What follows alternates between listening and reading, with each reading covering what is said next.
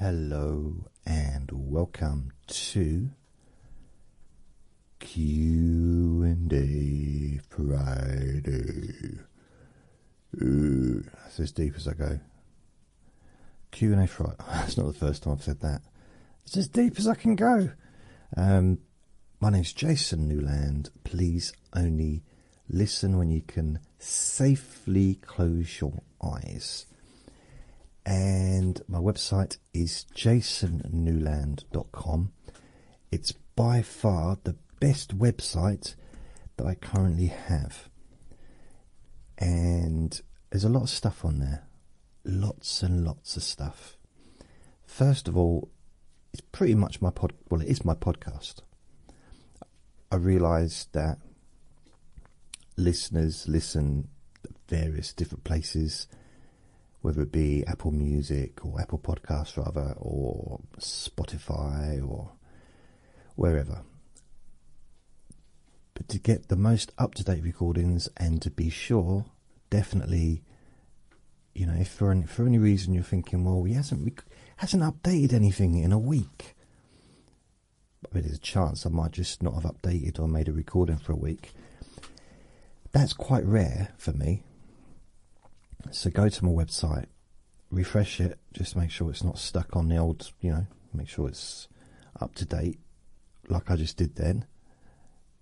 Because I just went onto my website and it was stuck on Q&A Wednesday Whispers, number 1264. But actually, I refreshed it and it gave me 1265. Podcast apps, Let Me Boy to Sleep, 9th of January 2025. And today is number 1266, 10th of January 2025. So yeah, that is my podcast. That's my main podcast. That's where all my up-to-date recordings will be. Just in case, for whatever reason, I'm not really sure how it will work. Well, I kind of know how it works, but sometimes the apps don't update with the latest recordings occasionally. On my website, you can play them. You can also increase the speed, or you can you decrease the speed? No. It doesn't allow you to decrease it. Why would anyone want to decrease the speed? But you can increase the speed if it's going way too slow for you. 0.75. Yeah, I guess that is decreasing, isn't it? You can also download, you can share, you can affect the volume on the individual recording, so there's lots of things you can do. You can also jump forward 30 seconds, rewind 10 seconds. It also tells you the size of the recording, the size if you were going to download it. So, for example, the music 10-hour version of number 1265, the latest recording, would be 269.77 megabytes. Or, if you downloaded the one without music, it's 35 megabytes and 24 centimeters or whatever it is. 35 megabytes for an hour and a quarter it's pretty good actually. Also on the I mentioned this yesterday, but I'll mention it again. I have gone through the internet, I've gone through the apps, and I've managed to find 1, 2, 3, 4, 5, 6, 7, 8, 9, 10, 11, 12, 13, 14, 15, 16, 17, 18, 19 different places, 20 including YouTube, where you can listen to my podcast episodes. So if you click on one of those, they're in the menu of the website. So for example, click on Apple Podcasts, or let's say Lumen. Let's go to Luminary, or should we go to Deezer? Let's go to Deezer. So, Hypnosis for Sleeping Deeply, Let Me Bore You to Sleep, Jason's Bedtime Storytime, Let Me Bore Your Pain Away, Sleepy Boring Objects, Q&A Friday, Relaxation for Stress and Panic Attacks, Stress and Pain Relief, Relax and Sleep Hypnosis Daily, Stop Smoking Hypnosis, Stop Nail Biting, and Chronic Pain Hypnosis. The Deep Sleep Whisperer isn't on there. I need to update that. So that just gives you an idea, and you click on any of those links, the full link address is underneath, which you can click. So if you wanted to just copy it for another time, you could. So it's not like it's just a piece of text that you click on. So if the link doesn't work, at least you know where you're going. And that takes you to wherever it is. If you're opening it up on your phone and you're already a member of, Deezer, it might give you the option of, like, do you want to listen on your podcast host on the app, or do you want to listen on the website? So it's pretty good. Also on the website, got a dog in the background moaning as usual. I got my Facebook group link, which is the Jason Newland's Boring Group, which you can join if you like. I got a link for podcasts, which just lists all the different podcasts, and it just takes you directly to those podcasts, which are okay. Alright, I need to update that as well. And there's also playlists, which is something I put quite a lot of work into a couple of weeks back, where I've broken up the recordings into 50 sections of 50. So for example, the Let Me Bore You to Sleep, I've got 1 to 50, 51 to 100, and all the way up to 1201 to 1250. And they're all broken up into playlists, which you can click on. There's an embedded playlist in there, so it's easier to maneuver because there's just 50 recordings to go through. This will be updated, and there'll be a different way of doing it in the future, but right now that's how it is. And that's it. I've also got my YouTube channel, which is at Jason Newland. Blah blah blah blah blah. It's every time I release a new recording, I make a 10-hour version of that video for a video, but it's just no music, and after the first 10 seconds it's a dark screen, which means you can listen in bed and not be disturbed by the light. Plus, it's because it's 10 hours long, you're not going to be like 2 hours or an hour in and suddenly a light comes on or anything like that. What I do, I've got my phone set up when I'm on YouTube. I have it set up so that I can't be disturbed automatically. Can't have any phone calls or text messages or any notifications whatsoever when I'm on the YouTube app. I just find that's useful. That's just a personal preference. Okay, right, so that's pretty much everything, I think. So today I have... How many do I have? I just want to say thank you to Ben for your kind PayPal gift. Thank you, Ben. And...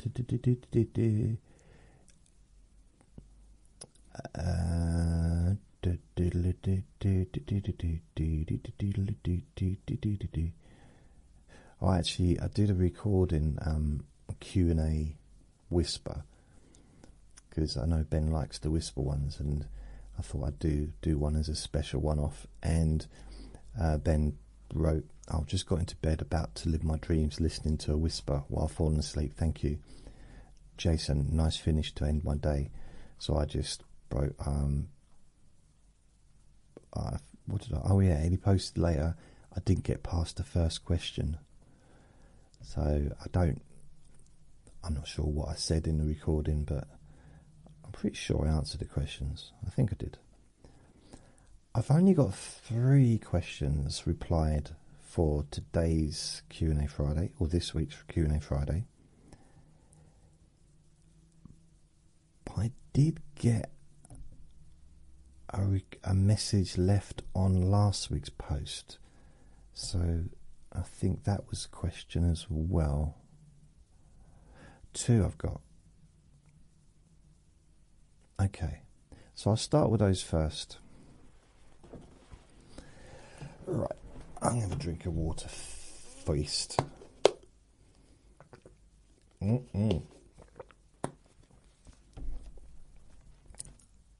I've been watching The Penguin. Not A Penguin, but you know, the TV show The Penguin. It's good. It's really good. I don't know why it's an 18, if I'm honest with you, because there's I don't know, just it doesn't seem any different from anything you'd normally see on a 15. But it is, you know, it's a good show. It is very well done. It's put together. I mean, it's so good that the idea of anyone else playing the Penguin in a movie just seems like no. It's weird, because I think Danny DeVito played the Penguin, didn't he, in the old 90s Batman series of movies. But there's something like with the Superman, the TV show Superman, or the TV show The Flash, or the TV show... A lot of those TV shows, they don't use the same stars in the movies, generally. Well, they didn't with The Flash or with Superman. You know, Superman and Louise.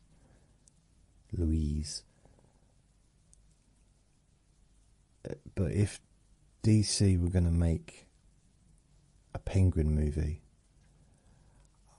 I just can't. I can't see them not making it with him, Colin Farrell. I mean, you wouldn't know it's him behind the you know, with the makeup on.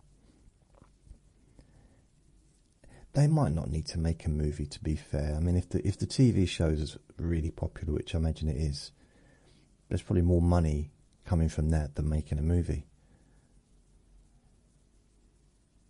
Because I'm sure there was more money came out of Game of Thrones than they could have done, or The Sopranos, things like that. It didn't need to make movies, did they? Because they were so popular. I don't know. Maybe, but if they do make a movie, I think they should use him. I don't have any investment in the game, to be honest. I'm not actually a movie producer. I know it's hard to believe. I'm not. So I'm going to start off with Brittany, Brittany and Ken both posted questions on last week's Q&A Friday. One was 3 days ago and one was 2 days ago, and I didn't post the new one until I think 2 days ago, the new request for questions. So thank you for your questions. I'll start with Brittany. What is your most prevalent virtue? Okay, what is a virtue? I'm going to have to look that one up. My initial answer is nothing. I don't have any. High moral standards? Nope. A quality considered morally good or desirable in a person? Nope. A good or useful quality of a thing?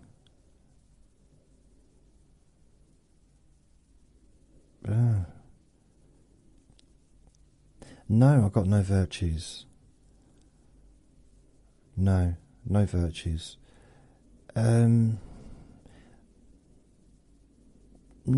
No, got no. There's nothing. I'm trying to think. I mean, I've got standards. There's things I wouldn't do. There's things I would do. It's natural to help people, I think, and I would assume that everyone would do that. But if I was in a car and I hit somebody by accident, I'd stop and help them, regardless of what my fate would be. Just because that's just a natural thing to do. And this is a bit harsh. I'll be careful with this, but this is a true story. Apparently, I heard the story from a few different people, including my best friend. Someone downstairs. Actually, I won't tell you because it's not very nice, but it was kind of.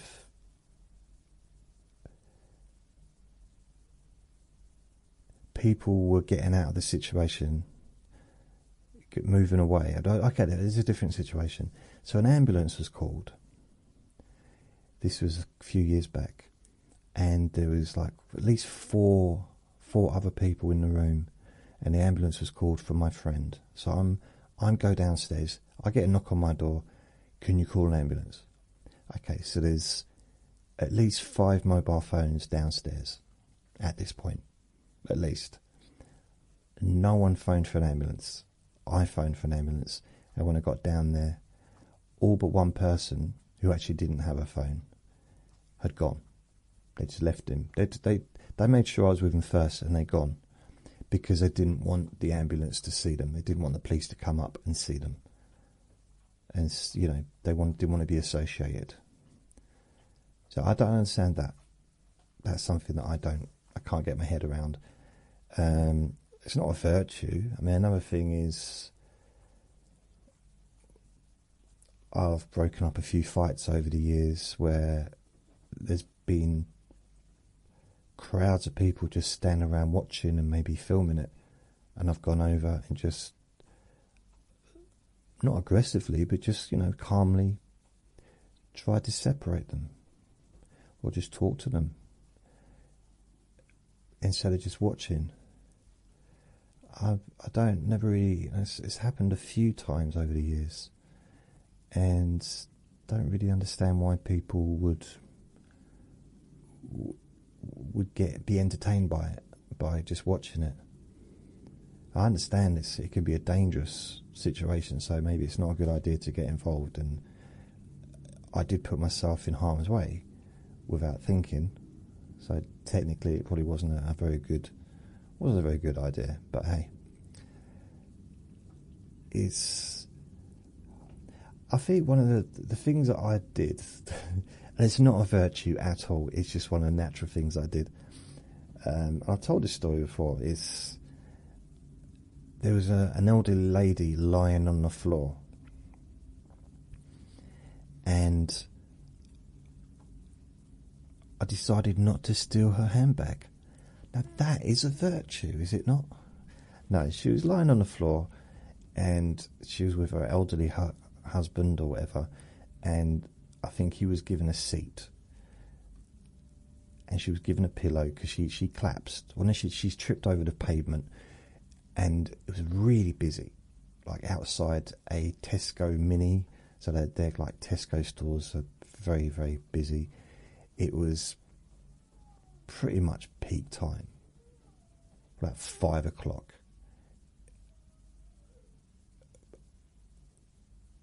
Maybe 4 o'clock, 5 o'clock, and it was light, so it must have been summertime. So she was lying on the floor. Someone got her a blanket, and luckily she fell outside a cushion shop, which was it's not funny that she fell over, but just good timing, or good, because they had all the stuff. She gave her a blanket, so it's one of those places that sell blankets and pillows and all that kind of stuff, bedding and things for your sofa. So she's injured, but they don't She doesn't know. I think she's hurt her hip, possibly. I don't know what the end result was. But too many people just walking past. And I realised that her husband she was shooing people away. She's fine, she's all right. She wasn't, but, he didn't want people crowding around her. But at the same time, I didn't like the fact how horrible that must be to be lying on the ground, on your own, with all these people walking past. And the people in the shop went back into the shop because I think they were busy, so they couldn't even come out and be with her. They were coming out to check on her, but so I thought, I stopped and started talking to her. And this was about 2012, 2013. It might be when I moved in here, actually, I don't know, 2015. And what I did, I started talking to her, and it was hurting my knees bending over, so I thought, I'll tell you what, as we wait for the ambulance, I lied down next to her. And she said, I said, is that more comfortable? She said, no, your feet stink. So I turned around the other way, so my head was facing hers. She said, your breath's not much better. I said, well, just shut up. She said, okay. And basically, I just talked to her. I made her laugh. And she wasn't on her own. She found it hilarious, the fact that I laid down next to her.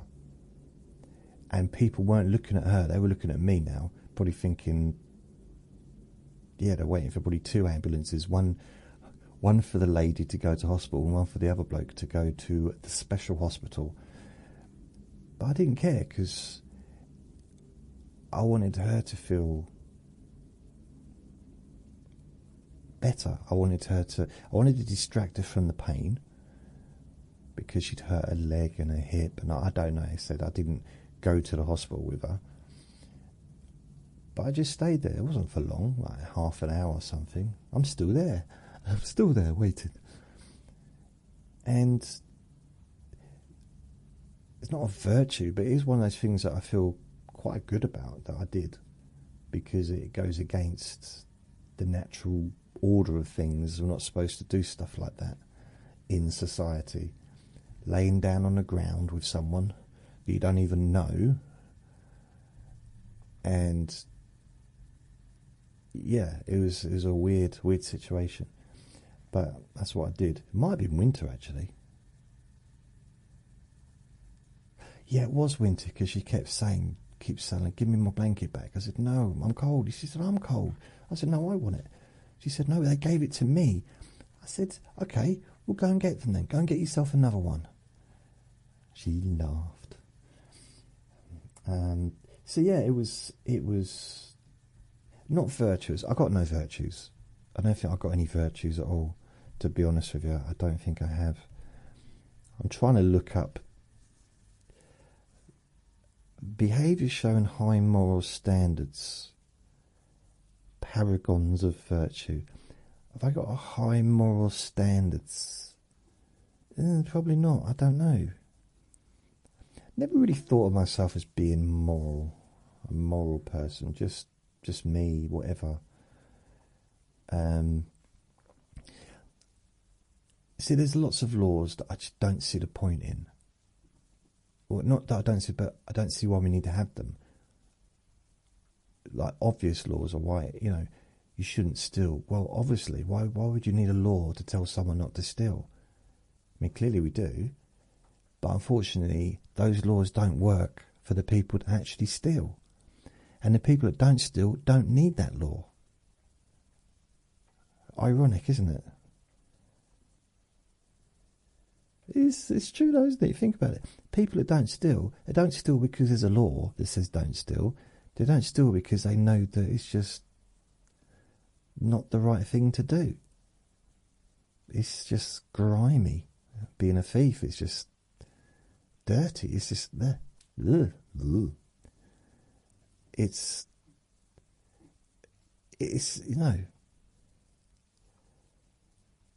you just no, you wouldn't, would you?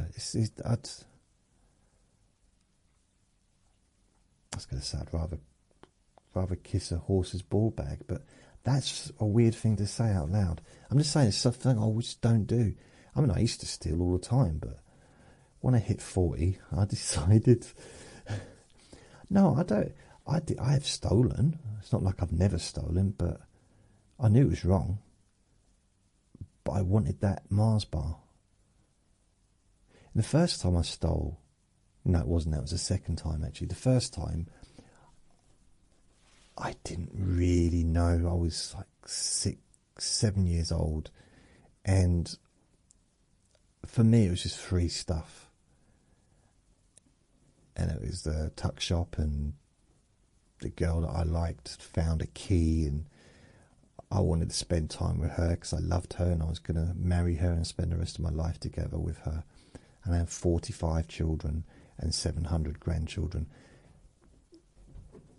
Didn't work out, all because we got caught. See? All because we got caught, and the police came in the next day into the school and said, Jason and Tiffany, or whatever her name was, I don't know. I think there was someone else as well. We all had to stand up and have a lecture by the policeman. And, yeah, other than that, there's only 2 other times that I've really stolen, like proper stolen. So there's me going like, I don't, stealing's wrong, and I'm now going to give you examples of when I stole. It's a little bit contrary, is it not? Yeah, I was in the, I think it was Tesco or the Co-op. It might have been the Co-op, thinking about it, where I lived. And I was queuing. All I had was a chocolate bar, and it probably was a Mars bar, something like that. I was about, I don't know, 2 foot tall. So I probably couldn't even see me above the conveyor belt, you know, where the cashier sits, the other side. And she completely ignored me. The lady completely ignored me, to the point where I just ate it in front of her, and she didn't even notice. I mean, she couldn't see me, I suppose that's why. And as I went to run out, I just chucked the empty wrapper on the conveyor. I went round to the back of the queue, put the empty wrapper on the conveyor belt, and then just ran out, giggling. To be fair, I only stopped laughing about a year ago. It just tickled me. The other time, I was a little bit older, to be honest. I mean, I did steal. Is it stealing if it's just stuff that from work? Oh my goodness. Right. I got punished for this one though. Okay. I had this part-time cleaning job in this supermarket. Wow, I've got a long history of stealing from supermarkets. This is bad. Thing is, right, all it was is they had the pick and mix. And they had these really lovely, just lots of different sweets to choose from. And they had these mints and these chocolate strawberries, like that. Oh. So I'd be cleaning the supermarket 6:30 in the morning till 8:30 in the morning. I worked there 3 different times, and on this one occasion, I helped myself to a couple of sweets, but every day. And I say I got punished because basically I had a toothache and I had to have a tooth removed that caused my voice to go all croaky. So I can't imagine just eating a few sweets would do that, you know, so quickly, but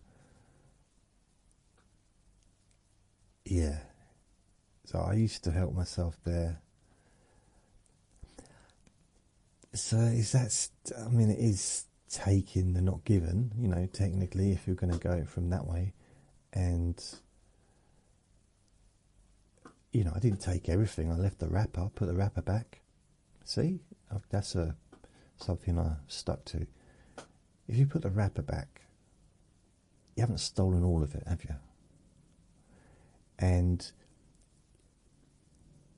technically, if you go back later on in the day and use the public toilets, you've kind of returned all of it in a weird kind of way.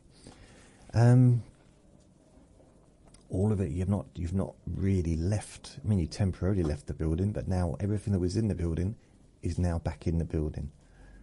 Kind of. I'm trying to think. No, I got no morals. I'm trying to. Have I? Just nothing different from anyone else, really. Then there was a time when I worked in a chip shop. Now, this is because I was hungry. So on a Sunday, I had no food, and I'd go down and get a pie. So it's, it wasn't like I'd have a pie and maybe a sausage or something, and that would be my dinner, because I couldn't afford to eat. So that was, if you're going to work in a food establishment, and if I'd have just said, is it all right if I have a pie? He'd have said yes anyway. So, and it wasn't all the time. It was only when I didn't have anything to eat. It wasn't like constantly stealing or anything like that. I've never stolen money. I'm trying to justify my existence. I'm a particular thief. It has to be food, edible. Apart from the time, there was that car. No, I don't drive. That's not the reason I don't steal cars, because I can't drive. It's just, I can't drive. That'd be pointless, wouldn't it? But I can't drive. But I wouldn't steal cars anyway. But if I could drive, no. So this was a list of my virtues, not my non-virtues, and I'm just basically telling you how I'm a thief, and I'm not really. But I did do a few silly things in the past. Done lots of silly things in the past. There was one time when I was 24, maybe 25, and I went into the. I've mentioned this before. Wasn't my finest moment. Went into the newsagents to perhaps buy an entertaining magazine. Okay, that's before the internet. It was going to be a magazine I was going to be entertained with to keep me busy. That's all I'm going to say there. So it might be in a boxing magazine. It might not have been a boxing magazine. Anyway, I go in and I'm just having a look on the top shelf, because that's where the educational magazines were.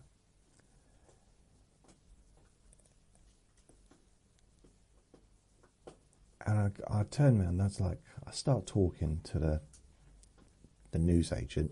It's like, have you got this month's copy of Big 'Un? I look round and he was asleep.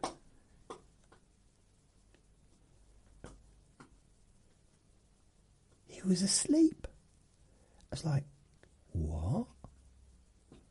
And I thought he was just pretending, like, when you play peekaboo, and well, it's not not really peekaboo, is it? But when you pretend to be asleep, and then you suddenly go, boo, ooh, I wasn't asleep really, I was just pretending, and you all roll around and end up chucking cake at each other or whatever, but that didn't happen. He was genuinely asleep.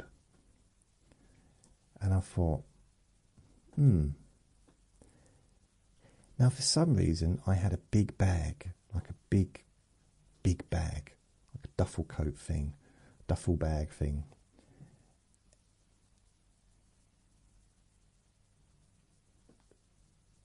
And I took a few, put it in the bag, walked up to the counter, woke him up. I thought, you know what? I feel bad about this. I'm not gonna do this. I can't leave without giving him any money. So I woke him up and I said, "You all right?" He said, "All right, hello. You all right, Jay?" I said, "Yes, thanks." He said, "How's the kids?" I said, I haven't got any kids." He said, "All right, yeah, it's true. How's your special project going?" I said, "What do you mean?" He said, "Well, your landlord said that you've been spending a lot of time in your bedroom lately, nearly all weekend, and you come out and you were just completely exhausted." I said, "Oh yeah, that's going all right. I've come in here really to get refueled." He said, "Okay, what do you need?" And I said, "Oh, just that." And so I bought a Mars bar. I thought full circle, you know. I paid for a Mars bar that I stole in 1977 and 1978 in 1994.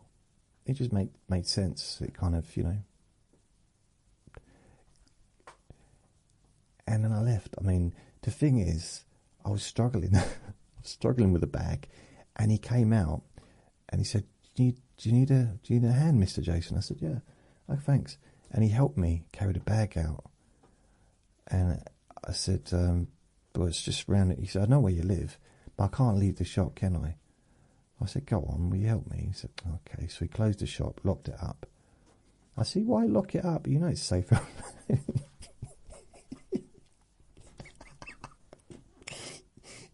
You know this place ain't. It's not. You know it's safe around here. No one's going to steal anything. And he helped me with my bag to get it home because I lived just round the corner. He said, "What you got in there?" I said, "Oh, don't worry about it. You wouldn't want to know." He said, "I bet I wouldn't." I said, "No, you really wouldn't." He said, "It's for your project, is it?" I said, "Yep." Ah, blimey. So, you know, it wasn't, I mean, it's not my proudest moment. I laugh about it now. I laughed about it at the time as well, to be fair. But, yeah, there's no excuse. And I just, like,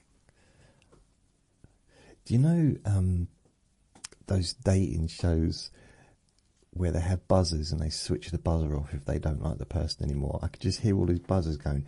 I'm just on the stage on my own, been buzzed off. It's a long time ago. You know, it's like 30 years ago. I was a young specimen. I was producing a lot of specimens back then. I was a very young, yeah, it was ridiculous. It was a ridiculous thing to do, and I don't know why I did it. But, and then, no, that's it. That's it. That was just, it was sad, man. So my virtues are 0. I don't think I've got to use the virtues. I think the problem I've got is I've done so many weird things that in order for me to be virtuous, I would also have to be potentially, I don't know what the right word is, a hypocrite, I think, in some ways. Not to be a hypocrite if I couldn't tell other people, like, I'm this, I'm that, when I haven't been in the past. You know, I don't drink alcohol now, but I used to. There's a lot of things I don't do anymore that I used to do that I wouldn't necessarily want my grandmother knowing about. So, you know, moral standards, the virtue. I don't know. I mean, the only thing that I believe that definitely seems to go against the norm, especially in my family and people I know, is helping others. Seems to be frowned upon. Like the idea of devoting your life to helping other people that you don't even know. Like, why would you do that? And, you know, I've had this conversation with quite a few people over the years, And if it's a virtue, then that's maybe my virtue. That's the only, but I don't class it as a virtue. That's just what I believe with every fibre of my being, that that's what I'm here for, to help people. And it took me, apart from that little dog that keeps making noise, it took me a long time to realise that that's what I was here for. It's not like I didn't know when I was a teenager, I didn't know when I was a kid. I thought I was here to be the next Bruce Lee. I thought I was here to be a werewolf and to be a entrepreneur, a Del Boy, a comedian, whatever. Just lots of different things that I wanted to be, or a hypnotist. I wanted to be something amazing, and it turns out I'm not amazing, but I'm hopefully useful. What I do is useful, and that's all I can really hope for. Is, or what I do hope for is, what I do is beneficial. So yeah, I don't think, I wouldn't class it as a virtue, because behaviour showing high moral standards, goodness, uprightness, integrity.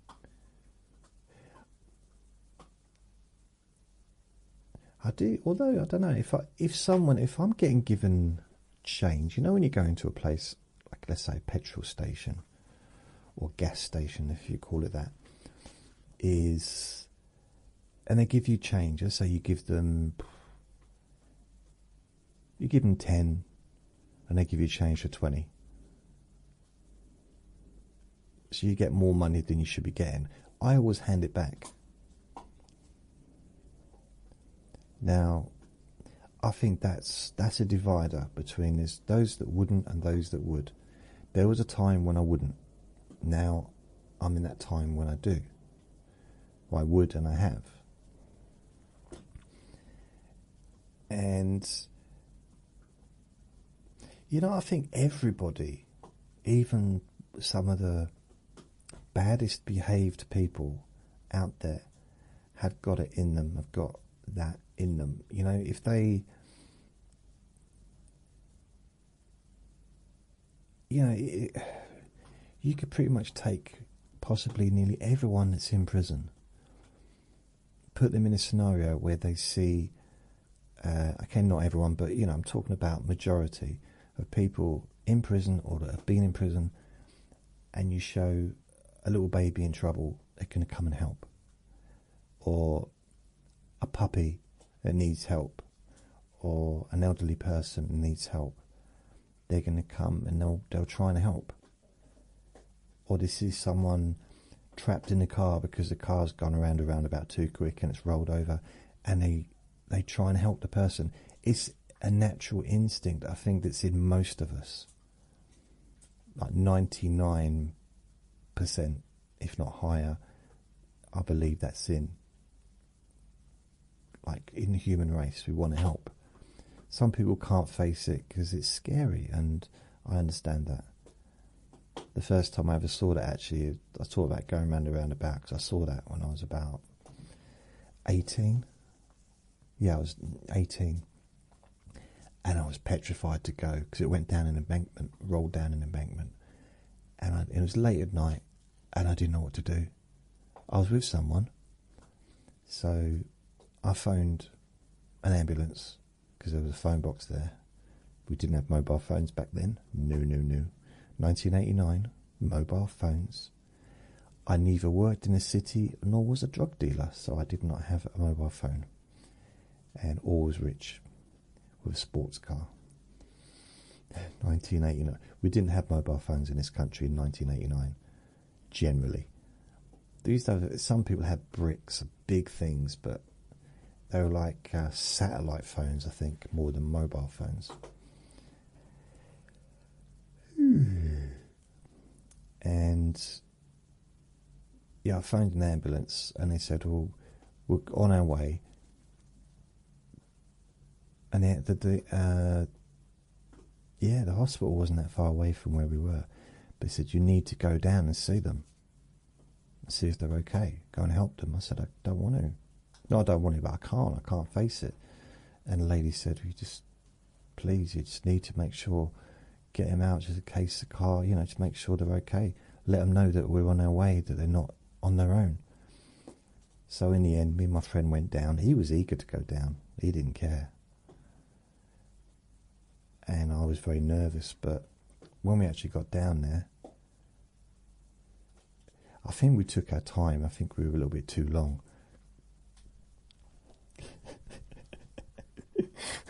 Don't worry, it's not a bad ending. Don't worry. Oh dear. He was clean shaven when he crashed. Now when we got down there, because he had a beard when we got down there, he was already getting out of the car. So he managed to get out himself, and he was staggering around, and obviously we pushed him back down the hill, just had a bit of fun. Because some people, sometimes you need a game of play, pushing around and rolling around just to take your mind off stuff. That didn't happen either. I'm in a weird mood today. He hugged us both, then we hugged each other, and it was a nice moment. It was. Luckily he was okay, and it's probably the first time I'd been in a situation like that, and I didn't realise I froze. I was absolutely useless, and that's happened a few times over the years. I'm either really useful or really useless. I kind of go either way, and it's hard to predict. Righteousness, I got no righteousness in me. Rectitude, well, a lot more when I was younger, but as I got older, less of that. Just age, isn't it, I suppose? Just hormones and stuff. Might be an enlarged prostate, I don't know, but there's always, reasons. Integrity. I like to think I've got a little bit of integrity. It'd be easier if I knew what it meant. And the quality of being honest and having strong moral principles. No, I think moral principles, no. Quality. See, I'm in a position, I'm not honest because I want to be honest and because I think it's important. I'm just honest because I don't have to lie. Why do I have to lie? There's nothing to lie about. I'm not in a relationship. I don't have to lie to my partner about where I've been, or it's like, you don't have to lie and relate. You know what? Sometimes you kind of do, and it's not bad things. Like, if I come down, right, we're all going, so we're going out for a meal, and I come downstairs, unless my girlfriend, this is in the past, she's all ready and she's waiting for me because I take ages, of course. I take a lot of pampering, and plus it takes a while for the toenails to dry. That nail varnish, especially you do it multicoloured, like on each one, and you make little faces. It's hard. It was easier back then because I could reach my toes. I haven't seen my toes for a while. Not the only part I haven't seen. I wonder if it's still there.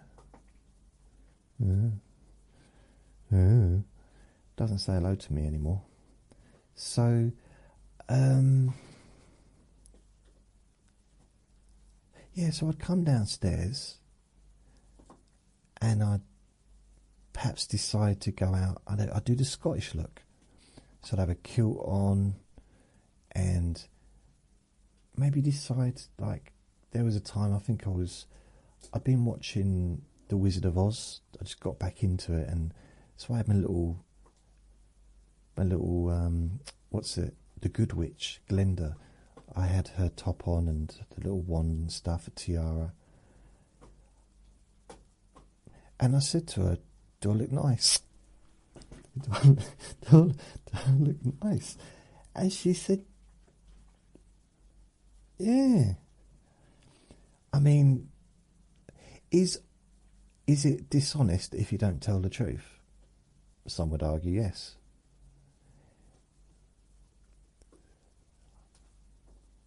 So, yeah, sometimes. And I don't have to do that because I'm not in a situation where I need to. There's no benefit for me to lie. If anything, I'm too honest. Too honest. But it doesn't mean that I don't miss stuff out, and I do make stuff up. So is that dishonesty? Technically it is. Because, quite a lot of what I say isn't true. Just made up rubbish. So yeah, that's dishonest, I guess.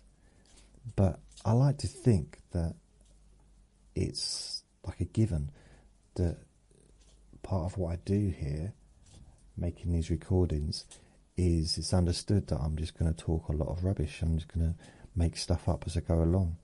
Add a little bit of reality in, add a little bit of pathos. Bit of Marmite, stir it around, and filling it against the wall to see what sticks. But, so I don't know, integrity, dignity. Have I got any dignity? What does that mean? This is all part of the virtue. Dignity is the state or quality of being worthy or honour or respect. What? The state or quality of being worthy of honour or respect. No. A high rank of position. I've never had a high rank. I was born as a low rank, and I've always been a low rank. I don't even high rank of position. No, ever. I mean, I'm the best at what I do because I'm the only one that does what I do. And some would argue, no, but there's other people who do what you do. No, there isn't.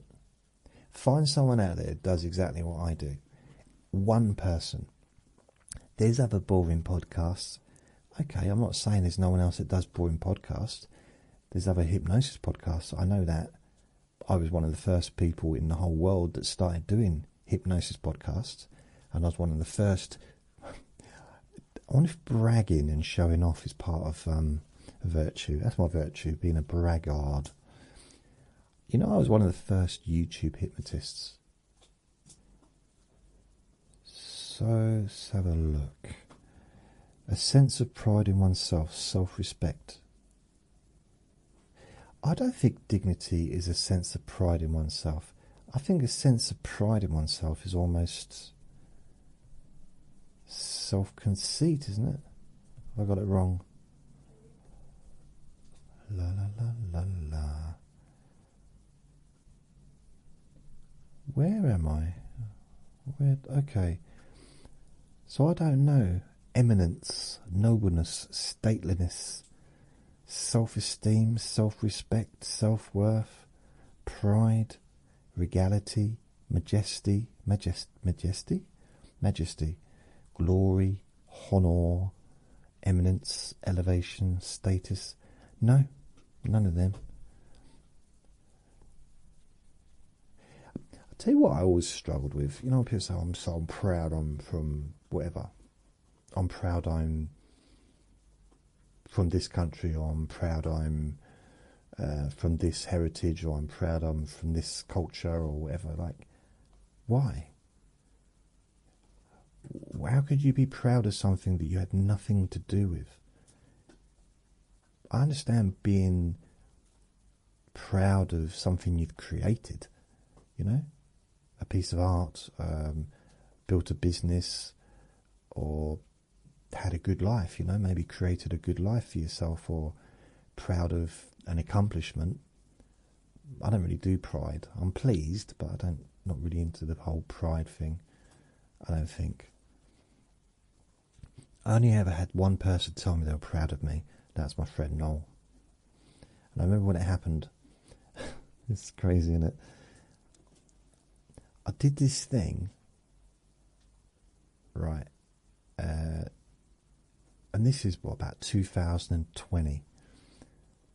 Yeah, about 2020.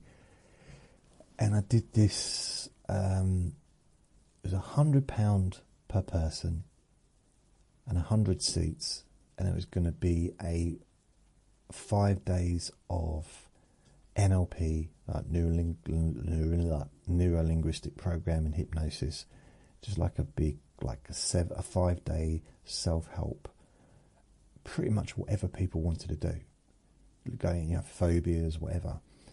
And I used the bar, the space of the bar upstairs of the club, comedy club, and my friend let me use that. I put an advert in the paper and everything like that, and nobody called, but one person showed up, and I said, "Well, it's off. I've called it off because no one's got no takers. However, if you want to come upstairs, I'm happy just to talk to you for a bit. We can do something if you want." So I won't go into why she came, but it was like motivation or self-belief, I think. And she left and she felt really good. Like, we did some stuff and she enjoyed it and she appreciated it. And she offered me money, and I said, "No, you're fine. This is 10 grand, I don't want it. That's why I got 100 people. I wanted 10 grand. No, I just said, no, just done that. You don't need to pay anything. Thing is, after, when she'd gone, I went outside with the thing, and I saw my friend and told him what happened, and he just told me, "Oh, I'm proud of you." And that was the first and only time anyone's ever said that to me. It actually meant something. So I think for someone else to be proud of me means more than me being proud of myself. It just doesn't. Yeah, I don't know why.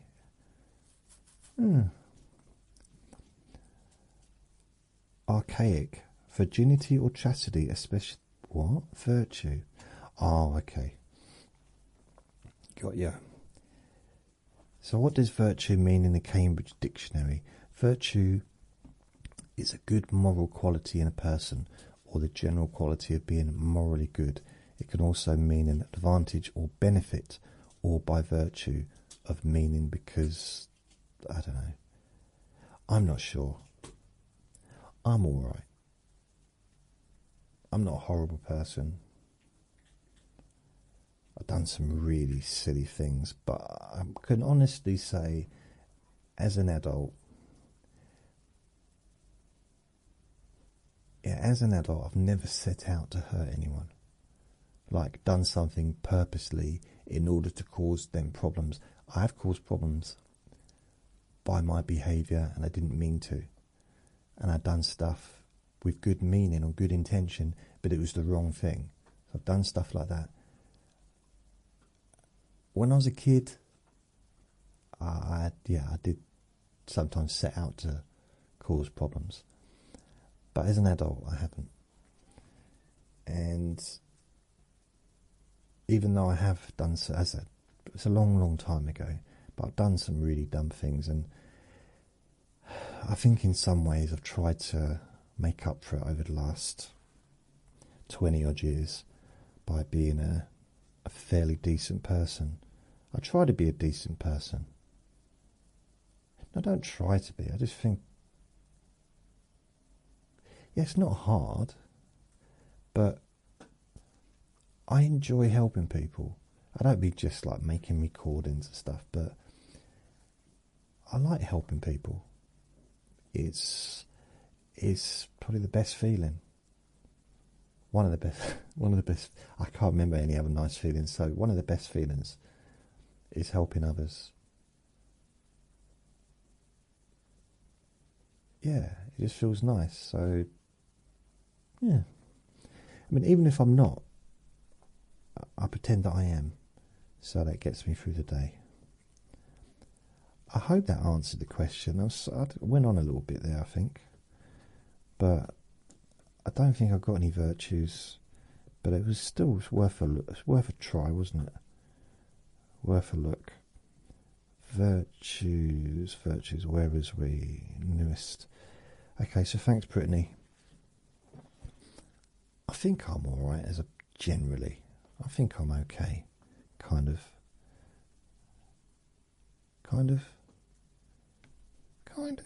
I think kind of all right.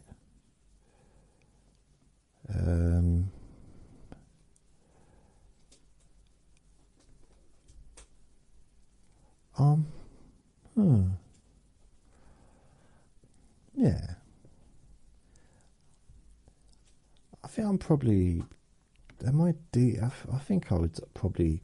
I like to think that I would be spoken of in fairly nice terms by people that know me now, or kind of feel they know me now. But I do know that I haven't. Oh, here's an example. I'll give you an example. I've not even told you what it is yet. I wasn't respected in London on the comedy circuit, on the comedy scene. And I didn't realise how disrespected I was, even at the end when I thought I had sort of made some friends and stuff after a decade of sort of being involved. I saw a post on Facebook about me, and they were discussing that I was training to become a counsellor. And some of the stuff they were saying was, yeah, it wasn't the nicest thing. But I realised that they were talking about me. They were talking about the version of me in my early 20s when I was, not sure how to explain it, but I was a bit gobby, and I just used to say the wrong things. That stupid metal thing still in the way. I used to say whatever came into my mind, and I was always getting into trouble. So just verbally, really. But yeah, I used to upset a few people over the years, and it's just, yeah, it's one of those things. But like, don't judge me on what I was like 30 years ago. Don't judge me at all. But you know, if you're gonna try and stick to the last decade at least. Blimey. So Ken, you're next. Favourite movie? It's a Wonderful Life.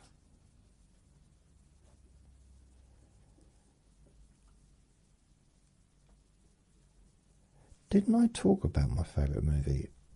I think I did this yesterday. Favourite movie, wasn't that already in the... I think that was in the questions or comments. Favourite movie. Oh, blimey, I don't know. Q&A, any questions? Okay, right.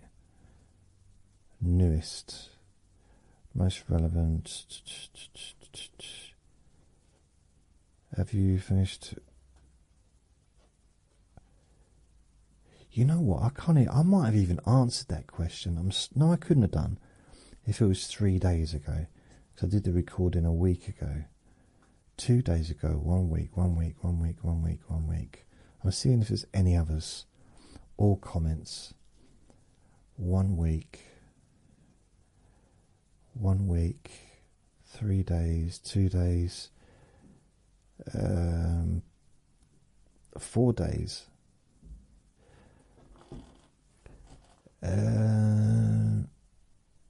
So let me bore you to sleep. No, It's a Wonderful Life is my favourite movie of all. But I did talk about my movies yesterday in Q&A Wednesday, which I did like a one-off. But to summarise that, my favourite movie is It's a Wonderful Life. Next to that, it would be, out of movies that I could watch more than once, looking at things like The Wanderers, although it's not something I could watch regularly, but I have watched it a few times. I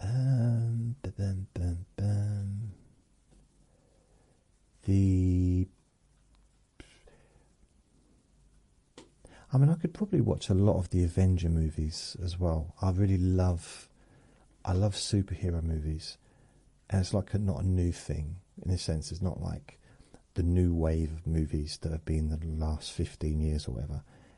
I've loved superhero movies since I was about 8 years old, and the first one I remember was 7. So Star Wars, Superman and Spider-Man. They were the two movies that I saw when I was very young. Well, before the age of 10 anyway. And I think Superman was 78. I think Spider-Man was 78 as well. Or 77. Or 76. Blimey, let's find out. Let's find out when it was. Superman movie. 2025? Really? Okay, maybe not. So, Superman 1978.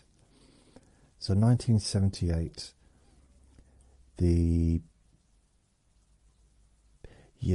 I think they filmed both the first Superman and the second Superman at the same time. Because, I'll tell you why, I've got this memory. Got this very, very memory of it. Oh no, that's not what I wanted to do. Take that back. Superman the movie. Why is Wikipedia's not coming up? That's strange. It's not giving me Wikipedia. Wonder why.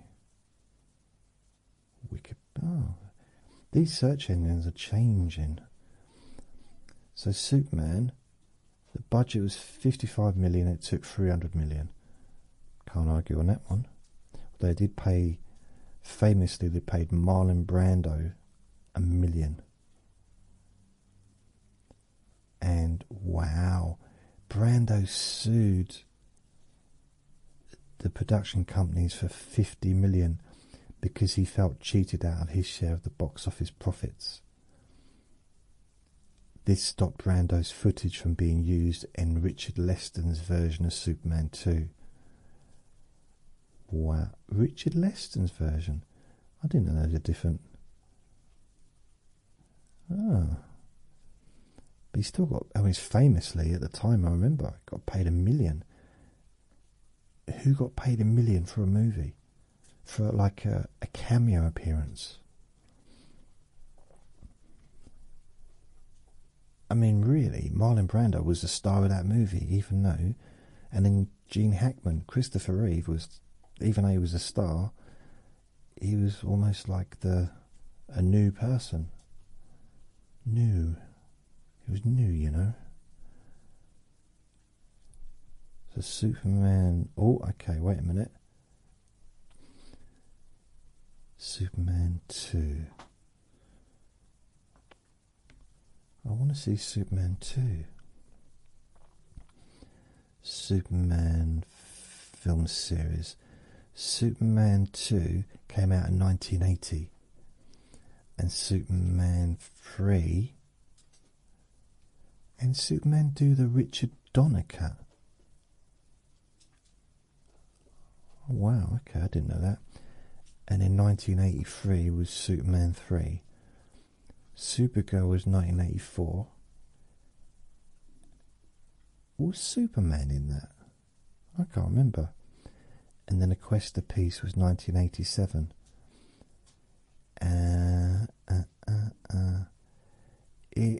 Yeah. Yeah, Superman 4. Oh. See, for me, Superman 2, and Superman 1 was too long. It's just because I was a kid, I was too young to be. It's like, get on with it, will you? It was great once he got started, but once he was Superman. But I had to sit through so much like talking and stuff, which was a bit annoying. But once he was starting to, once he moved to wherever it is to become a reporter, that's when it got good. Superman 2, the thing I was most looking forward to about that was the villains. Zod. Oh, I loved it. I was dreaming about it before I even watched it. Honestly, because I kept seeing adverts. It's like, just brilliant. My oldest brother took me to go and see it. And then Superman 3, the main reason to watch that was because of Richard Pryor. And even though he was a co-star, he was a star. So he stole the film. He stole the movie. To me, he stole the movie. Even though it was Superman, so obviously Superman was the star, but and Lois Lane. Oh, didn't Lana Lang, wasn't she in the third one, or was she in the second one? Because in the second one, I don't want to spoil it if you haven't seen it. Yeah, I won't. But yeah, there's one where he meets his ex-girlfriend Lana Lang, and it's just Lois Lane and Lana. So I love LL. Which one is it? Is it you or me? I don't know. Should we just kiss? And I just don't know. I remember that's my memory of it. So I like all superhero movies, even the ones that didn't do well at the box office. I just love them all. I mean, The Flash, the original Flash movie, well, the one from the 90s, they might have done one earlier than that. It was funny. And there was a bit where he's running and there's oil. So he's running on oil and he's just not getting anywhere. But it's very funny. So yeah, It's a Wonderful Life. It's my favourite movie of all time. And I suppose I just want to be George Bailey. I want to be, it's something I'm never going to be, but I wanted just the idea of everyone loving me. George Bailey, everyone loved George Bailey. Apart from those that didn't, because I think he did upset a few people the night before the night that he went through all the whole, I don't want to spoil the movie. I don't want to spoil it for anyone who hasn't seen it. It's only released 80 years ago, but it might be too soon to tell the plot and everything, but it's a great movie. I just love it. Love it, I love it, I love it. And I'm surprised they've not tried to redo it. I mean, they have done versions of the same similar kind of thing, but it doesn't need redoing. And even though it's in black and white and it's old, it's great. Great movie.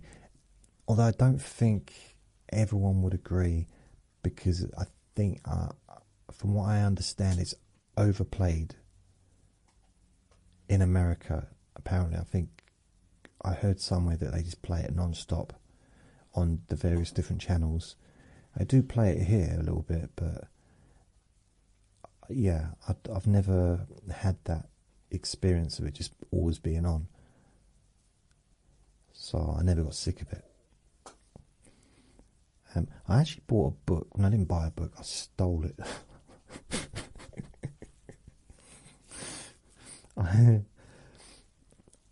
From wow, I forgot about that. I went to the library, and this was in 1989. 1980.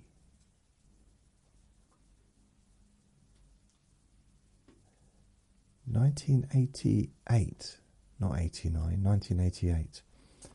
I was living above the co-op where I used to work.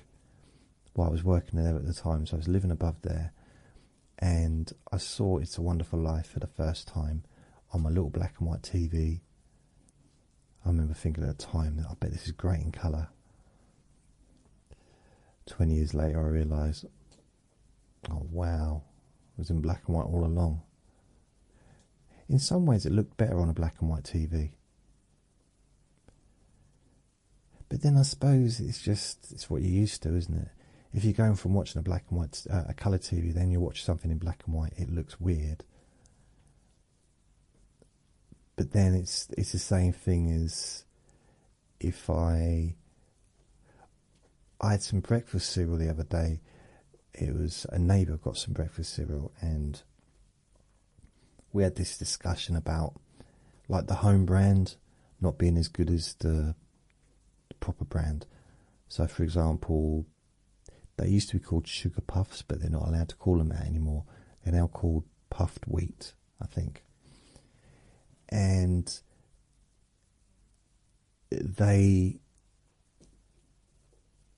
the home brand version, so let's say the Tesco or the Sainsbury's or whoever, their home version, I never used to really like the home brand as much as the original branded ones. Like, they weren't as sweet. And I tested some. My friend sort of gave me a handful of these. I think it was Tesco puffed wheat, like their own version.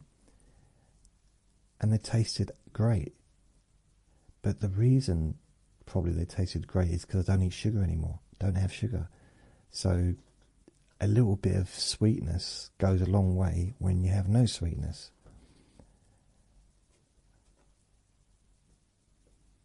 There was logic there for what I was talking about, but I'm not quite sure how to explain it.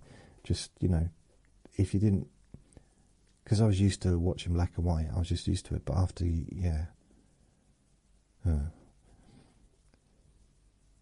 So I'm going to come to these questions. Do you have any questions for this week? So I've got three questions.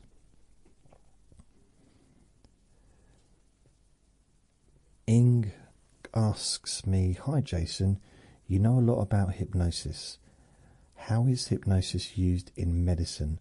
Can a painful treatment be carried out under hypnosis? Thank you. Well, it's nice that you think that I know a lot about hypnosis. The fact is I don't know a lot about anything, but I know a little bit. I used to be into it. I used to really, I've got a lot of books. I read at least one of them. I did. No, I was proper into hypnosis for quite a while. Studying, I mean. My understanding outside of textbooks and stories that I've read, I do know one person who, he was a hypnotist himself, or hypnotherapist. And he'd been basically just had a damaged leg due to a motorbike accident probably quite a few years earlier. But he was in constant discomfort, and he decided to have the leg removed. Okay, I'm not going to go to details, but just, those are the facts. And he told me all about it. He was even in the local paper actually when it was done. He used local anaesthetic, so he wasn't put under, but he used hypnosis, self-hypnosis, during that process, which I'll be honest with you, I wouldn't do that.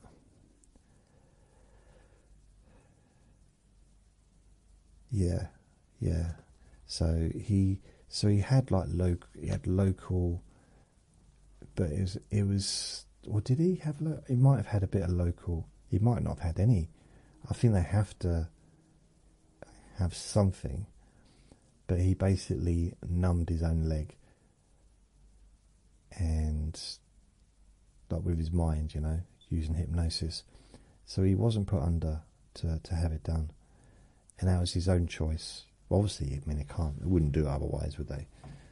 I don't think they just offer it. Oh, would you like to be put under, or would you like? No, yeah, of course. Wake me up when it's healed. Wake me up when it's grown back. Blimey. That's phenomenal. Really, I mean, there was this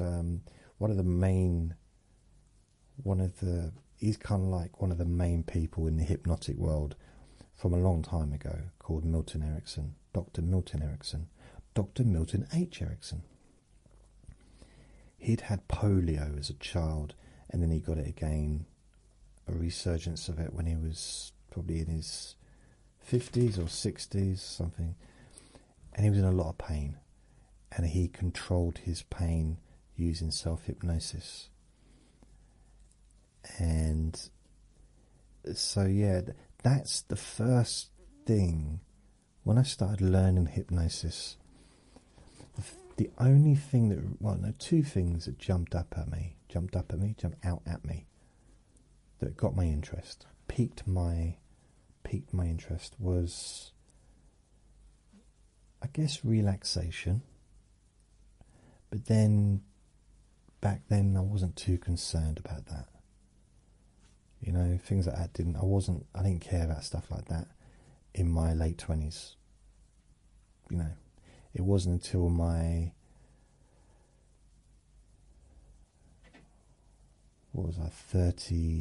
32, that's when I started taking notice, because I needed it. But before that, I didn't care about anything like that. But I was really interested in maybe helping other people relax. But I was definitely interested in the pain relief, helping people with chronic pain. And that's why I started the free pain relief service in my local town. And I realised after a while that relaxation reduces physical discomfort, just naturally. It does. So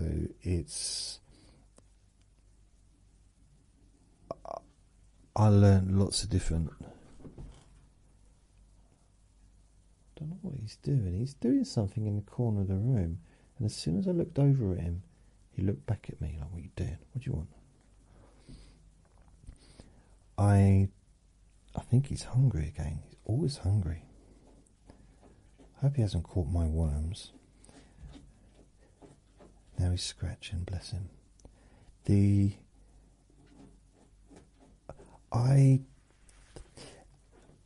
If hypnosis was used, it would generally, I would say, be used as an adjunct or as an addition, never instead of, never as a replacement.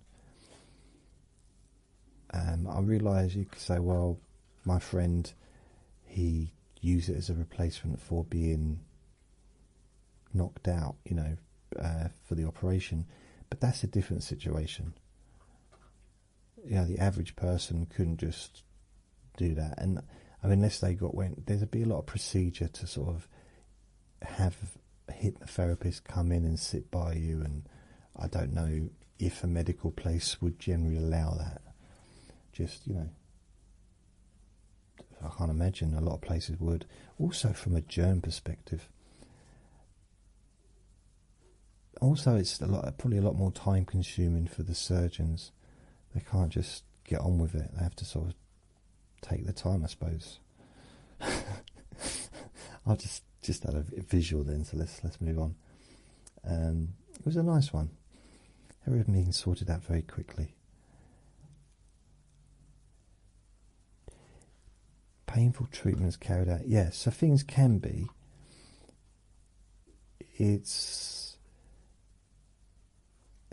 I think sometimes hypnosis can be, the reason it can be quite good for a continuous issue, something like, chronic stuff, is because it can be practiced. And every day is a new day to practice it. And it's a bit like listening to me talking boringly. The more you listen, the quicker you get bored. And I guess it's accumulative, in that way. Hypnosis used to be used a lot there was a time, I think it was during either World War One or World War Two. I think it might have been World War One. Might have been World War Two. Might have been both, actually, where they ran out of anaesthetic, so they used hypnosis instead for operations. There was a book, is it Ellsdale? A hypnotist, hypnotherapist, a doctor, who was a surgeon, and he carried out hundreds, if not thousands, of operations in India using only hypnosis. And he was the first probably respected hypnotherapist or hypnotist doctor, probably probably the first one ever that was medically trained.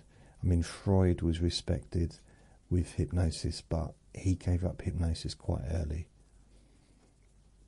And he went down the psychotherapy route, the talking therapies, as opposed to hypnosis. But it's quite weird if you think about all the talking therapies, psychotherapy, all that stuff originated from hypnosis.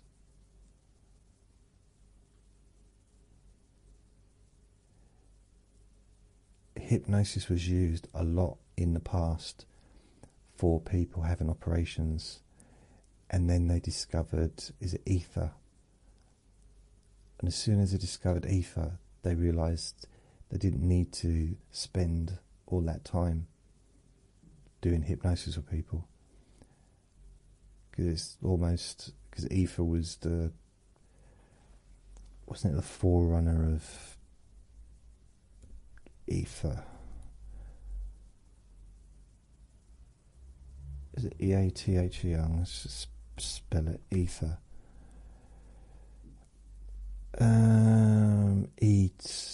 Ether is a T, isn't it? T. Here we go. Ether. I'm not sure how to spell it. Anyway, it's an anaesthetic. So once they discovered a way to anaesthetise people and to put them to sleep, so they could get on with the operation, that's what they did, because it was easier, it was quicker, probably cheaper, time-wise, and hypnosis was kind of abandoned in the medical profession, but it was very rife for a while. A lot of dentists learnt hypnosis in the early part of last century, so in the 50s, 60s, there was a lot of dentists were training to include hypnosis within their practice. So when they when they go put a finger in your gum and say, "Can you feel that? Can you feel? Is it numb yet?" And there's a lot of positive suggestions that would actually mean, potentially, especially in a situation where money is important, they could save money by not using as much of the medication or the anesthetic or whatever, that they would normally need to use. So if they saved money on that, still be charging the same price. So, just be making better profits, I suppose. This is going back to the 50s, 60s, 70s, maybe 80s.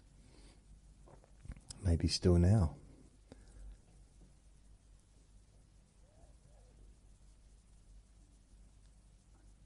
Yeah, it is. It was used a lot in the medical world.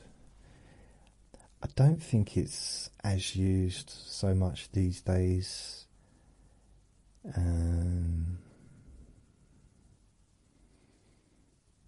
I mean, there's a lot of people, I was going to say like me, not like me, but there's professional versions of me out there who would see people for all kinds of physical, medical conditions. So, yeah, I mean, you could pretty much, if you find a hypnotherapist, they would, again, ideally be referred from your GP or your doctor, your medical health practitioner, and they could potentially help with things like a chronic condition. As long as the person knows the cause of it and knows what it is, then technically the person doesn't need it. With things like chronic pain, pain's there for a reason, to warn the body and warn us that there's something going on. If it's not needed, then it's a false alarm. So it's not necessary to have it. It's like I've called one of my recordings, what is it, the faulty car alarm. Remember the faulty car alarms that go off just for no reason, like a butterfly farts and they just go off. Me. Like, it's not necessary. So it's kind of a bit like that. That's how my take on that. Right, Vinny wants to go and do a toilet, I think. So I've got two more questions. I think I spent too long on the first one, sorry. Jen, if you could have lived at any time in history, when would you choose? The future. I choose the future. I would be, I'd like to live when things really kind of come together. Yeah, I don't think there's a time in the past I'd necessarily want to live. Perhaps that's how I'm feeling right now. It might change depending on when I answer the question. But yeah, I think in the future, it's a little bit of a cop-out. But yeah, definitely, I think the future. You have to give that question a bit more thought. Hillary asks, did Vinny like his treats, and did you get yourself anything for Christmas? Vinny loved his treats, thank you. He was having them all through Christmas. I got myself some socks, got myself some food, so I got a bunch of food and got a few takeaways through Christmas as well, to be honest. I'm not going to lie, I did. I had my very first time I ever had Five Guys. That was nice. Didn't know. I'd heard of it, but never. Just didn't know. And I had my first Wendy's as well, and a pizza. Vinny's hassling me now. I don't know if you can hear him. Let's just turn and see what he's doing. What's up, Vinny? What's up? What are you doing? What do you want, baby? Right, I'm going to go. I don't know how long I've been talking, but it seems like I've been talking for ages. So, thank you for listening. Remember to be kind to yourself, because you do deserve to be happy. Be gentle with yourself. Lots of love. Bye. It's a weird noise. What's that weird noise you're making? Oh, Benny. Oh, that was only an hour and 30 minutes. Felt like relax in a more deep and meaningful way. Maybe in a way that can not just allow you to feel calmer now and throughout the time we spend together here, not just relaxed at the end of the recording when it's finished and you can enjoy that sense of comfort and peace, but also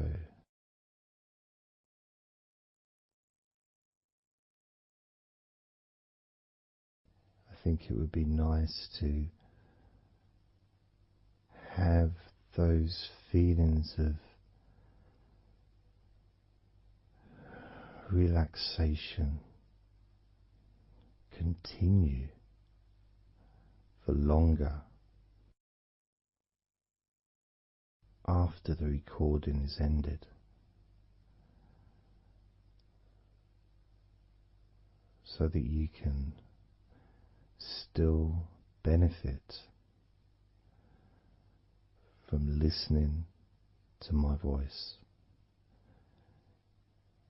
maybe in a few hours' time, perhaps tomorrow.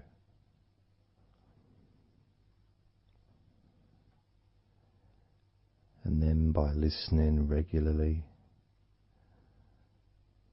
especially if you find, like some people do, and myself as well, sometimes I find one particular recording that really resonates with me, and I just listen to it over and over again, like every morning, every evening.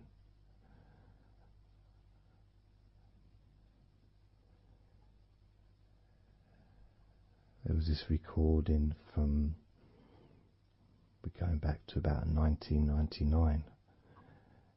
It wasn't hypnosis, but it was a guided visualization, so it kind of was hypnosis really.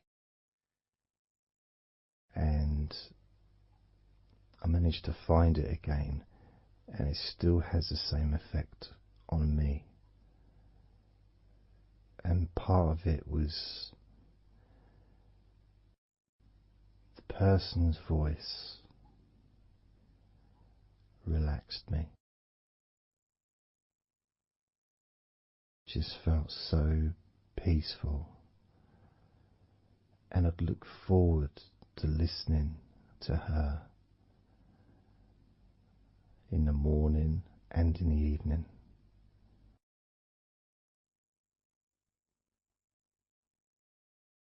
And I knew before even pressing the play button that as soon as I'd done that, pressed the play button, this was in the days of CD players, pressed the play button. In fact, it might have even been a tape recorder. I'd lie down on the bed, and then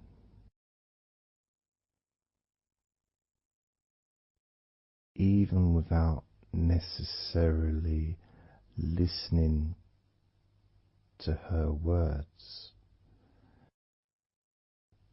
because I had them memorized really, it was as if my body exactly what to do. And the muscles just almost went into automatic relaxation.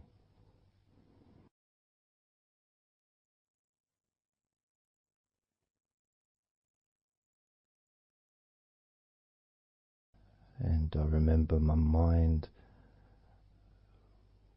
would slow down.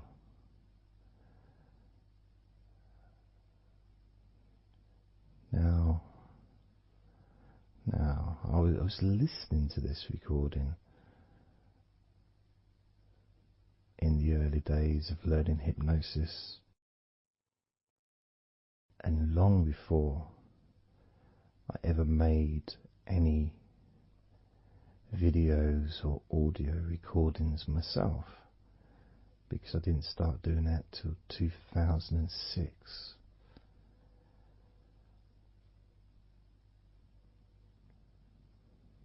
But I knew how helpful I found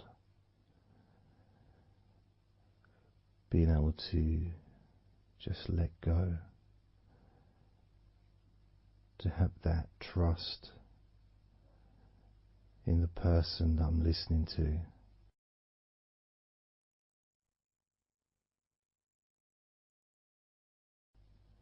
Knowing that it's going to be just as relaxing, if not more so, each time you hear my voice. You may feel the same.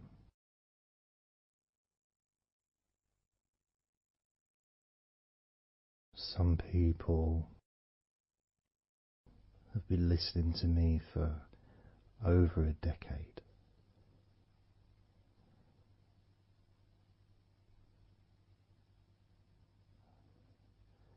Maybe not solidly, obviously not 24 hours a day, but maybe people come back. Some people maybe listen every day.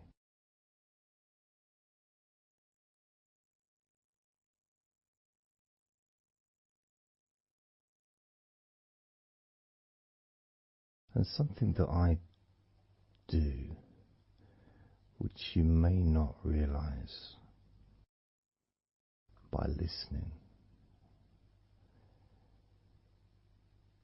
is when I record these recordings, now for example, I also am affected by the words that I say.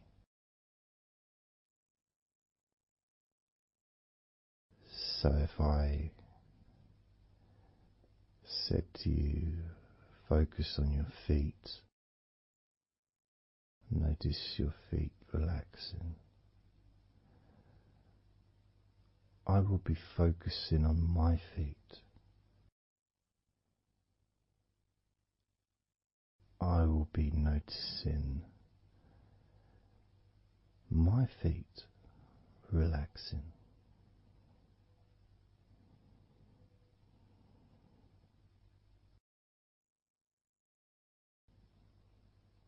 If I said focus on your hands,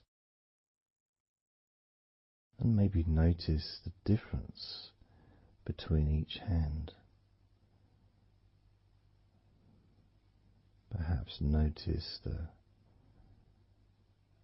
air in the room, the temperature of the room on the backs of your hands.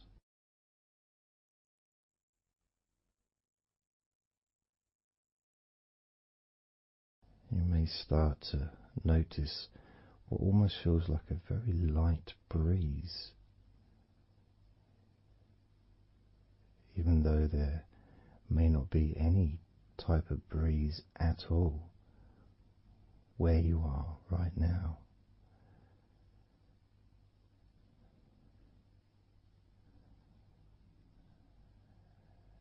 And as you become aware of your hands,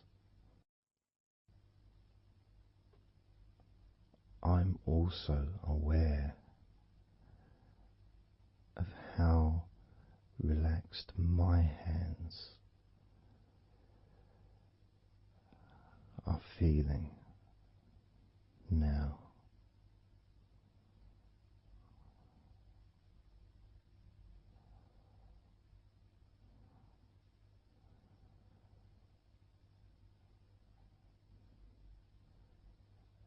And when it comes to potentially drifting off to sleep, which may be the reason you're listening,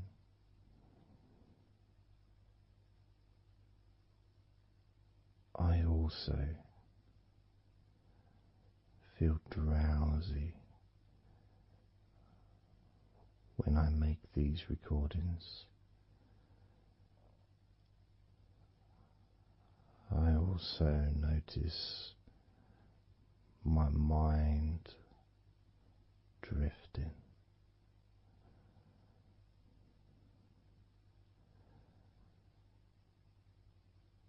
In fact, at times I've actually fallen asleep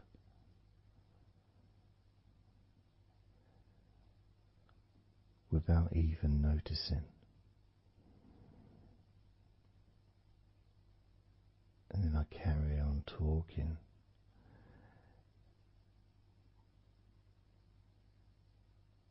And it's only when I listen back to do the editing I hear snoring. And I think, I don't remember snoring. I remember talking. Is it snoring or is a pig turned up? That's what I sound like when I snore.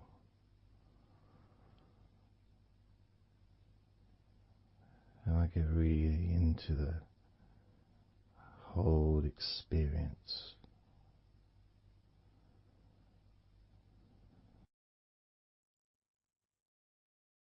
I don't know how you feel.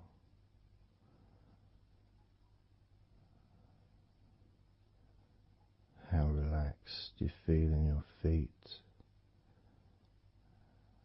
How relaxed you feel in your hands.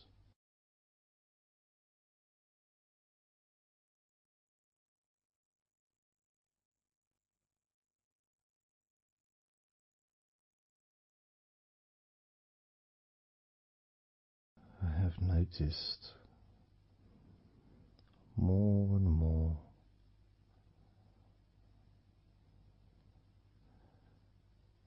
that the more relaxed, deeper level of comfort you feel, the easier your breathing becomes.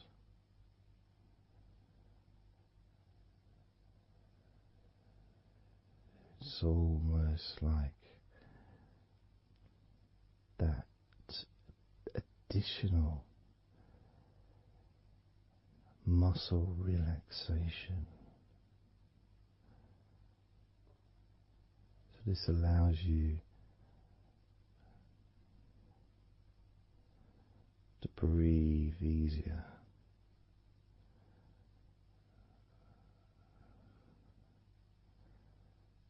Without necessarily focusing on your breath.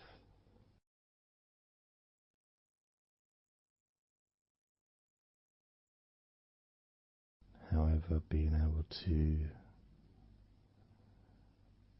notice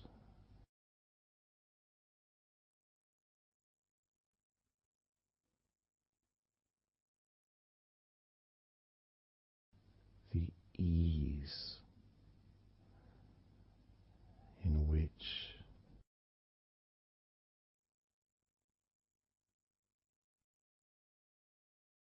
you breathe so naturally.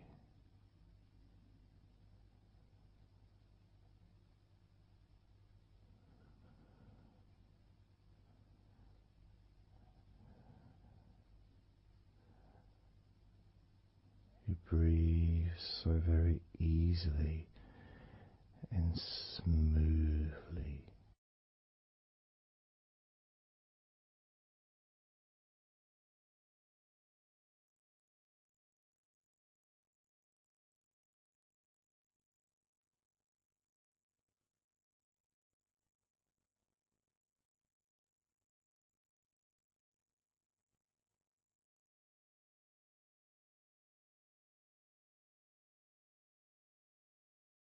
Whenever I imagine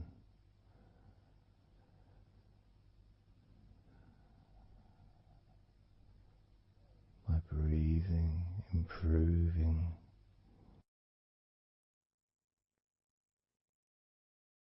when I've got my eyes closed,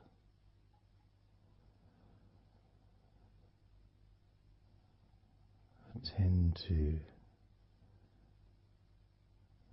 visualize a beautiful field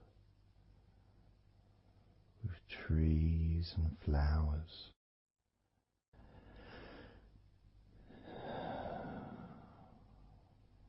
producing all that life-giving oxygen.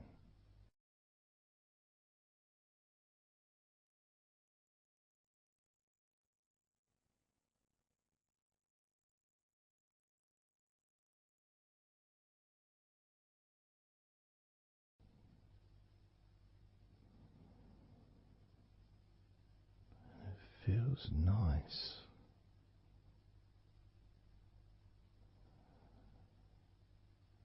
to, if nothing else, just taking some time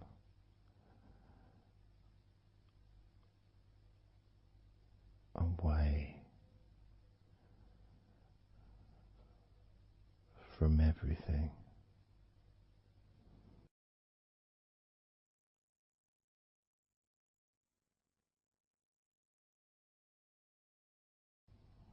Enjoying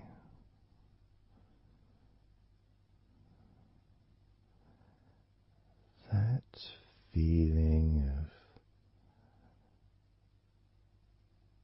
peace, serenity,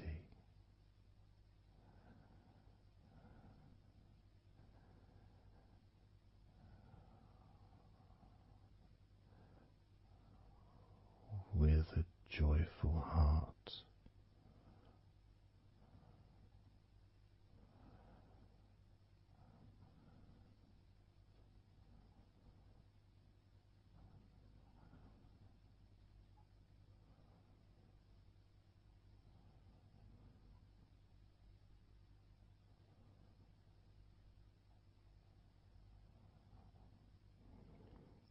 Time seems to just drip by so very slowly.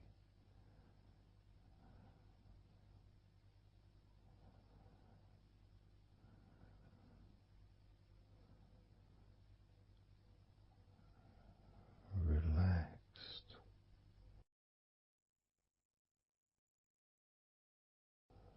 so deeply peaceful,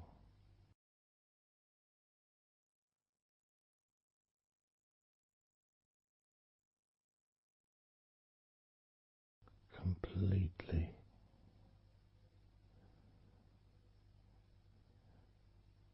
unattached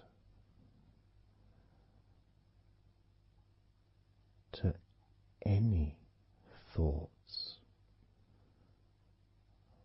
whatsoever. in this moment.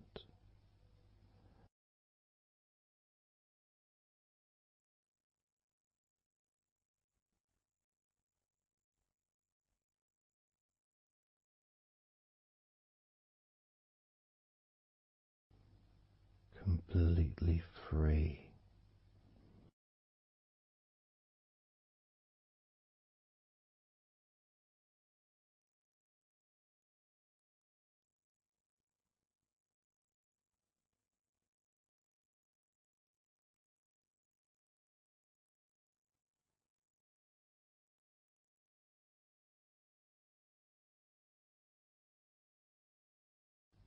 Noticing that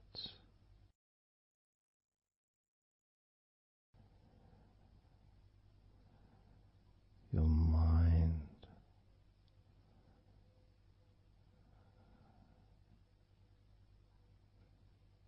has slowed down,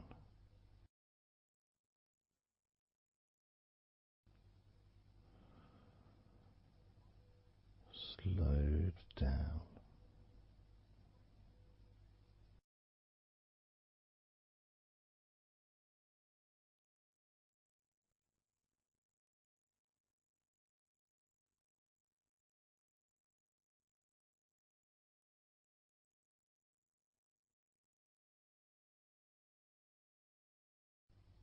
Because nothing really requires your attention.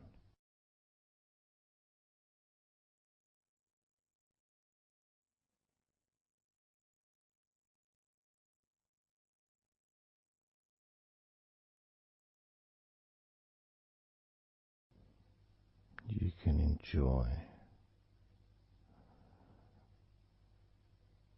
the physical sensations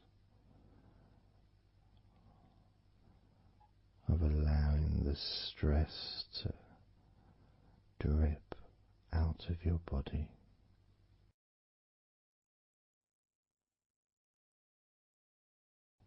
dripping out of every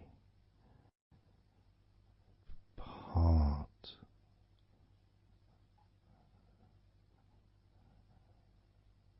of your body.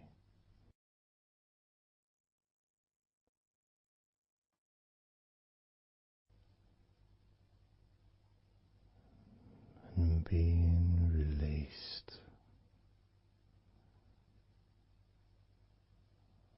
from your brain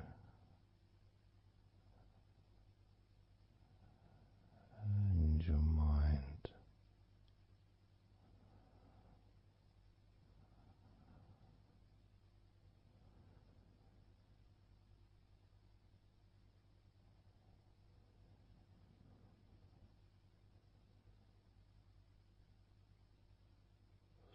Slowly but surely,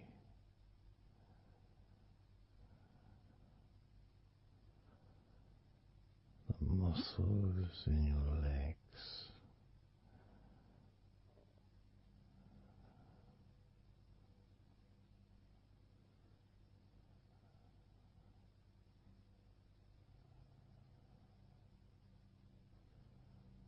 relax, relax,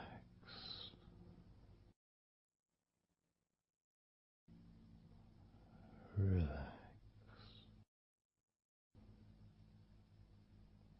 so very deeply.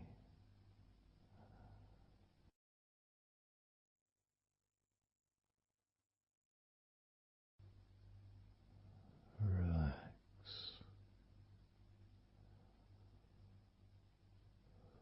so deeply.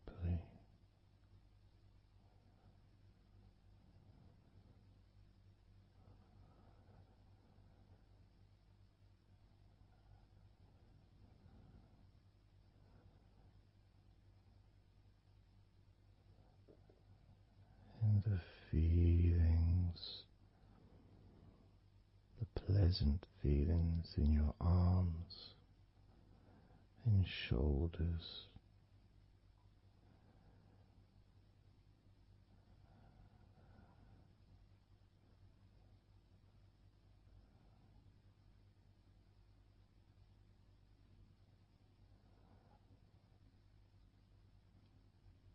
deepening each part of your body further and deeper.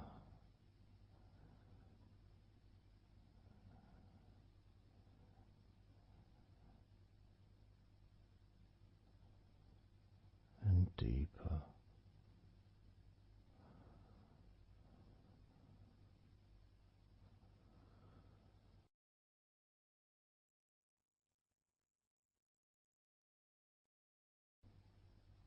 Noticing the feelings in the back of your neck,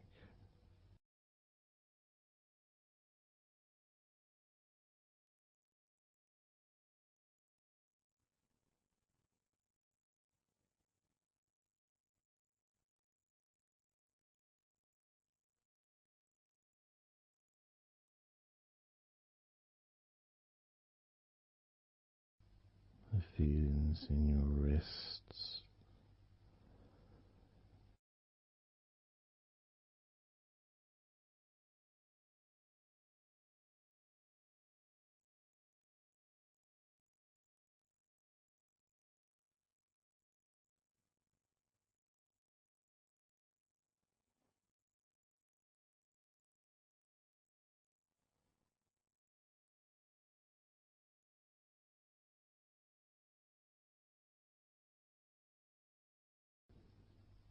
the muscles in the front of your body.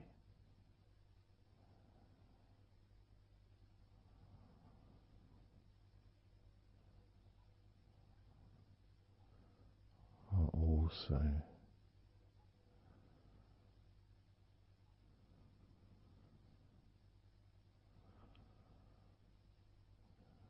feeling peaceful.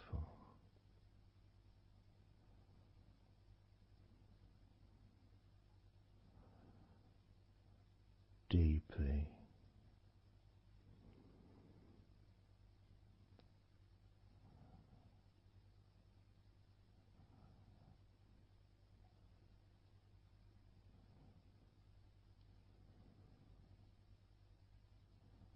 as a sense of peace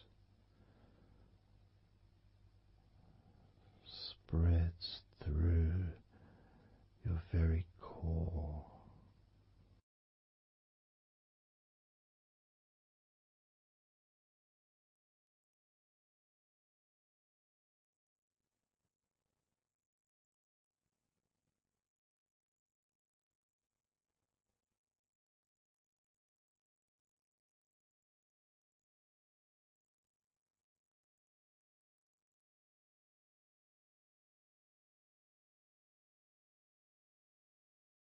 Even when you focus on your mind,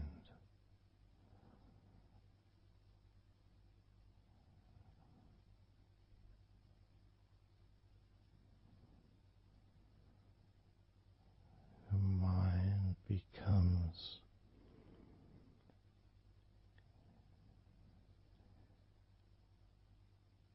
even slower.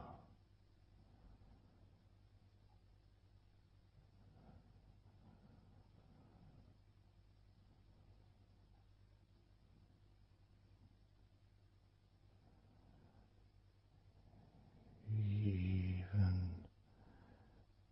deeper.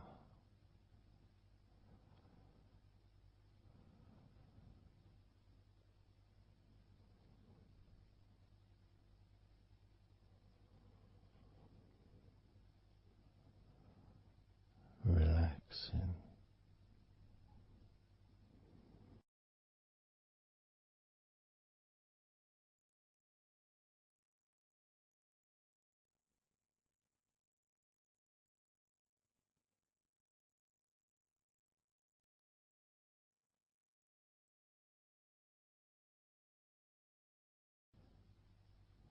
So very slow.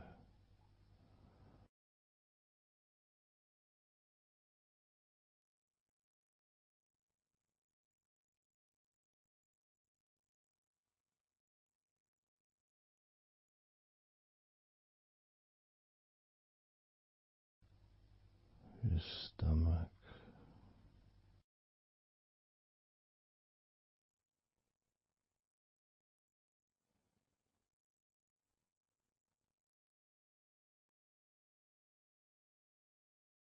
Peaceful in your stomach.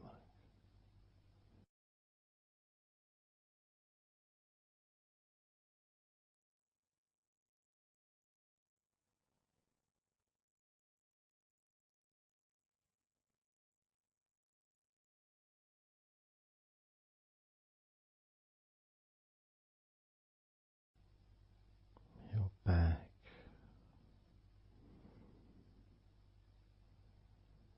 Notice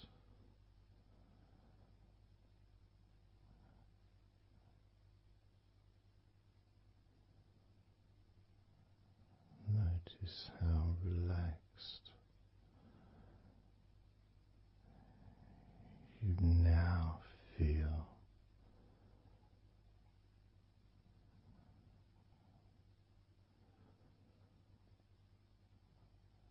in the whole of your back.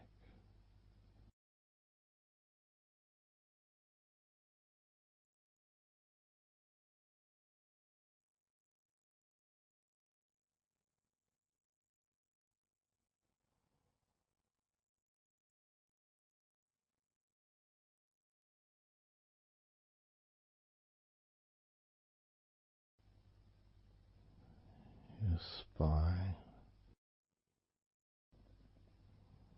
from your brain all the way down the middle of your back, sending and receiving millions of messages every day.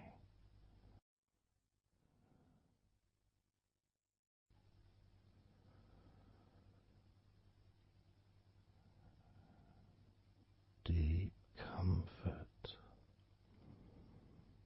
increasing.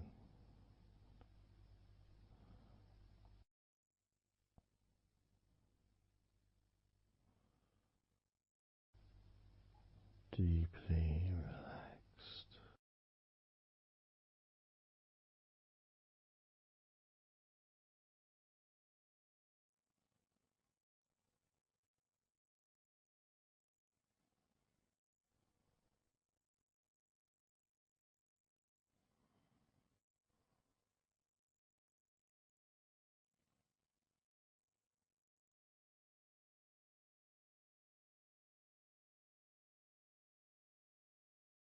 Your knees,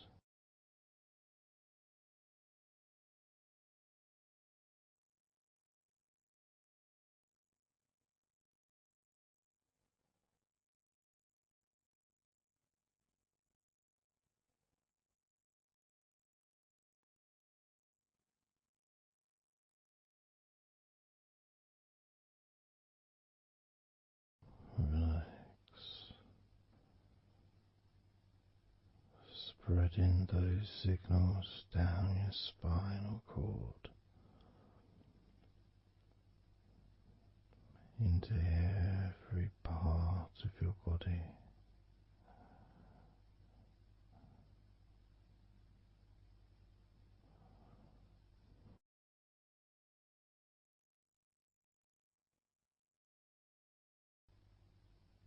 Your shins and your calf muscles,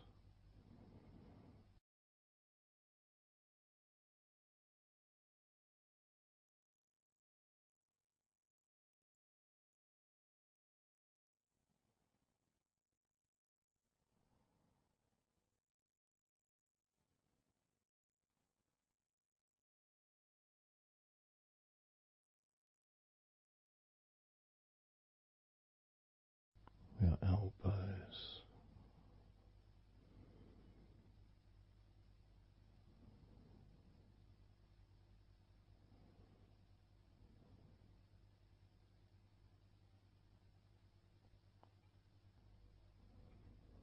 feelings of peace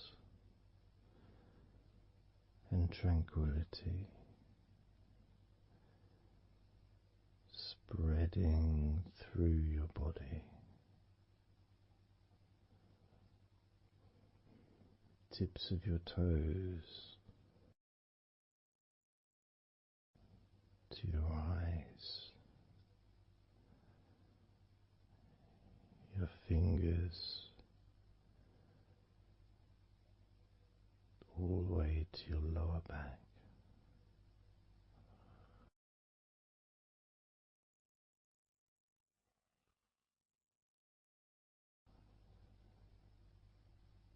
And letting go, really letting go.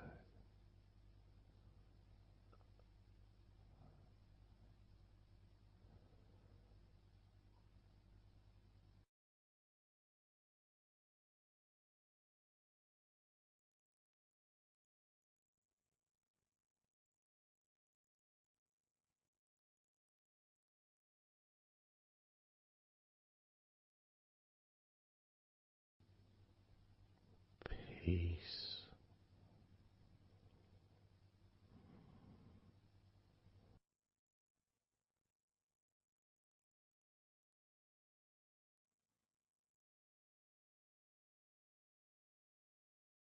Drifting,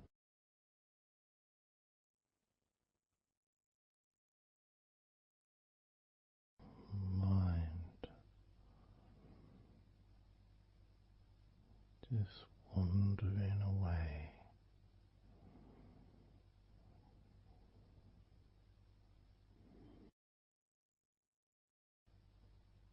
happy to let go, let go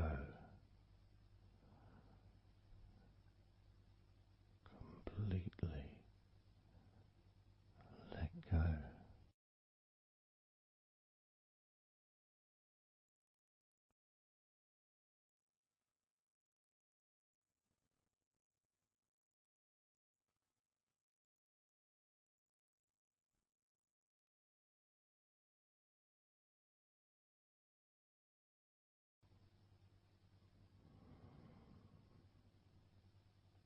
So tranquil.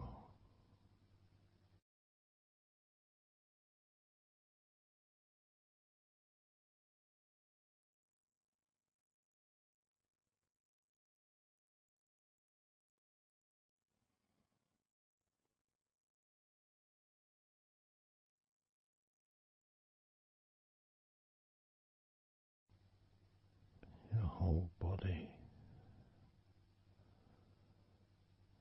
enjoying a sense of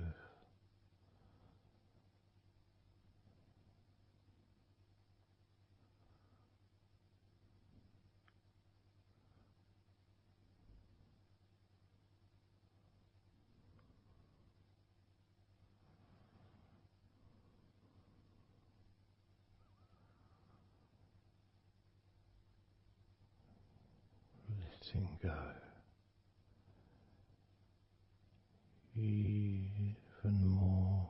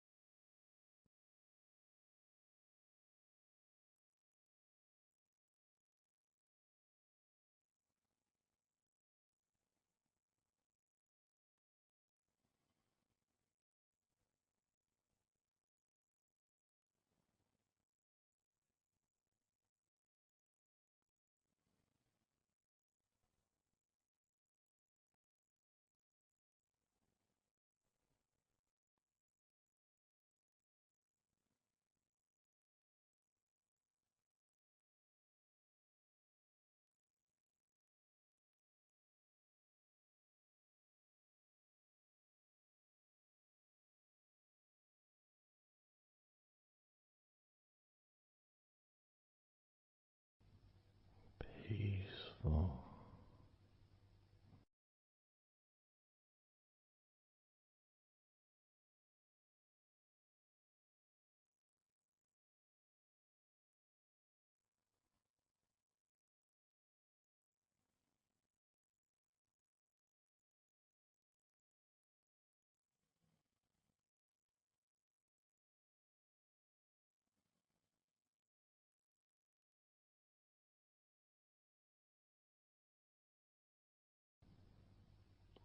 enjoying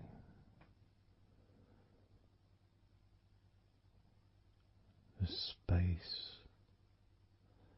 this space of peace and safety.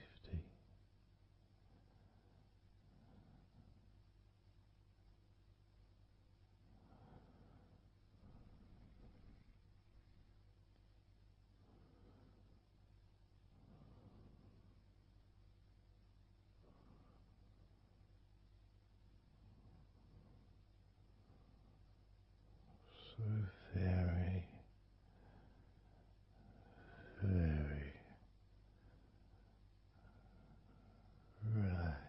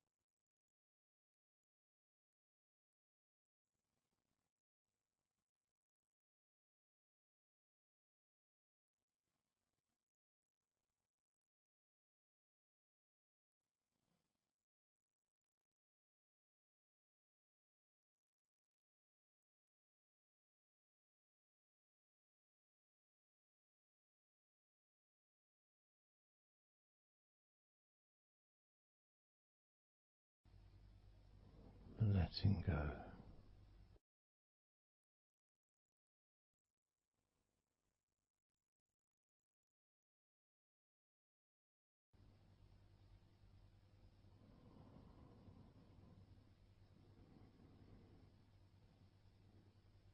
Maybe we can just focus on the different parts of your body, just to notice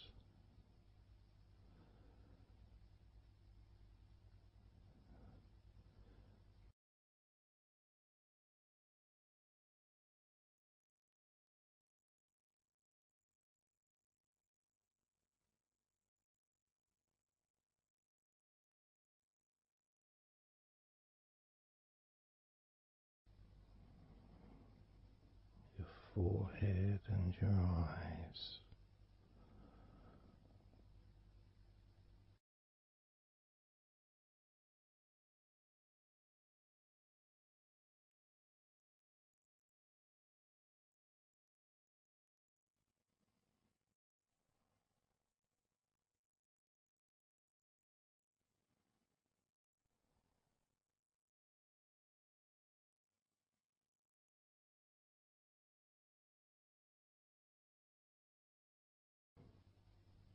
Your jaw,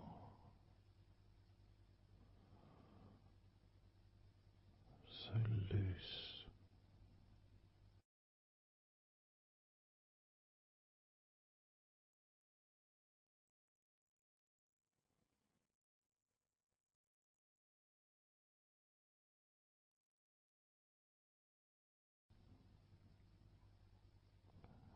Noticing a sense of complete freedom.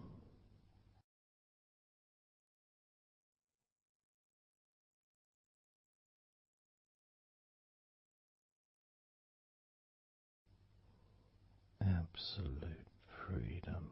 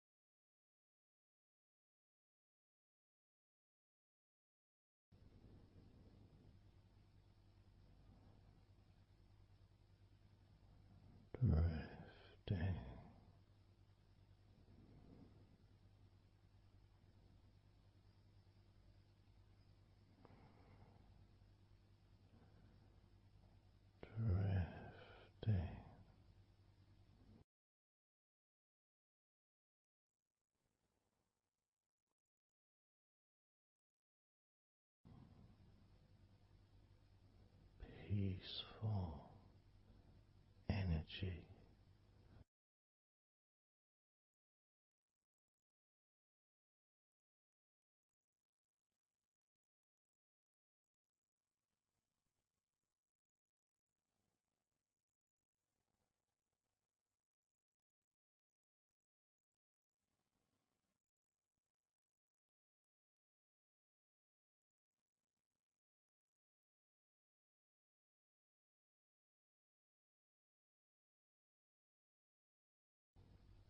Peace to breathe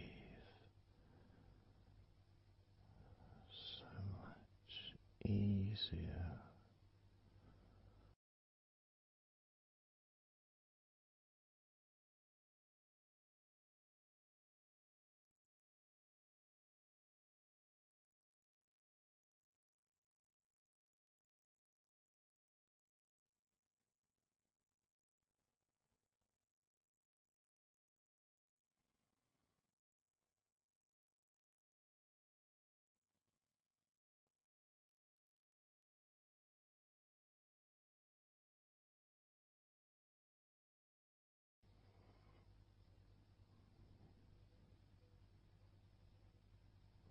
Loose.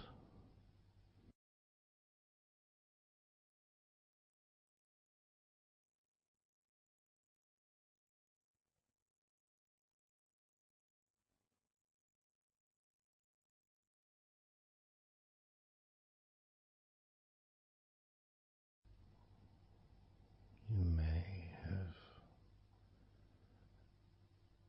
or may not have noticed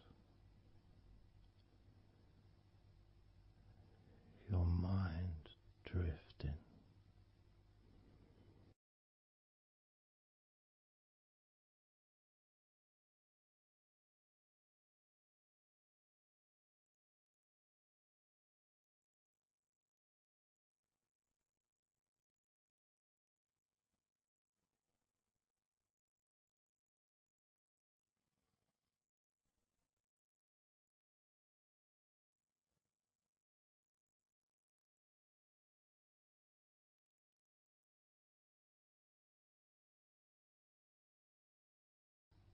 Peaceful.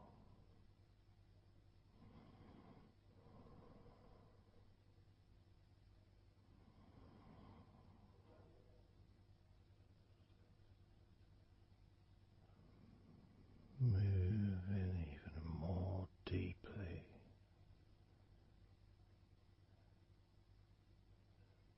in the direction of total blissful peace. Blissful peace.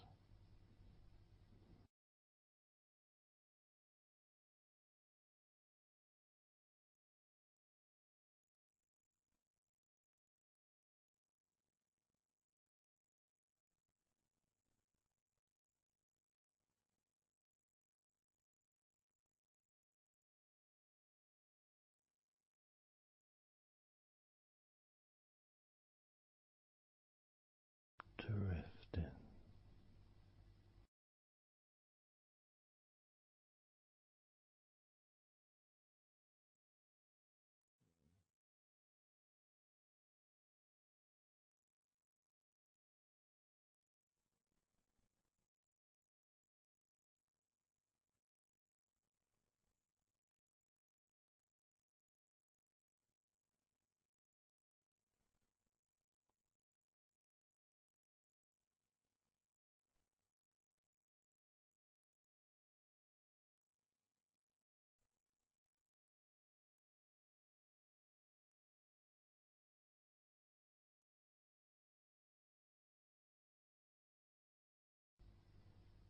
Total peace.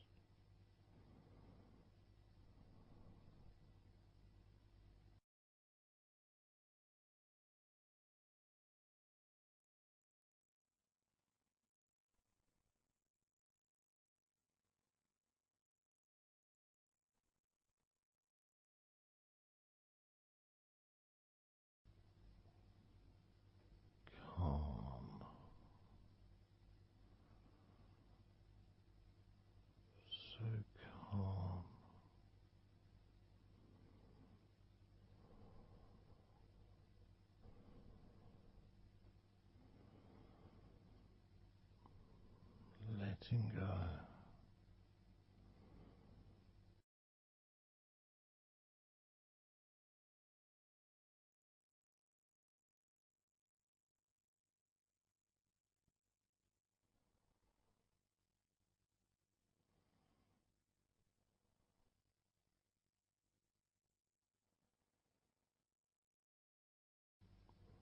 Peace of mind.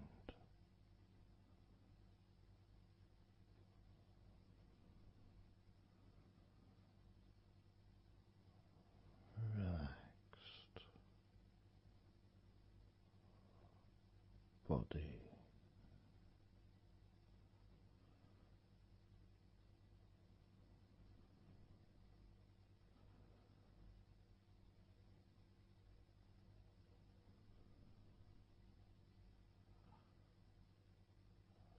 So relaxed.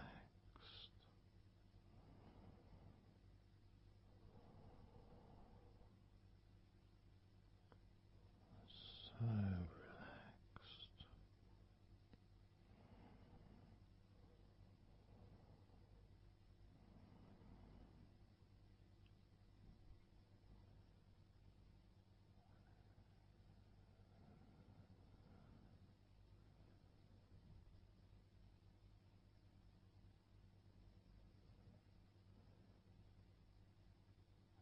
Your body feels almost invisible.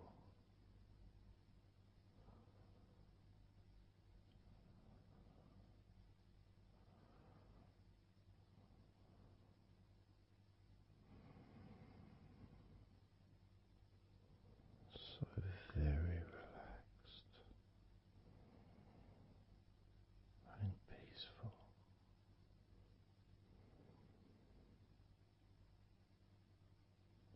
So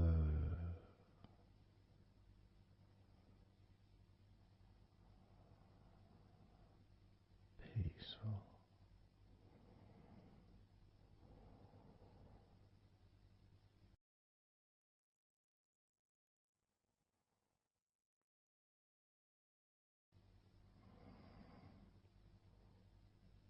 Relax.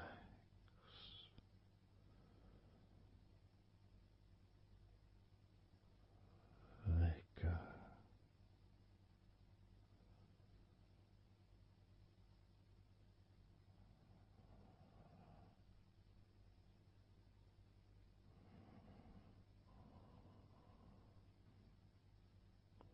So peaceful.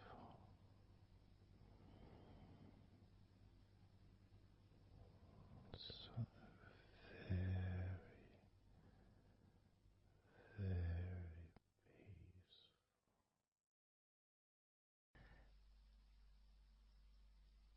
And you could start to notice that you are feeling more relaxed. Even though I've not purposely focused your mind upon that sense of physical comfort that is growing within you throughout your body, and your mind starts to slow down. And that could be almost in recognition of, I guess, my speech not being particularly fast.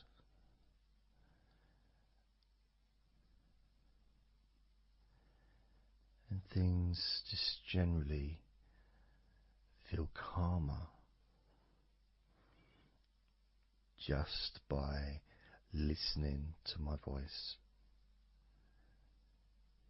You give yourself an opportunity to take a break from the day, take a break from your life as it is,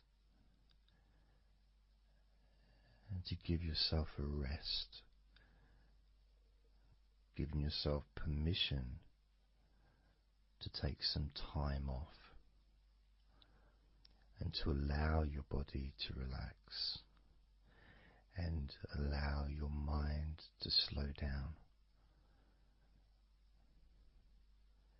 which in turn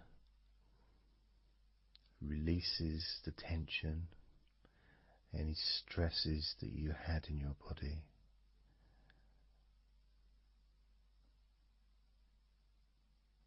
It's almost as if the parts of your body just open up, allowing the negativity out.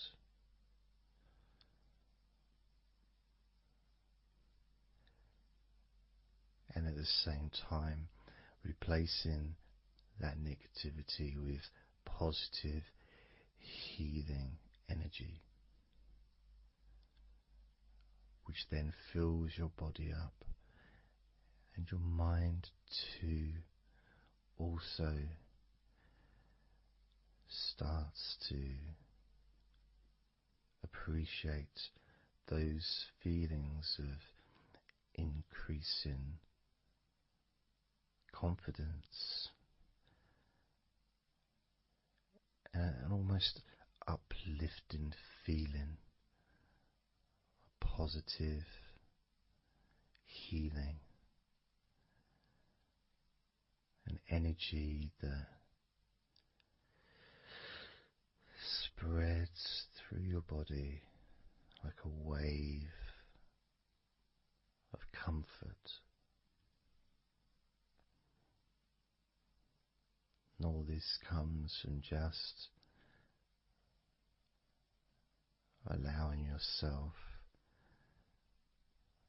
a few minutes, maybe half an hour, however long you want it to be, to just rest.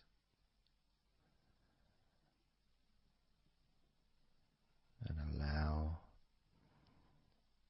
your mind and your body to almost reset itself to the settings of comfort and relaxation, calmness, which allows more room for feelings of pleasure and happiness to move around your body and into your mind, almost as if your mind and your body are sinking together, almost mirroring each other with that growing positivity and calmness. And it feels nice. It really does feel nice to know that you are the one that has allowed yourself to feel more comfort and to experience more of this deep relaxation spreading throughout your body.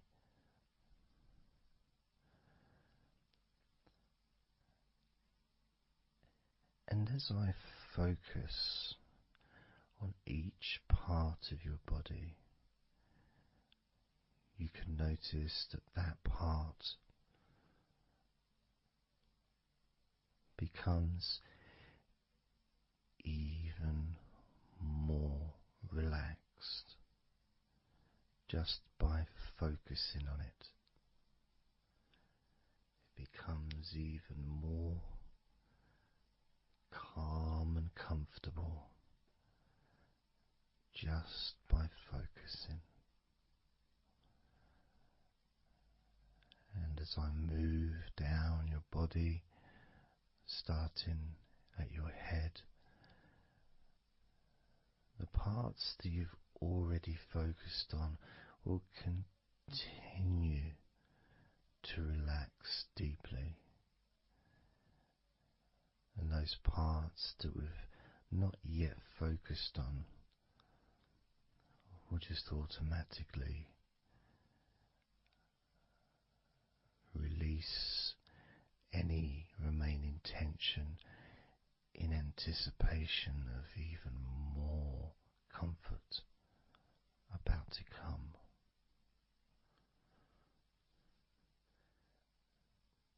Now, I'm going to start by focusing on your forehead. Just being aware of the feelings of your forehead and any background sounds, like Mr. Herbert the Pigeon, can just allow you to feel even more relaxed. It just means you're in the moment. This isn't a sterile environment. This is the world. I live in the countryside, so there's lots of nature sounds around.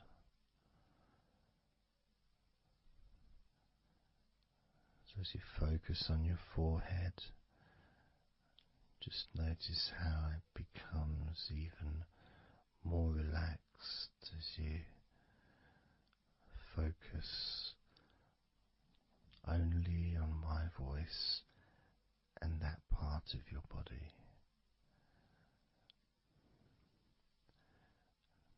Moving down to your eyes, focusing on your eyes, noticing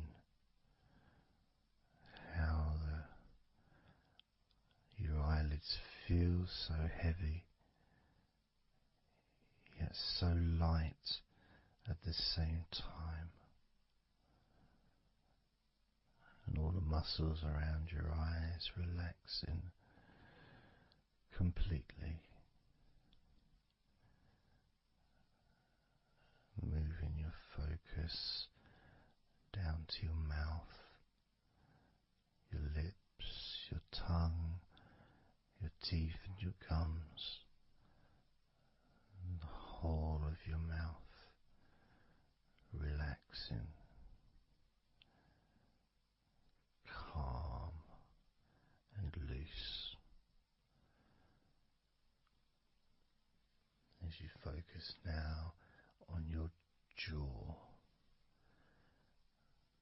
not just the part of your jaw near your mouth and your chin, but all the way up the sides of your face to your ears, that whole of your jaw,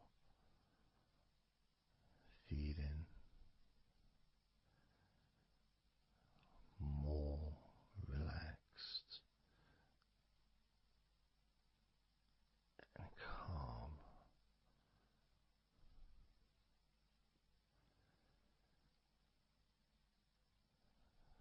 Focusing on your neck, the front of your neck and your throat, relaxing and loose and calm.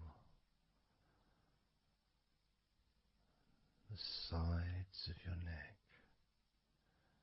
the right and left side of your neck, relaxed and loose and calm.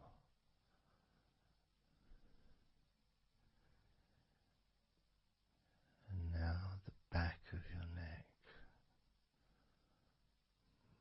focusing on the back of your neck,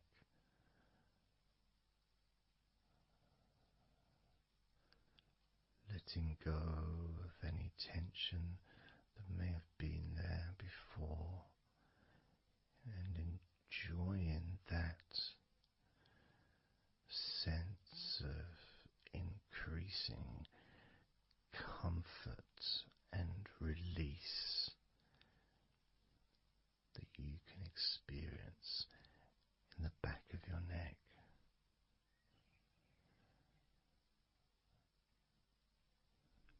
Moving down your back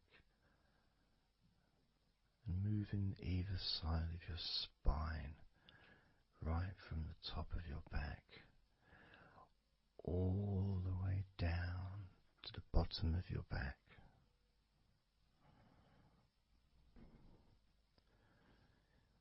Down to your lower back.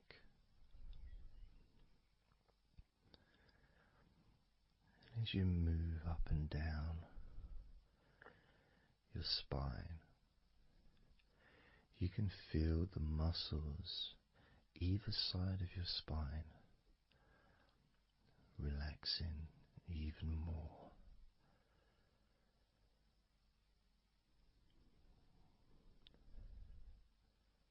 And as those muscles relax, that sense of comfort starts to spread outwards from your spine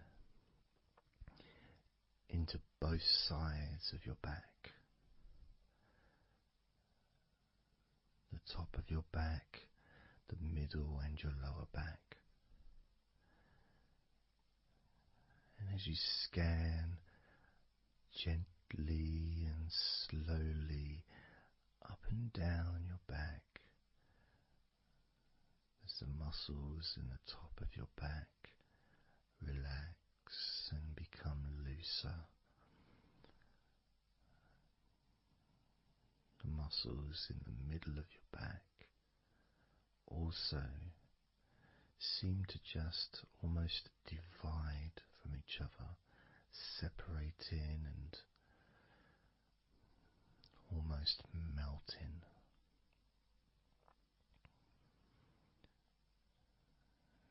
And in your lower back, there seems to be an extra special feeling of comfort that spreads into your hips. So down your lower back and into your hips, into the area where your coccyx are, and into your buttocks. And all those muscles that spread from your lower back into your hip area start to melt, start to really let go.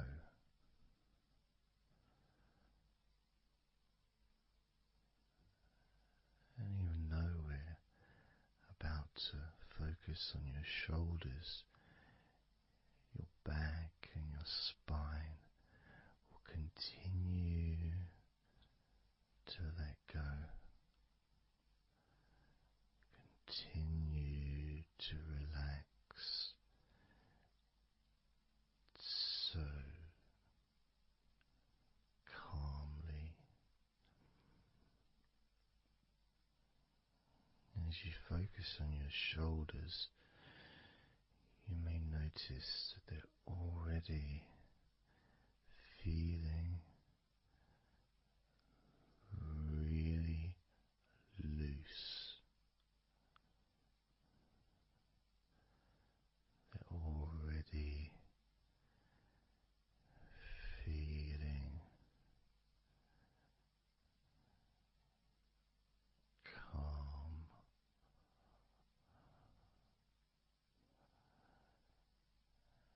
And that feeling of those muscles that move from your neck into your shoulders.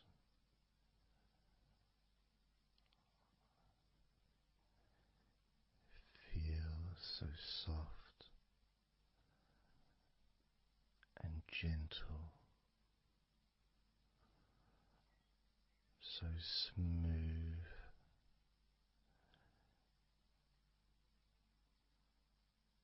and calm.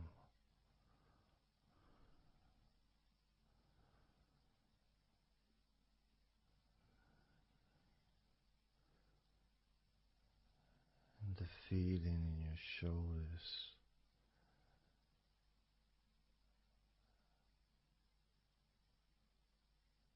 seems to spread deep into your shoulders. That sense of relaxation, not just traveling deeply into your muscles, but also relaxing the bones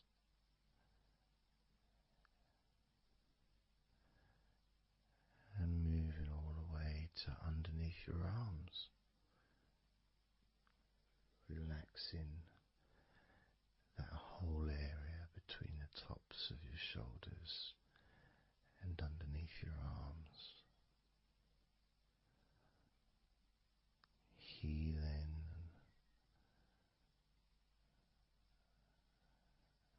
You feel so relaxed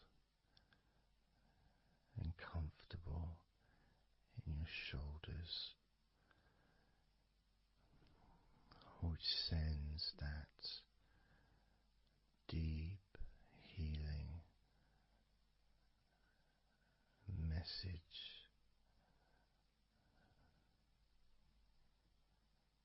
into your arms.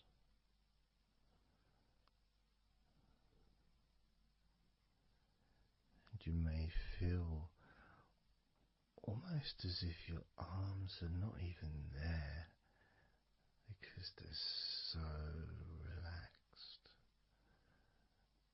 so deeply relaxed.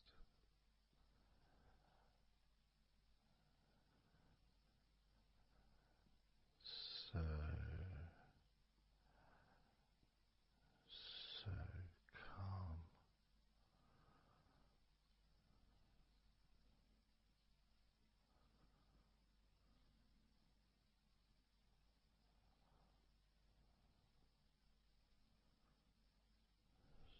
So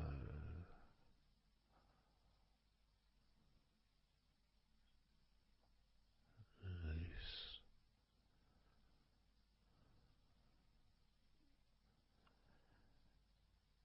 That feeling spreading all the way down your arms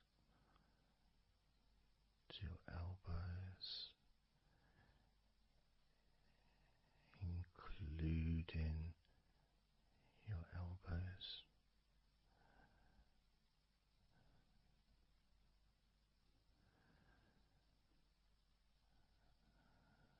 As the comfort spreads all the way into your wrists, your forearms and your wrists,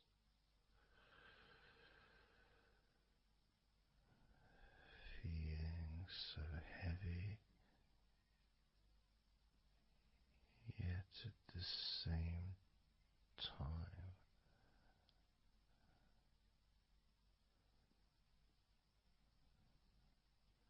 so light and gentle.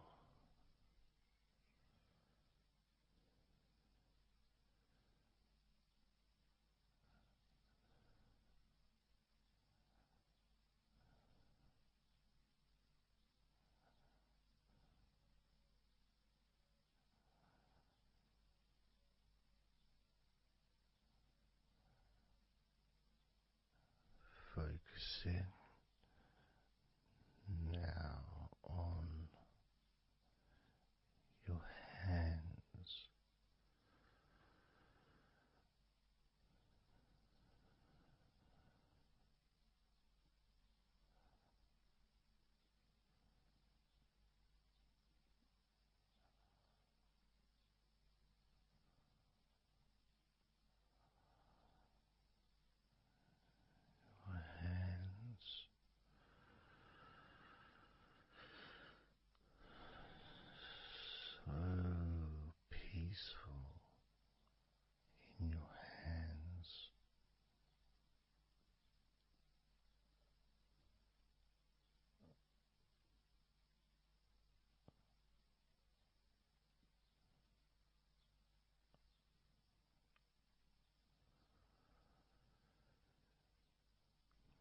a sense of real peace.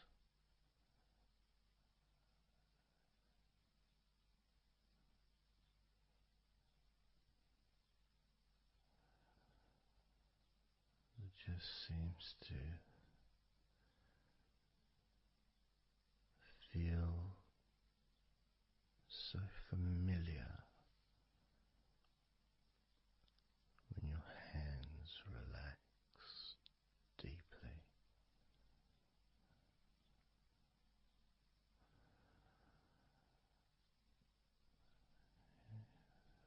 Feels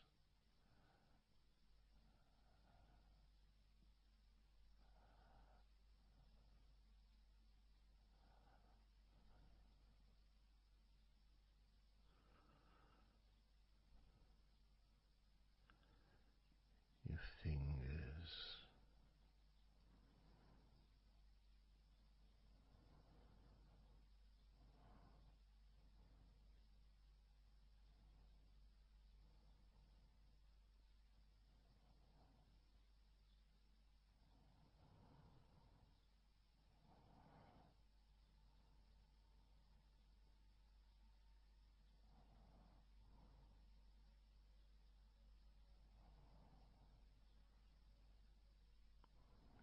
your fingers so loose,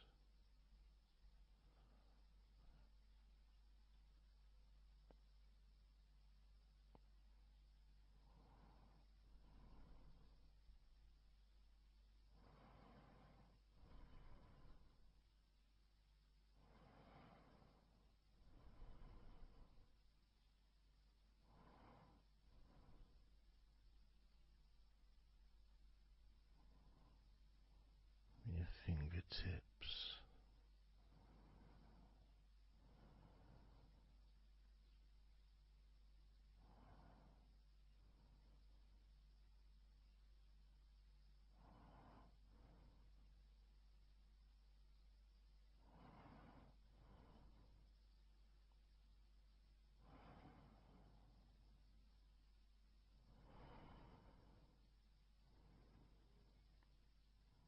moving your attention to the front of your body,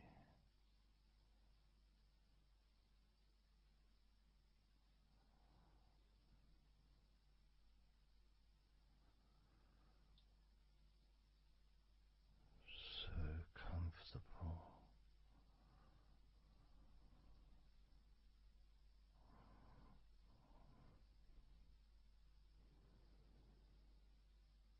Moving your focus to your legs,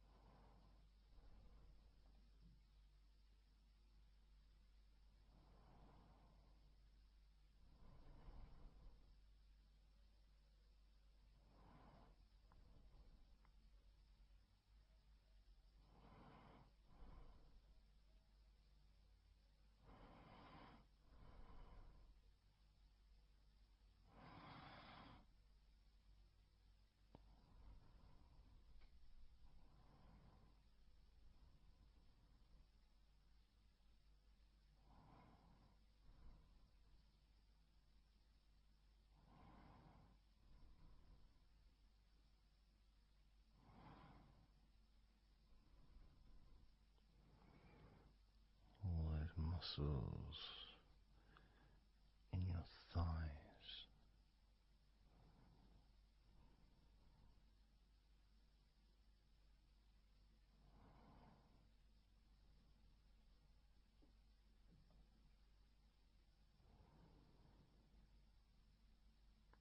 your knees, so relaxed.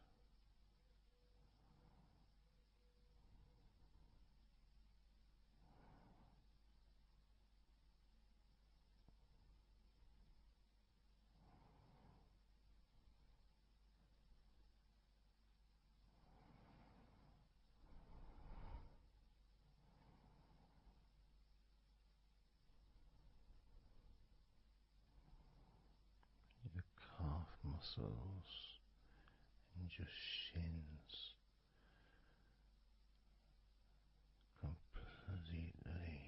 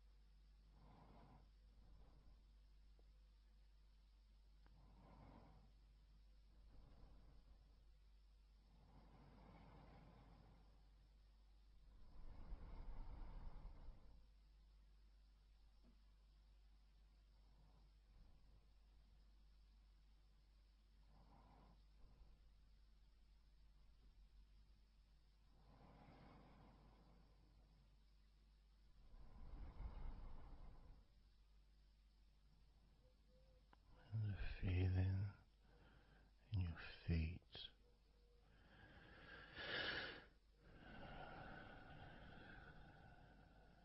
so peaceful and so calm,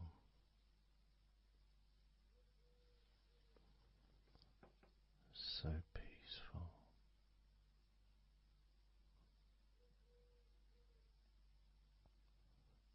so calm.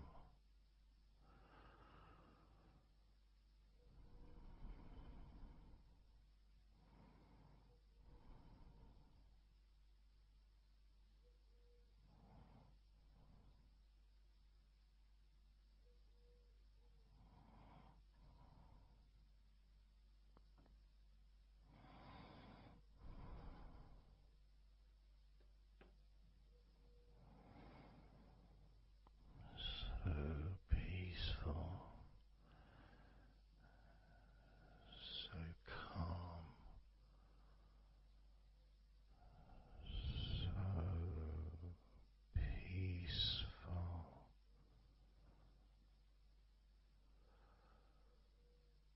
so relaxing,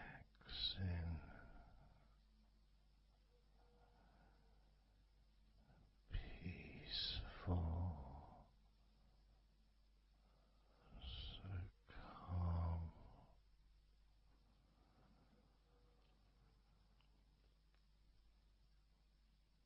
Allowing that deep relaxation to spread to your chest and your stomach.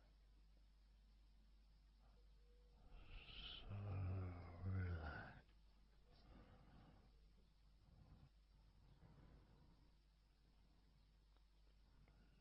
letting go of everything.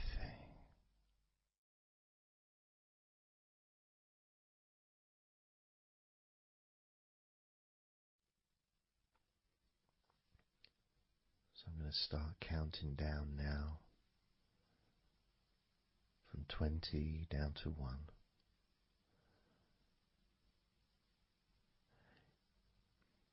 You can imagine, in a way, it's like just walking down some steps. And each step, all 20 steps, and each step represents a level of comfort. Each step represents represents a deepening of that comfort.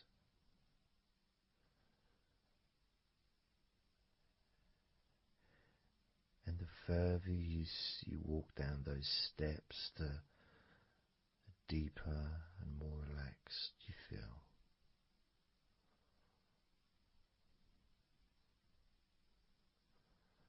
So, starting with number 20.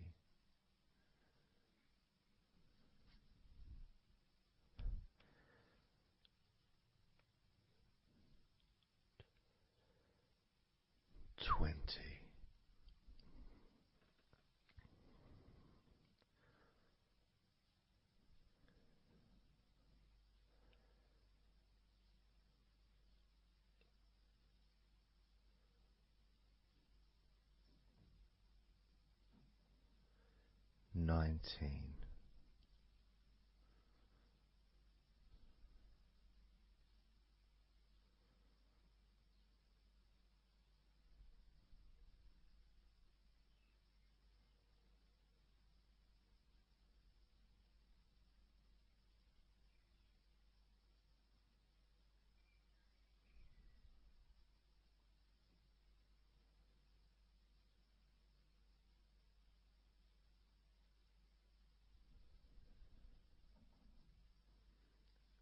18.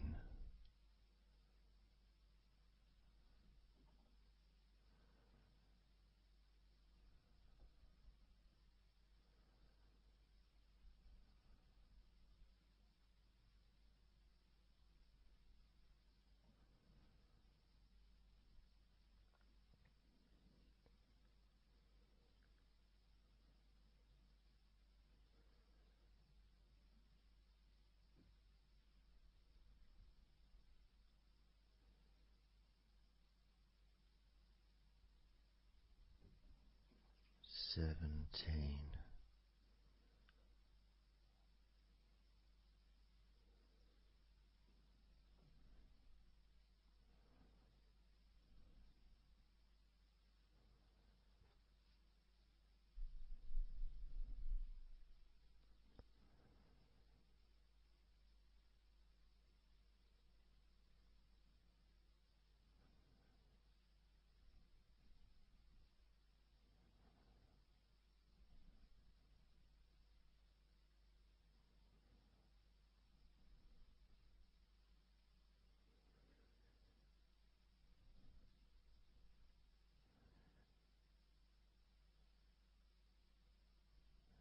16.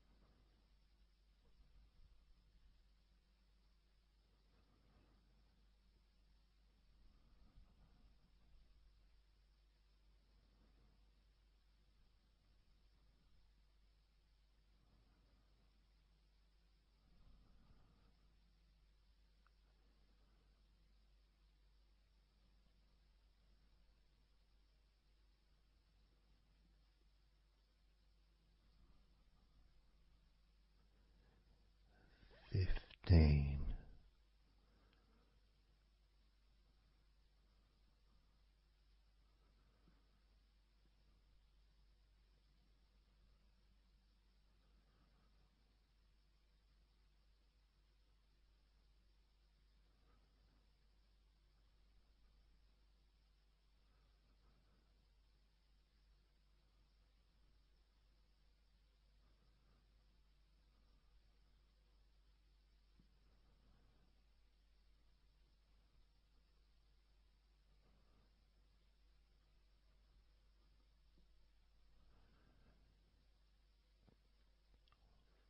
14.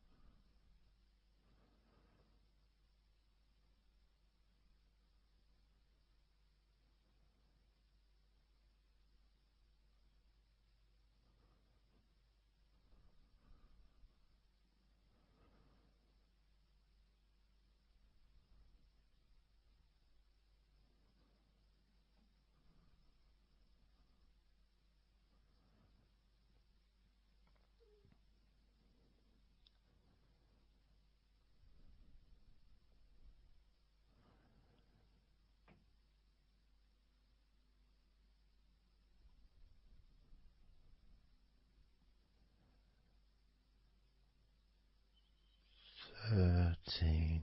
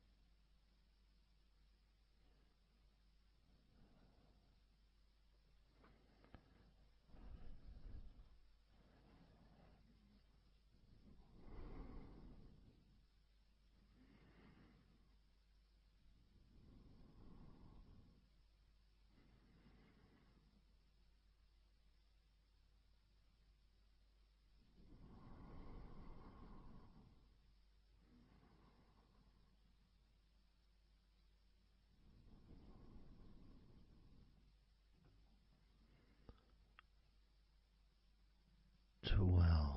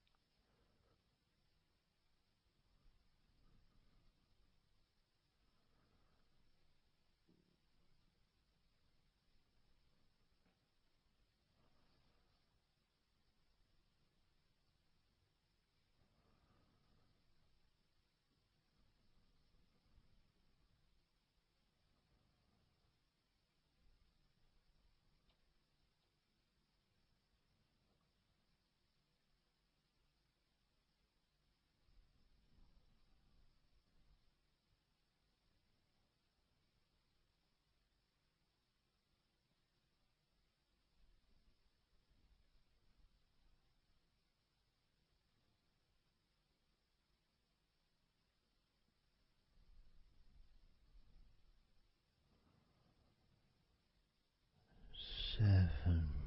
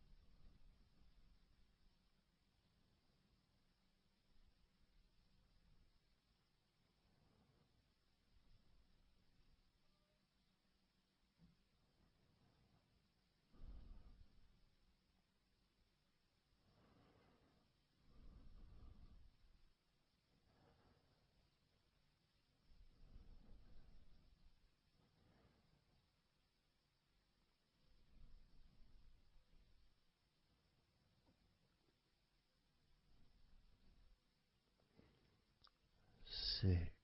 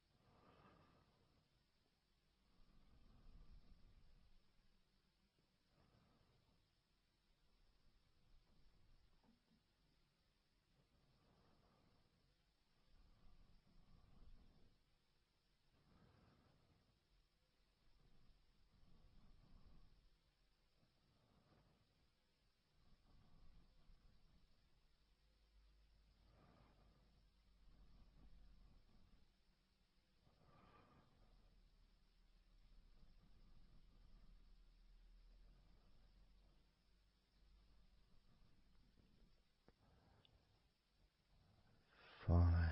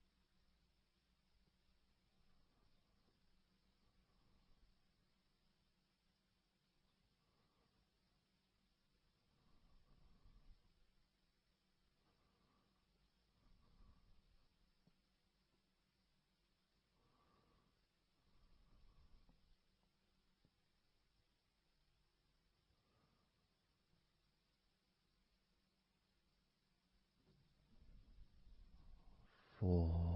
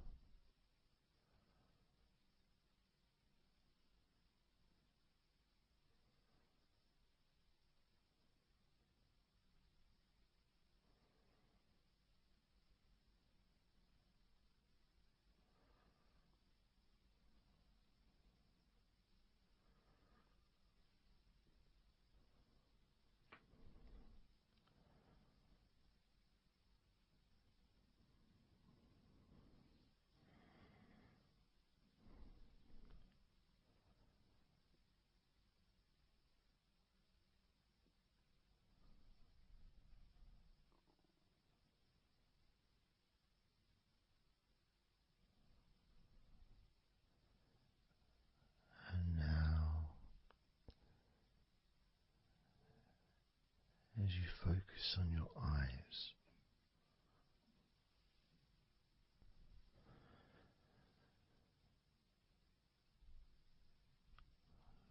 we're going to count down from 10 down to 1.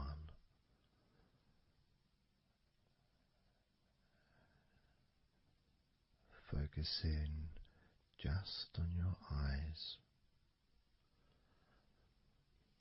your eyelids, the muscles around your eyes, your eyeballs themselves, that whole area that makes up your eye.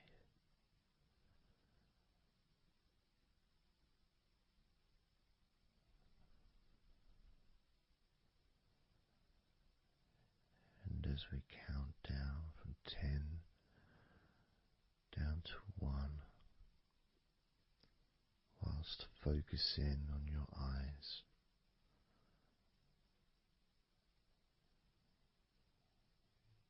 you will become twice as relaxed with each number counting down, and you may find that all you want to do is just drift off to sleep. And if that's what you want, then just allow yourself to do that.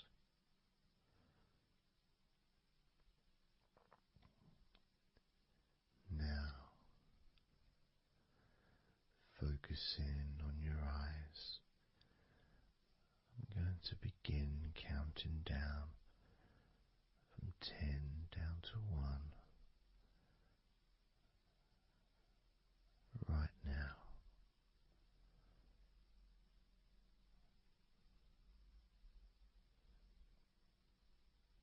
10. 9.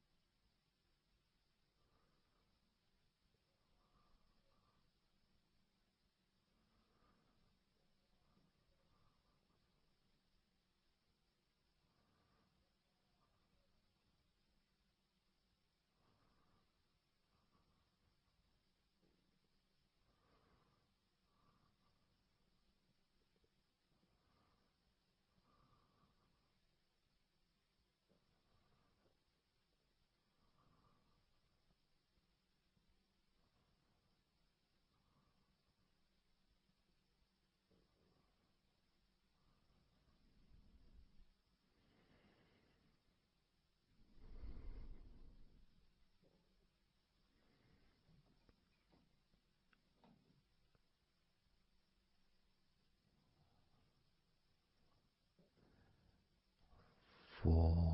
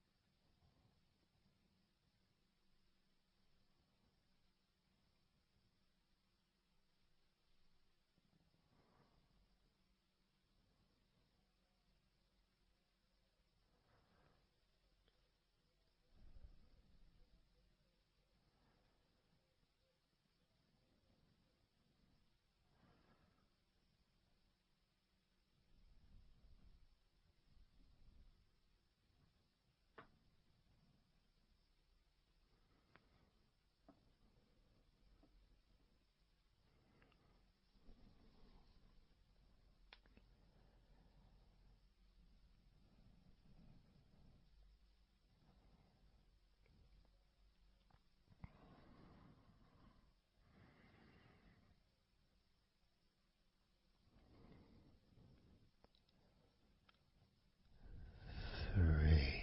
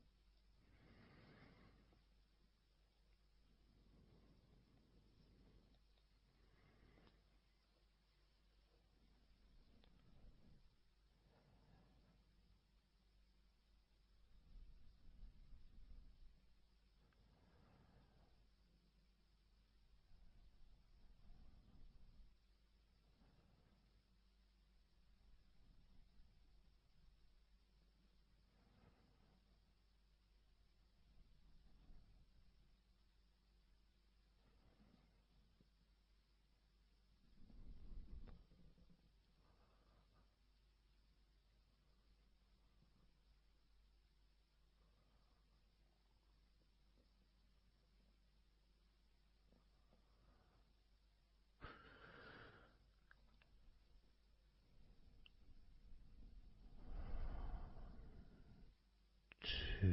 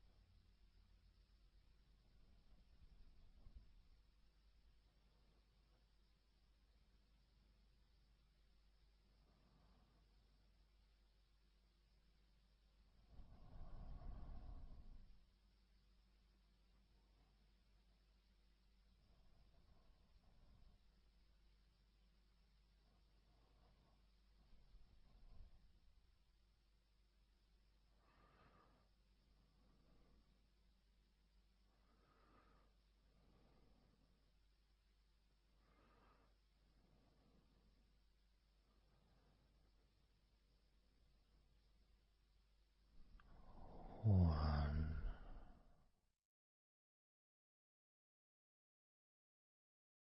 So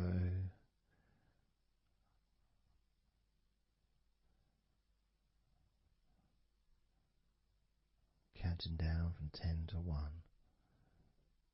10, 9, 8, 7, 6, 5, 4, 3, 2, 1.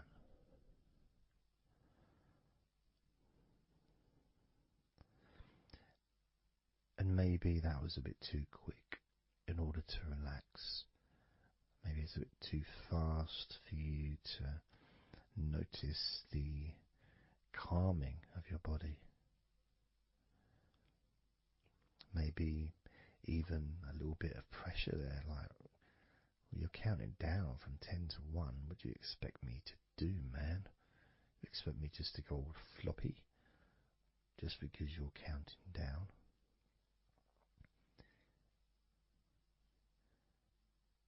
We could try again, but this time I'll go a bit slower. This time, as you focus on the whole of your body before we focus on your legs, just notice how your body does start to feel more relaxed with every number that I count down. 10,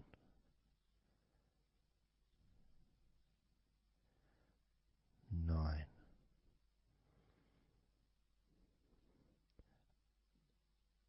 8,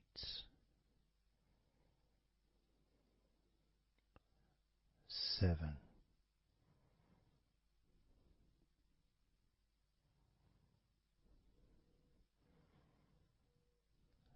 6,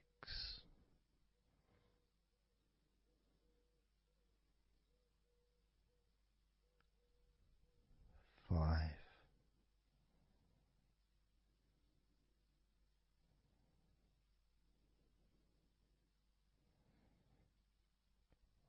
4,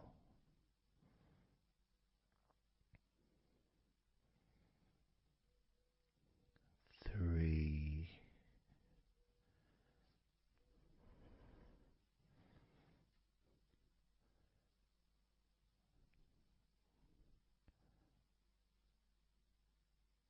2,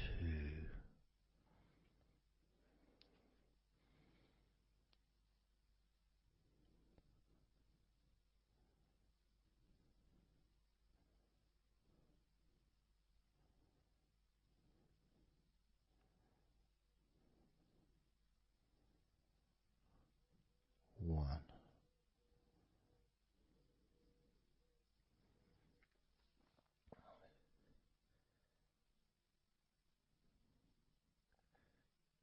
And just notice how you feel generally, how your body feels.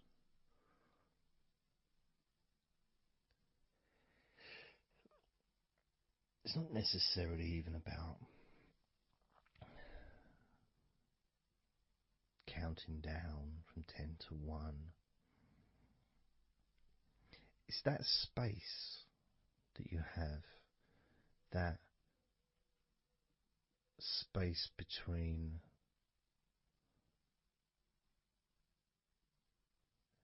being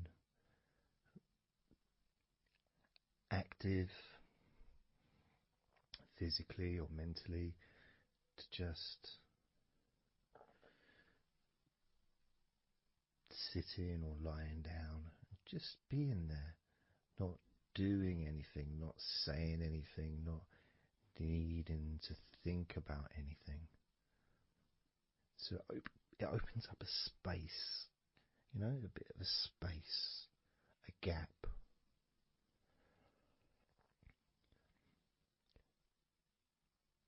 And the more I count down from 10 to 1, the bigger that gap becomes. So there's that gap of calmness, of comfort, relaxation.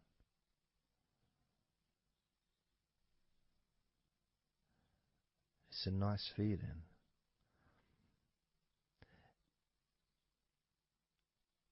And it moves those stresses or discomforts physically or emotionally, moves them away.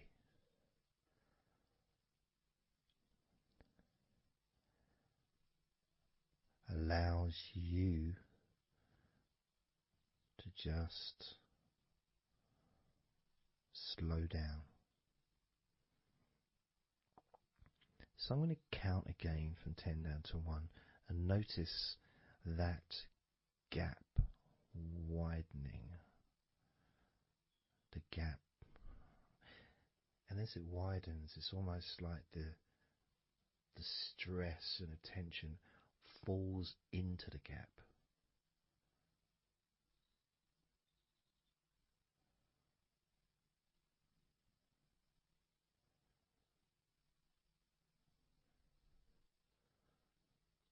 And gives you that distance, that space. Now, 10, 9,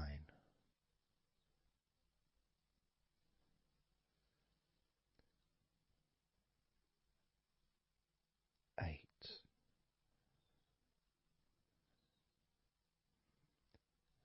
7,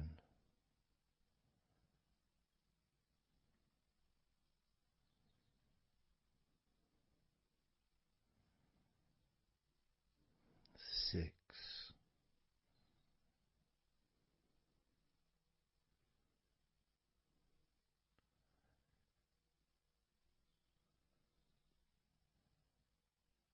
5,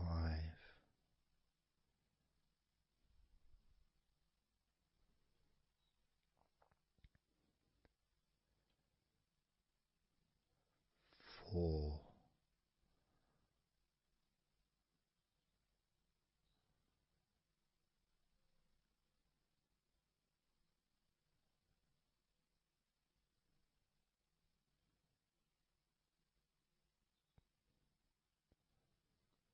3,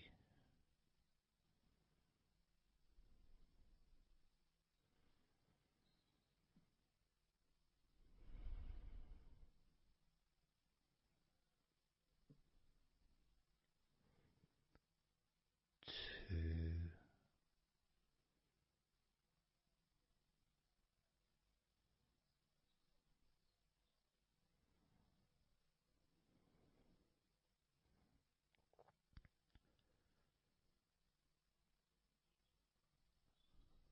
1.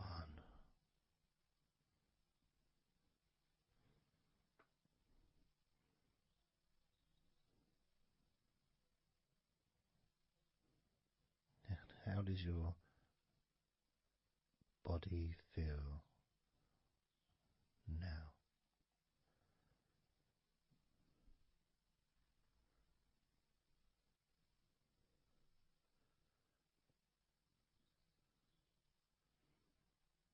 Can you notice that you're feeling calmer?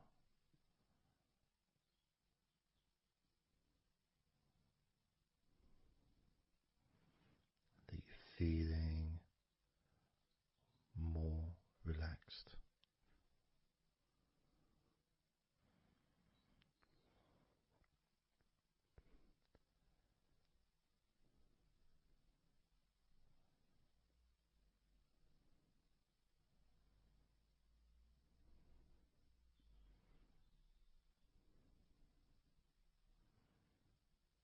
As we now focus on your legs, just your legs.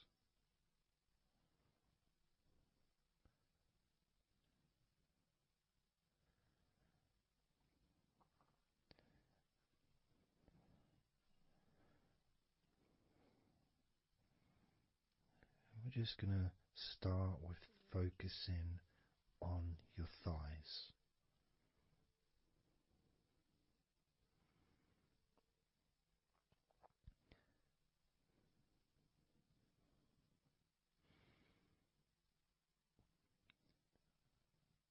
Of course, it's not the most exciting thing to be doing because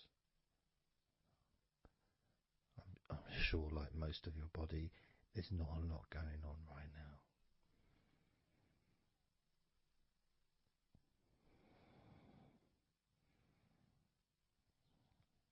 Just focusing on the whole of your thighs,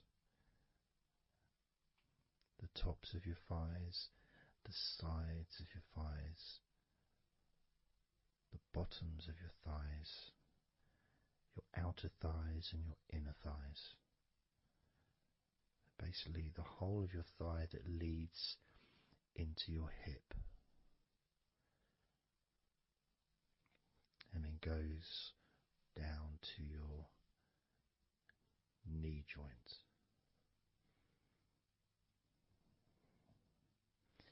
Now, this is a big area.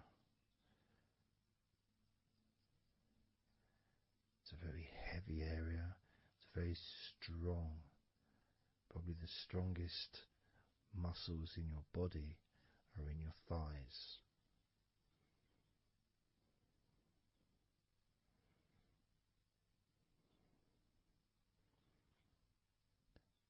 But I don't think we perhaps give enough attention to our thighs.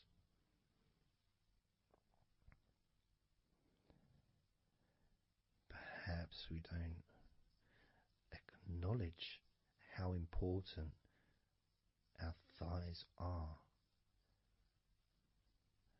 to our lives.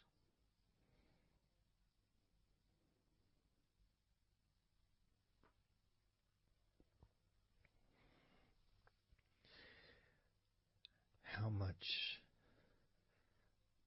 they actually do for us all through our lives.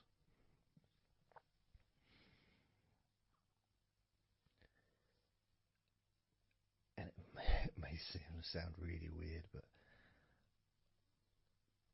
I think that all of our body parts,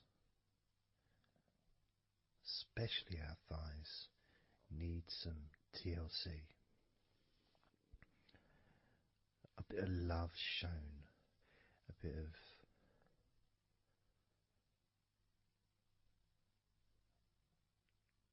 acknowledgement, a thank you, gratitude for what our thighs do for us.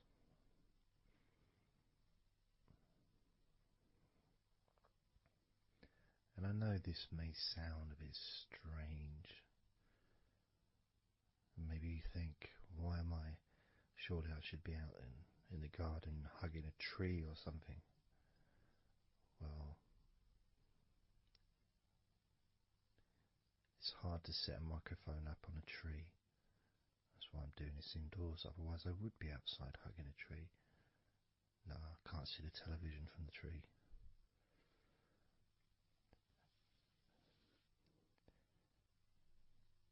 If you move down to your knees, again, such an important part. And I think we don't necessarily, I'll speak for myself here,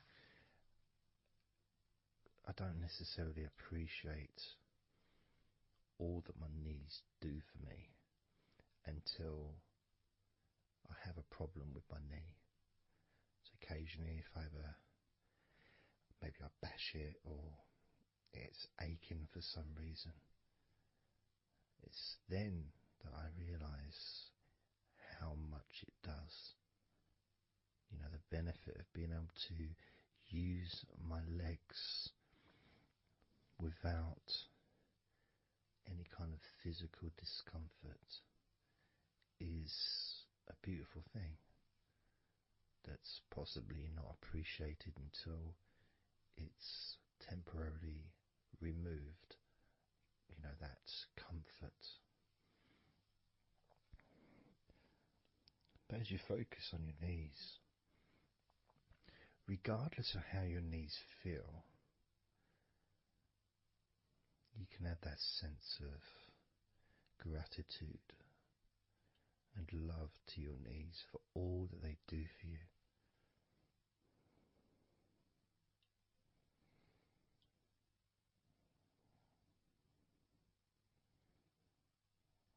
And you can still have that attention on your thighs and maybe notice how your thighs feel.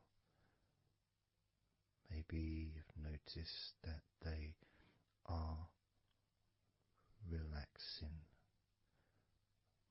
more deeply.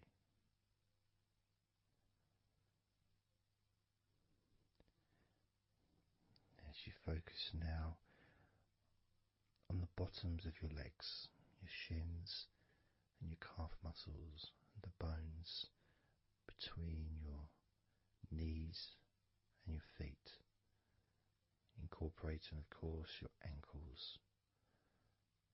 So important.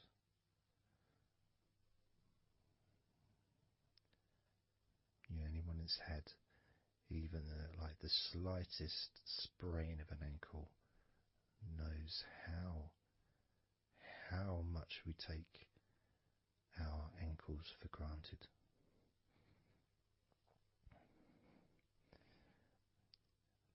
And it's kind of strange in a way when you think that, logically our wrists are a lot thinner than the rest of our arms, which is okay, can't see any problem with that because we're just picking stuff up. But our ankles are so much thinner than the rest of our legs.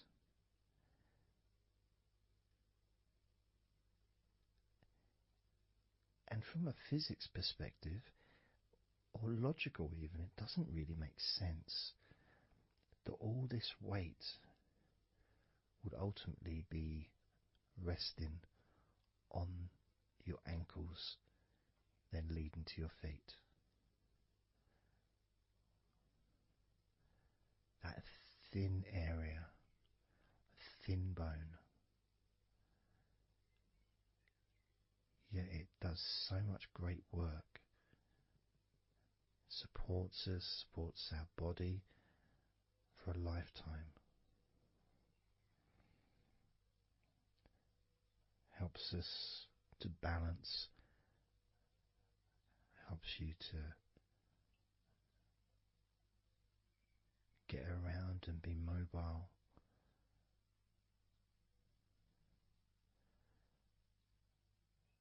And there's the calf muscles, of course. When I was younger, I couldn't see the point in calf muscles. They didn't seem to do anything. Okay, if I walked around on tiptoes, then my calf muscles get some work. But of course that's not true. The calf muscles are being used whenever we use our legs.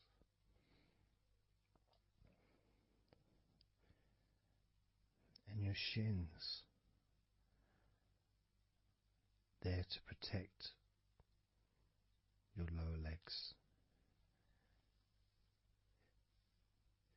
shaped in a way almost as a protector for the bone.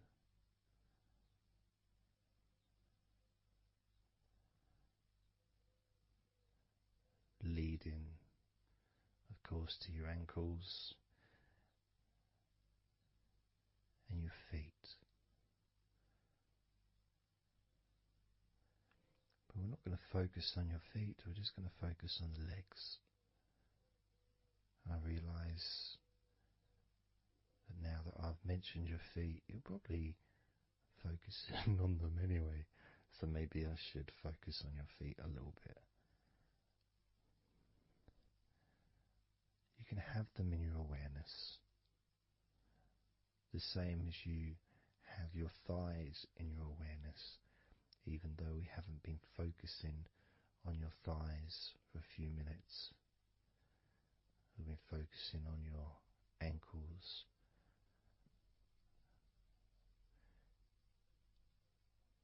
there's still that sensation of comfort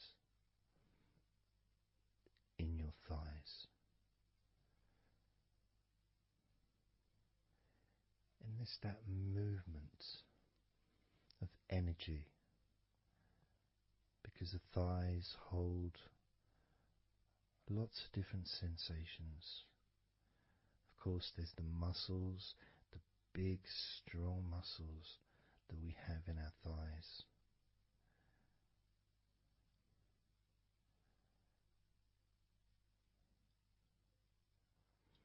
But the skin on the outside of the thighs, as in the outside of all of our body, can be very sensitive. sensitive to the touch, sensitive to temperature.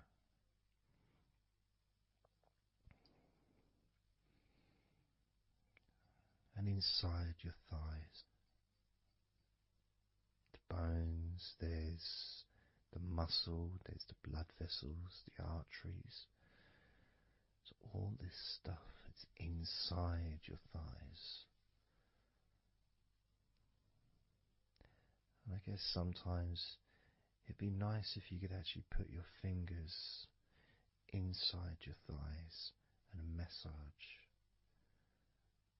So you can massage on the outside, of course, but to be able to get deep into the muscles and to be able to just massage inside your thighs, massaging the bones of your leg,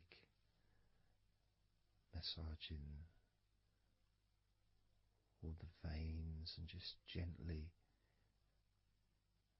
healing your thighs. And you could move down, massaging inside your knees, just massaging those bones, but with healing fingertips, spreading that healing energy deep into the joints of your knees.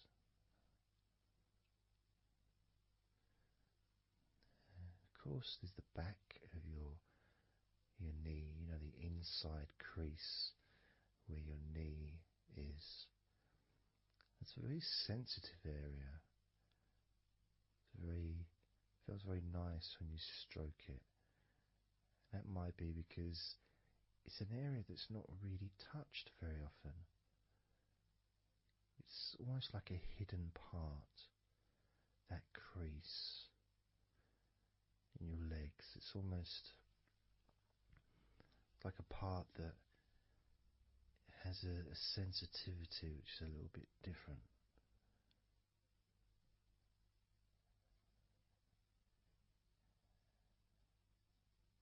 Of course, it's protected by your legs.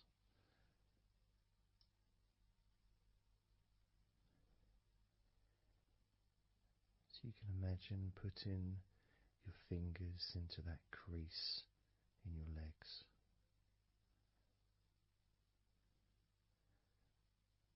That fold in between your legs, you can just massage with your fingertips. Imagine your fingertips going inside, massaging the muscle tissue. You can of course feel the bones of your knees healing through your fingertips.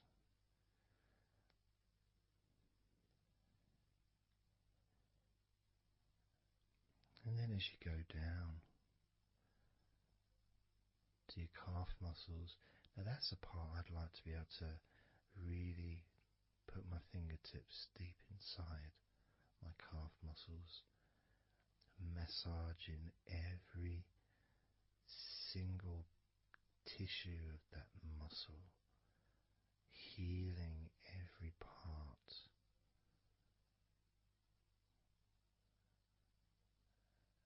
And then doing the same for my shins, massaging and gently stroking the bones, gently stroking them, healing in a loving way, because they deserve to be treated as the precious bones that they are, because our legs are so precious, as in all the other parts of our body. They're more precious than any jewel on the planet.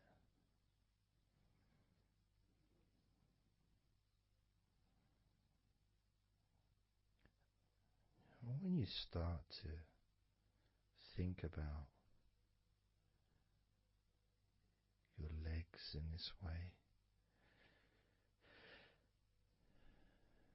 it can change your perspective. It might sound a bit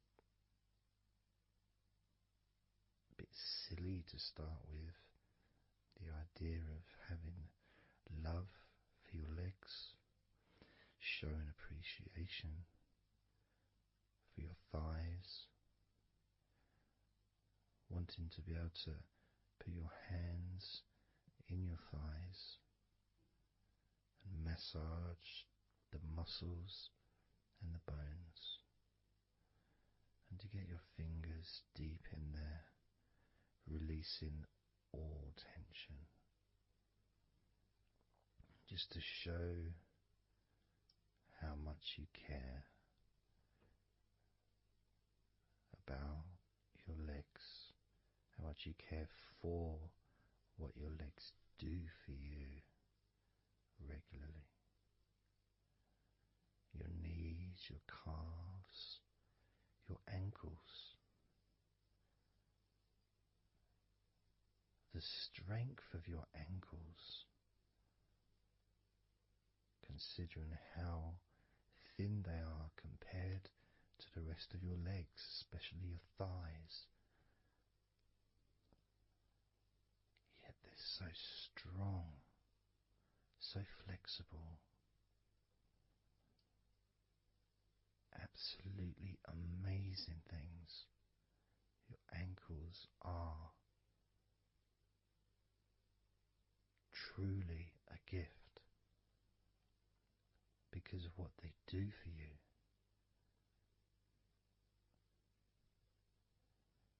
Supporting all that weight, regardless of what weight you are, even if you're only 8 stone, it's still a lot of weight for these little ankles. Now I'm a lot heavier than 8 stone, double that. Yet my ankles support my body all the time. Although they do give off a sigh of relief when I sit down. As, in fact, my whole legs do. My feet also go whew, and my toes clap. They're so happy.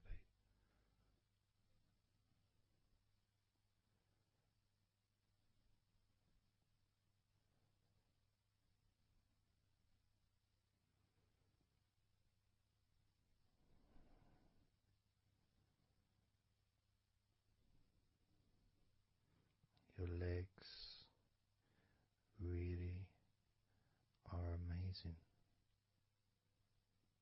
And I know that talking about your legs is probably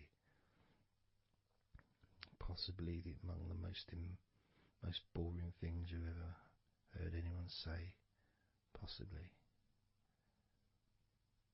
But boring or not, everything I said is true. Your legs are amazing.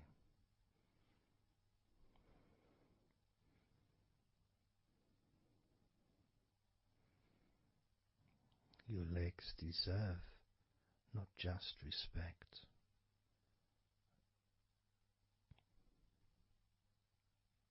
they deserve to relax deeply.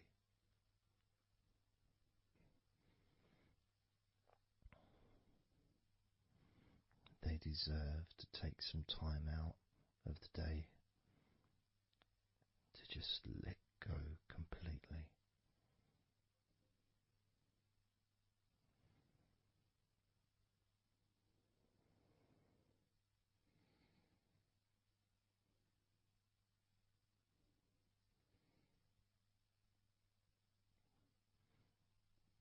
Your legs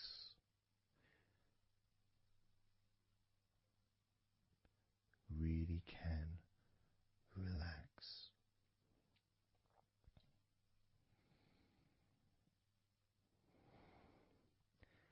And because the legs are such a very important part of your body, when you relax your legs, the rest of your body also naturally follows in that journey of comfort.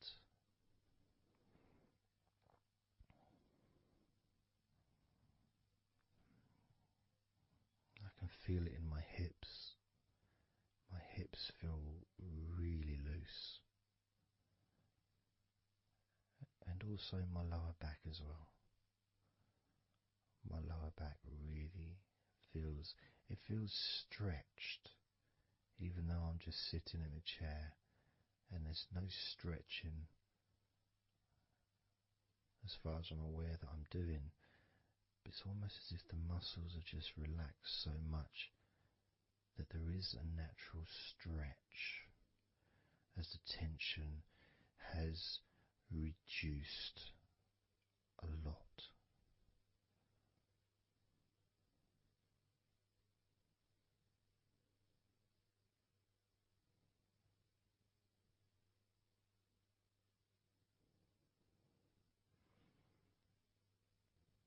And I'm now going to count down from 10 down to 1.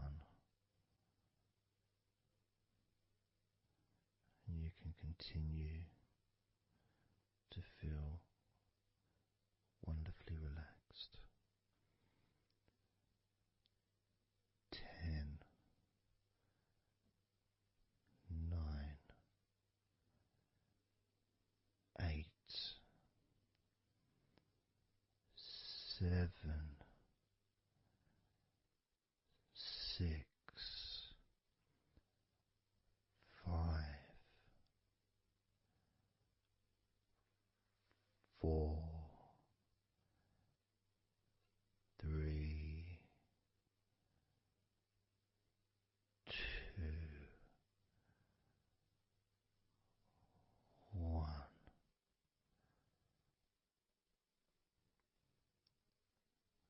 Relax.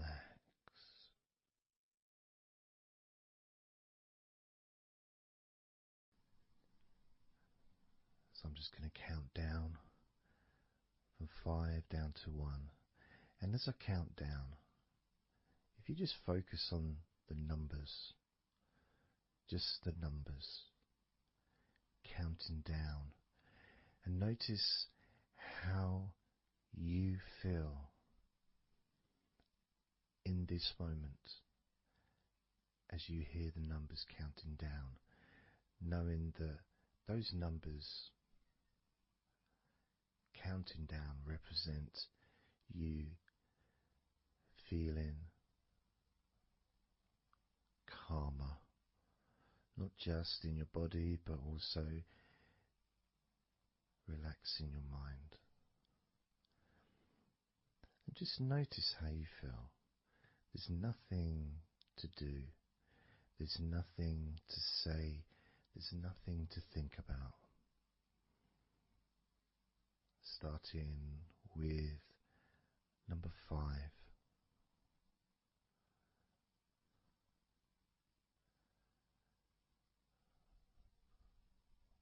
4.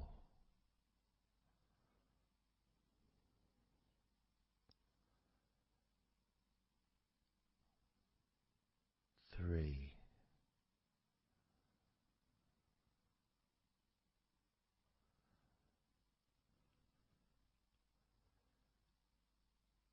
2.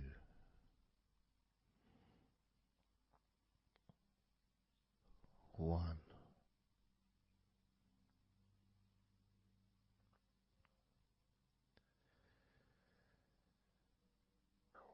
As you notice the gradual letting go of the tension in your body, you may also begin to notice and be aware of how your mind is starting to slow down. This is just a natural thing that happens. It's not really a special procedure. It's just natural because as your body relaxes, your mind also starts to relax. And the more your mind relaxes, the more your body relaxes. It's just a continuous circle of relaxation.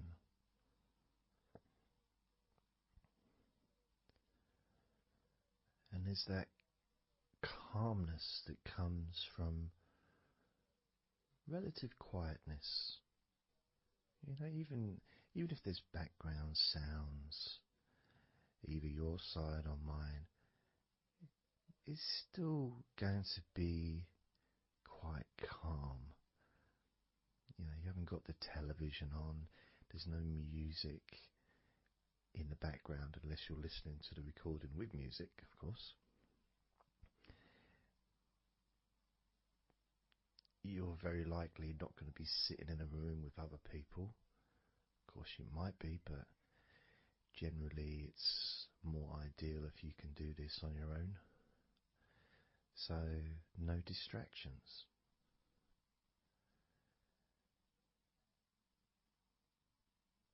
And when you stop thinking about stuff,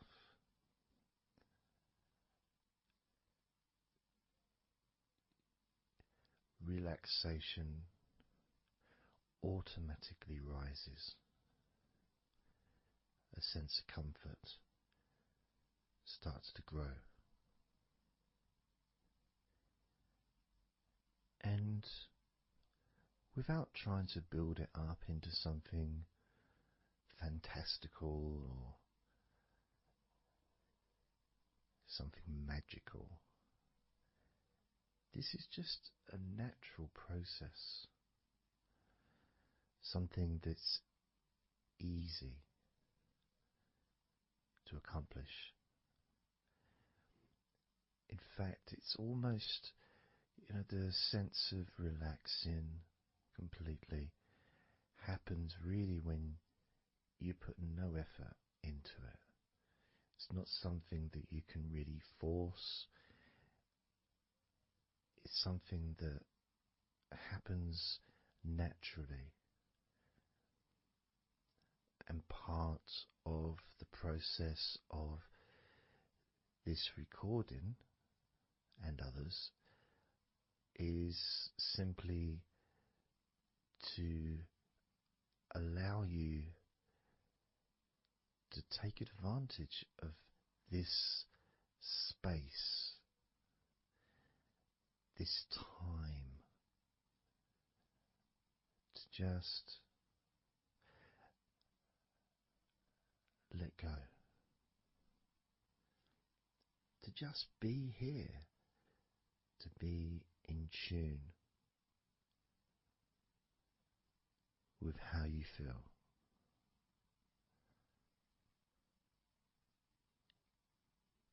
Yet with the intention of wanting to relax deeply. And maybe even to fall asleep, depending on what it is that you wish for yourself in this moment.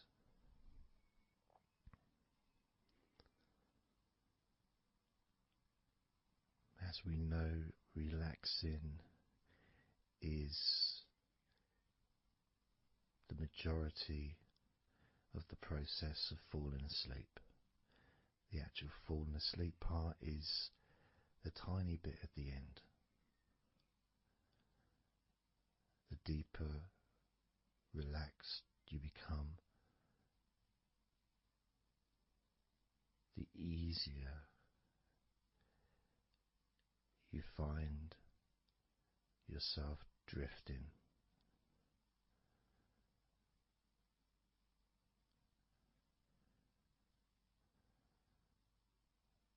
But you can also, if you choose, stay focused on my voice and really enjoy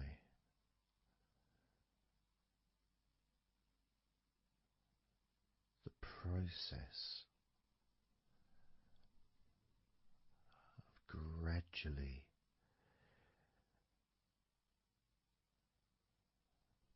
relaxing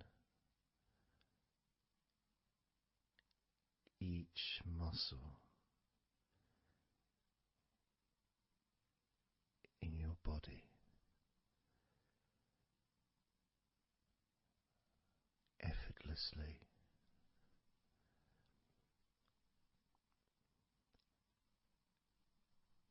and just observing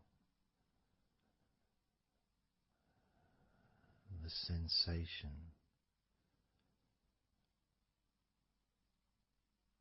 of letting go.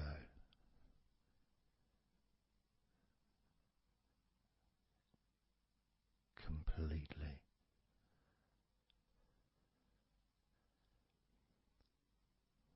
This time I'm going to count from 6 down to 1, and you can notice your mind calming down more with each number that you hear me say. Naturally feeling calm and slow and peaceful.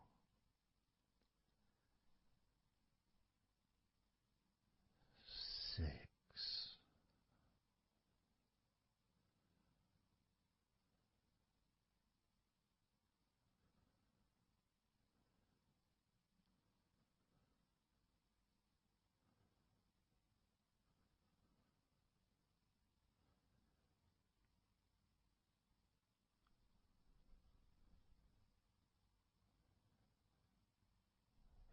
5.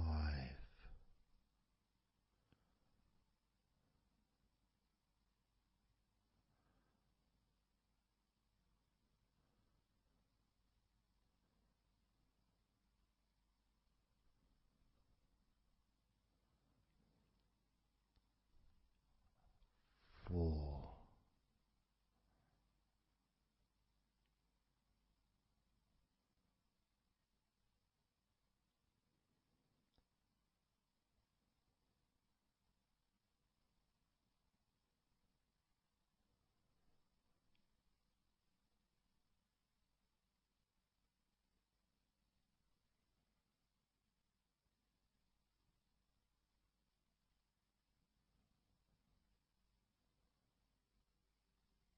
Three,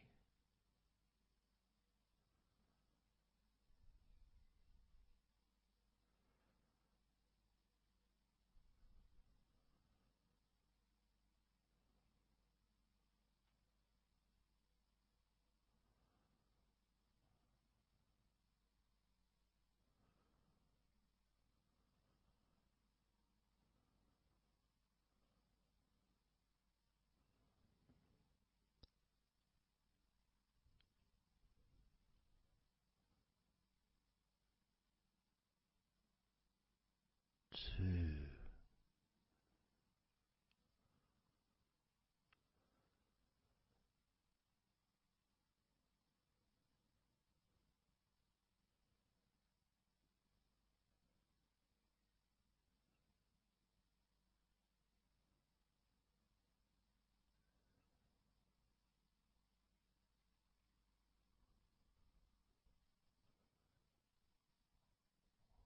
one.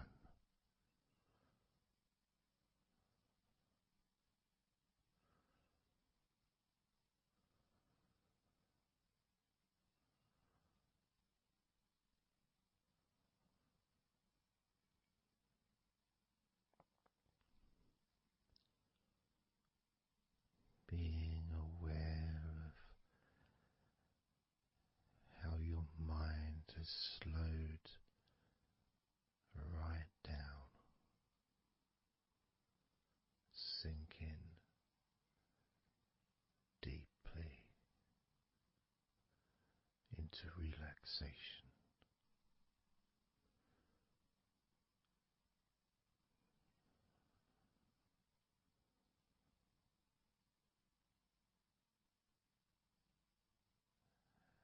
And as you focus on your mind, you may notice notice that there are some thoughts still there, maybe some stubborn thoughts that for some reason perhaps need your attention.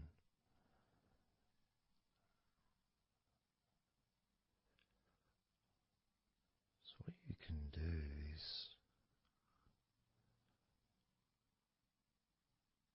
send love to those thoughts. Sprinkle those thoughts with love, like little petals from a flower. Just sprinkle it over them.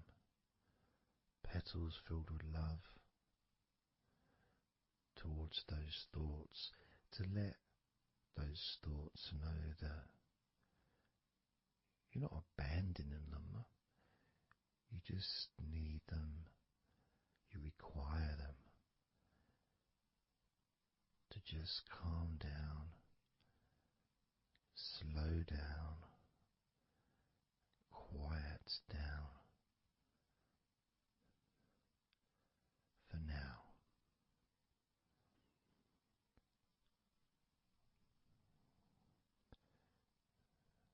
So as you focus on those remaining thoughts, as we count down this time from 7 down to 1, with each number,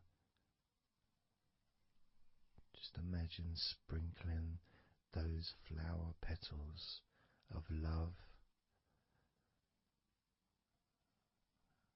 kindness, gratitude over those thoughts, which will allow them to just melt away and relax deeply. With every number,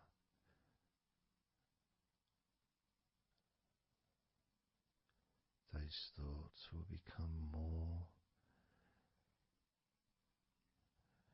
and more relaxed.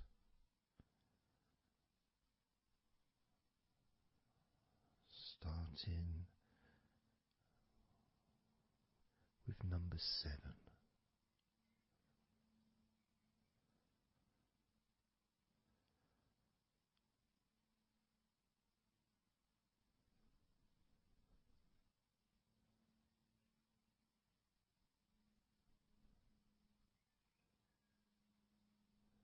6. 5.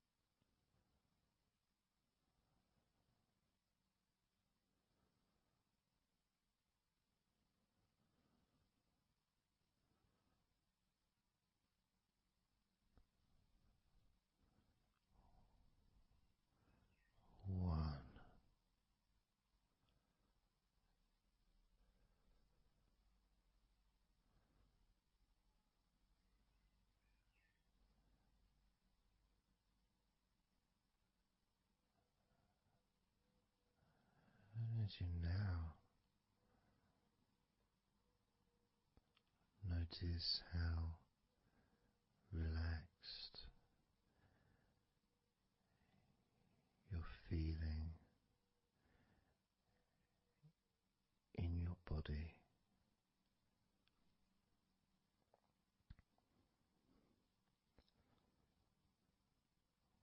We're going to focus on your hands.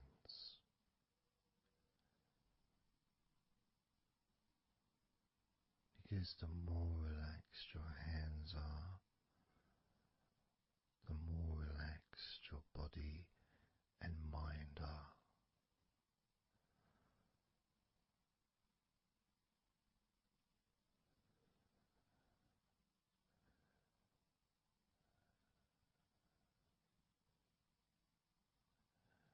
And as you focus on your hands and your fingers,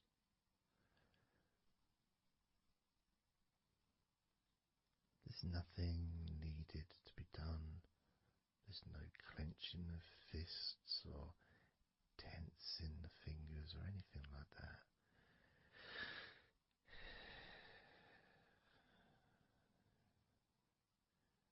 It's just noticing and focusing on your hands.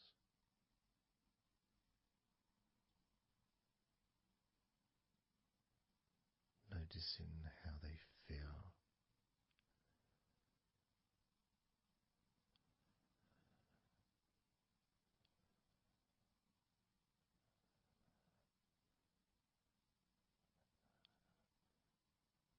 Because the more relaxed your hands feel, the calmer your mind feels, and the more comfort you feel throughout your body.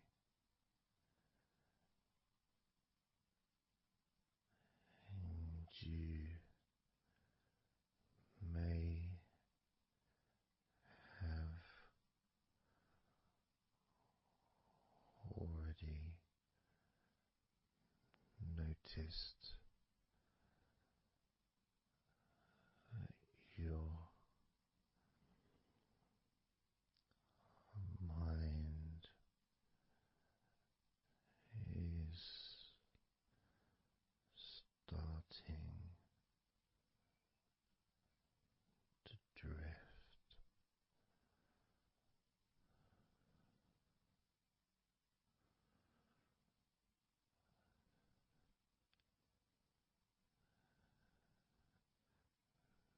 Focusing just on your hands and fingers, allowing them to experience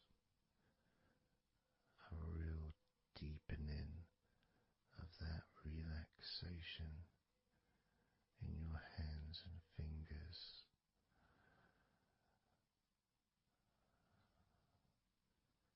More and more relaxed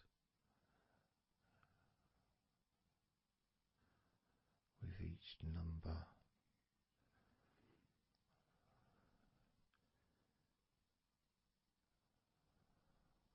From 8 down to 1.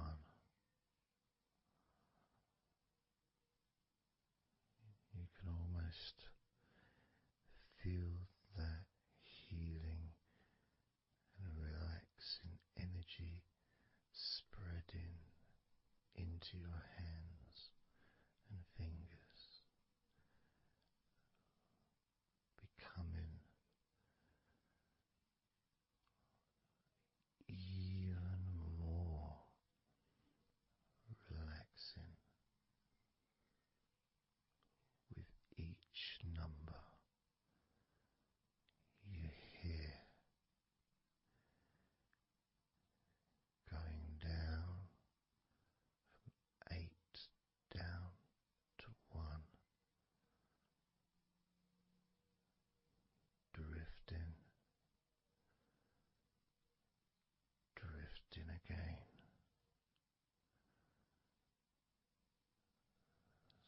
starting with number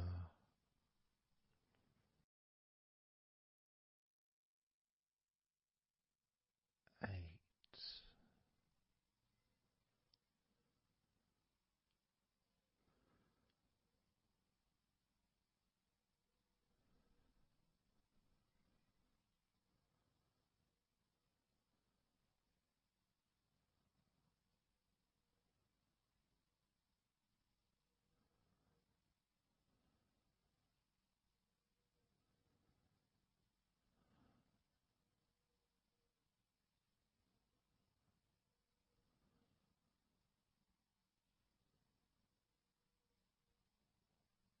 7.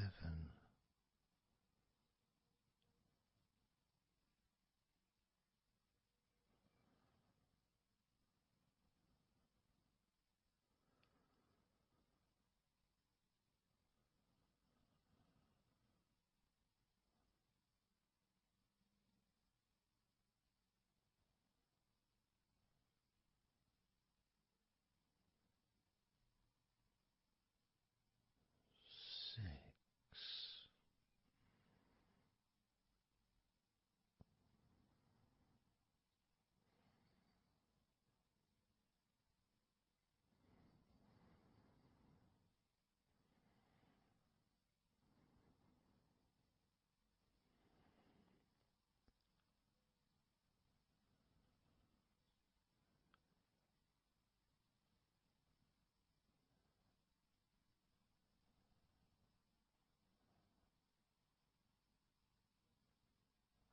5.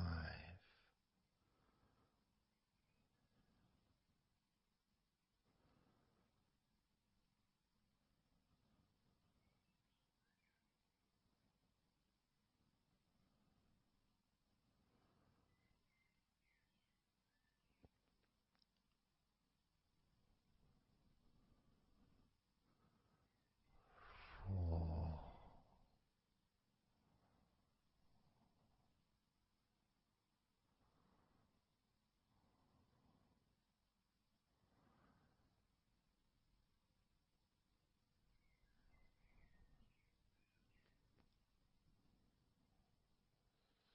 3.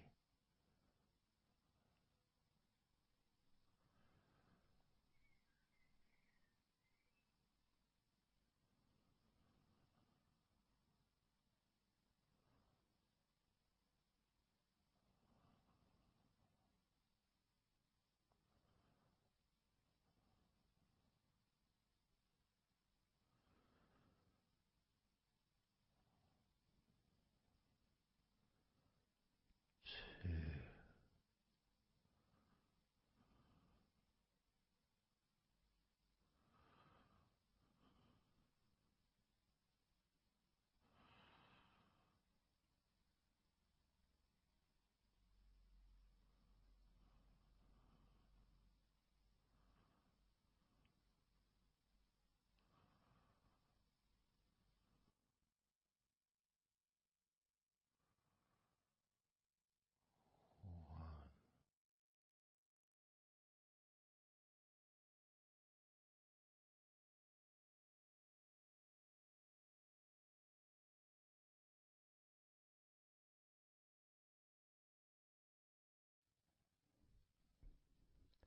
Just being here now.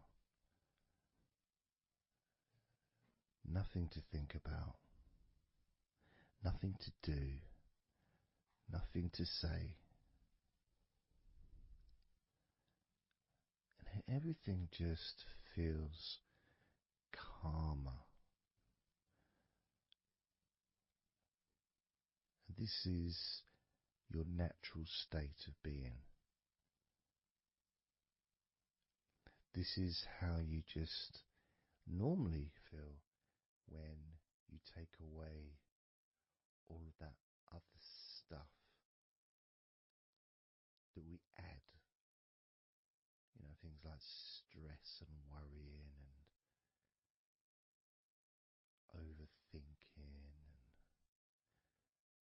and anxiety, tension,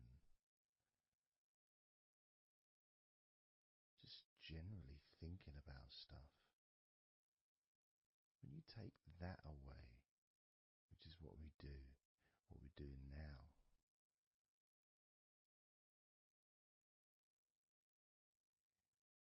you're left with a real sense of peacefulness, which comes to you very quickly. Because ultimately, it's just a feeling. A feeling of comfort. It's almost as if you've gone inside yourself and you've found a special place where everything is peaceful.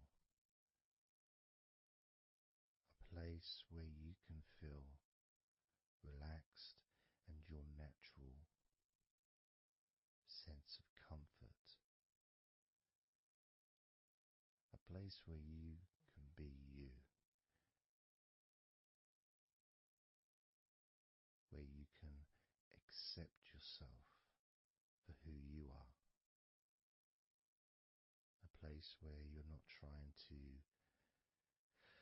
please anybody else, ever. A place where you can actually not just love yourself, but in some ways, more importantly, you can like yourself. Appreciate who you are.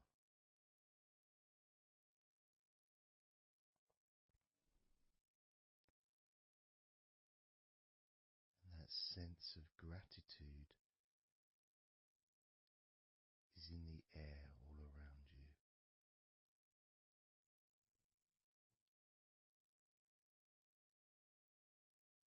And that's also a place where you can actually feel the healing energy soaking into your body.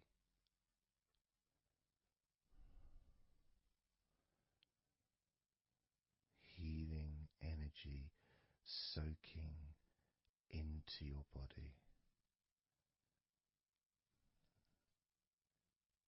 And that healing energy spreads through your veins, traveling to each and every single part of your body.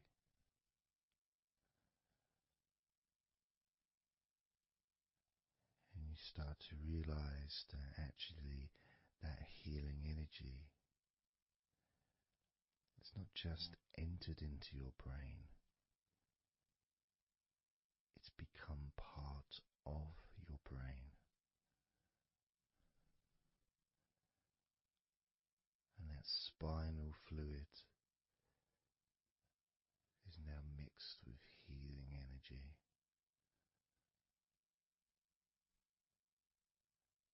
Not just allowing you to feel so much more relaxed and healthy in this moment, but also you start to realize that actually what's happening now with that healing, relaxing energy spreading through your body is actually changing your life. It's actually changing the way you're going to feel, not just now, but tomorrow and the next day, as your health improves. Not just your physical health, but your mental health. Things that used to bother you in the past, for some reason, no longer have the the effect that they used to, because something has changed deep within you. Maybe things that used to cause you to feel anger no longer have that power to control you the way they seemed to be able to before. As you realize that you're the one who decides what affects you. You're the one who decides to feel relaxed and calm when you choose to enjoy noticing these natural developments of healing continuing to grow and improve your life day by day.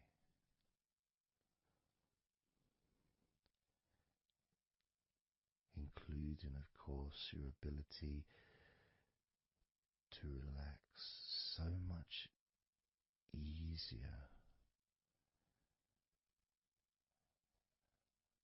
and sleeping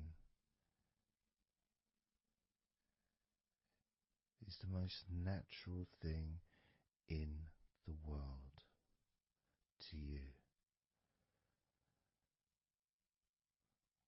because falling asleep is something that you've done so many times in your life, and you know that you were born, as we all were, with the ability to fall asleep naturally. We were born with that ability to just drift off into a deep, healing sleep.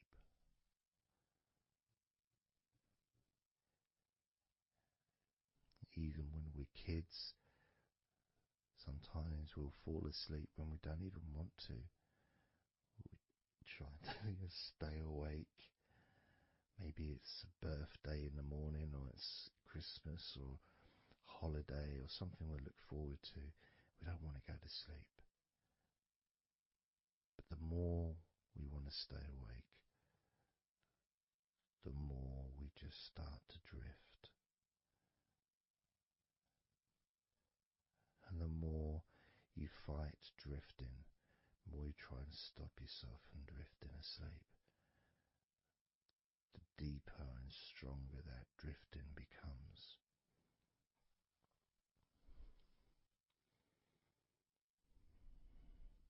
Because we're born not just with the need to relax deeply and to naturally fall asleep,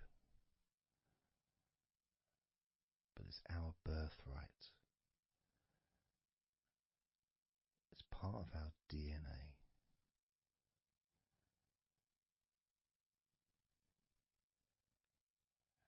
And sometimes as we get older in life, perhaps at times we have forgotten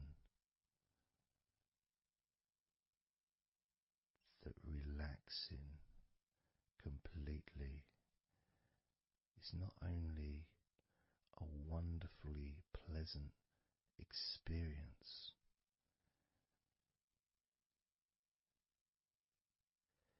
it's also really easy.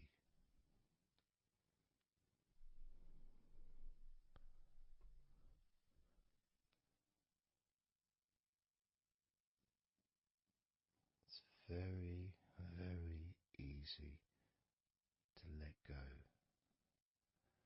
because that's all it is. It's just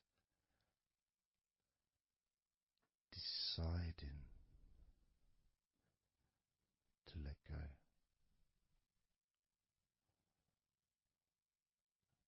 And when you press the play button on my recordings, you have given permission for my voice to relax you. When you press that play button, you have given me permission for my words to affect you in a positive, only a positive way, opening up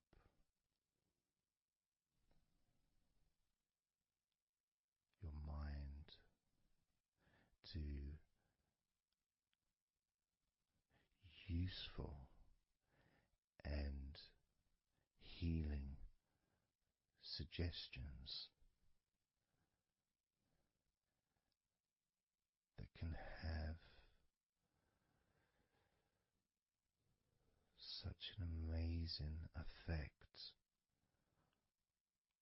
on how you feel right now, as well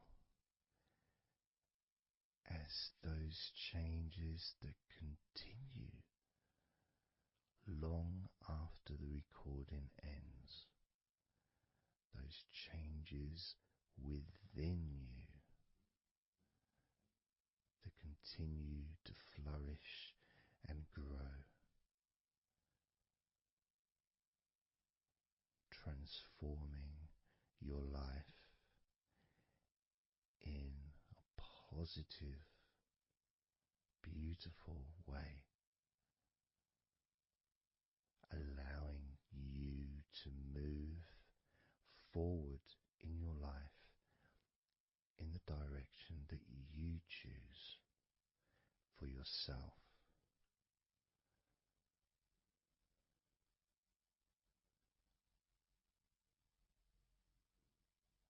And this feeling that you can experience of safety, comfort, calmness,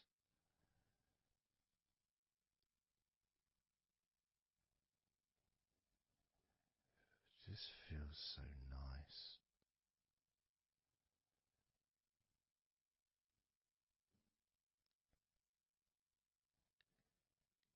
It's such a healthy place to be.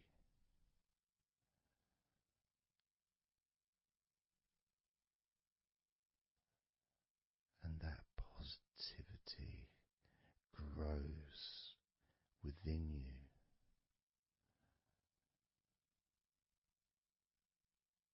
Each and every day, moving forward, you're going to find that you're more relaxed physically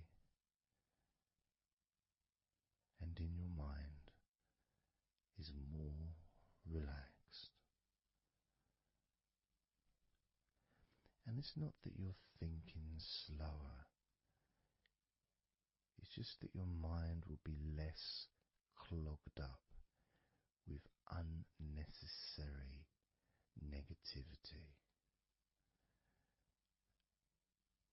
Because from now on, your mind rejects negativity. From now on, you're going to start noticing when negativity arises, and you can just say stop. Stop. And that negativity will turn around and leave you alone.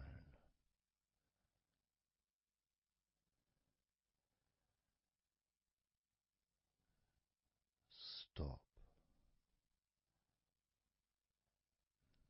and that negativity would disappear.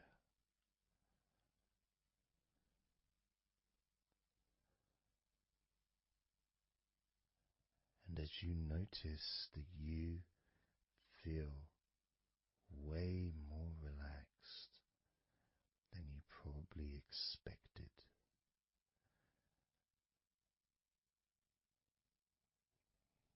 you can now congratulate yourself because you're the person that has done this. You are the one that has opened your mind up to the simple facts that you can feel more relaxed in your body and in your mind.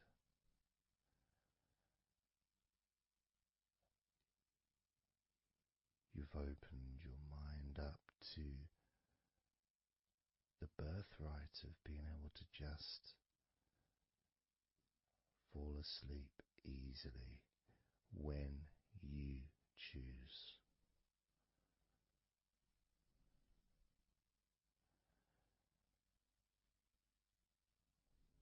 And that's a nice feeling, don't you think? It feels nice, doesn't it? To feel calm with all that healing energy spreading through your body and your mind.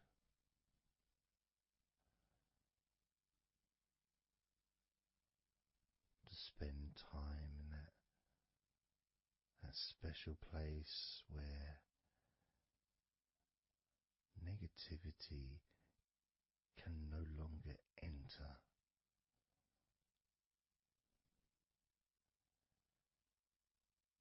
Negativity is banned, it's barred, it's not allowed entry. Doesn't deserve to be here, doesn't belong here. Negativity has no place in your life.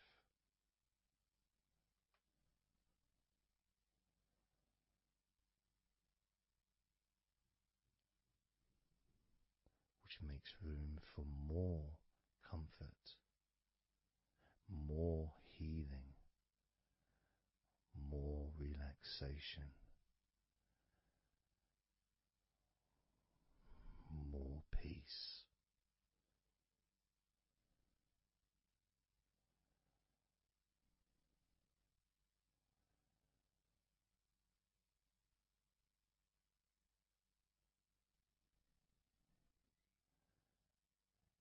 It feels nice, doesn't it?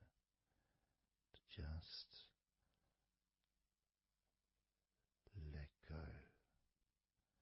of everything.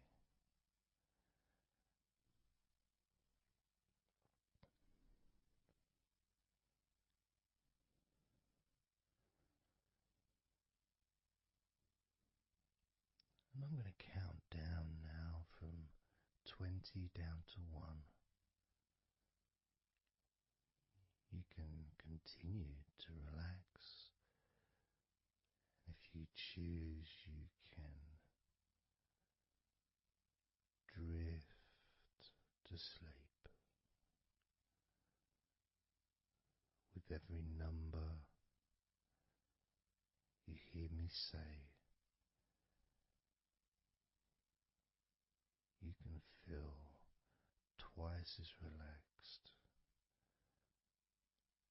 Or if you choose, you can feel twice as sleepy.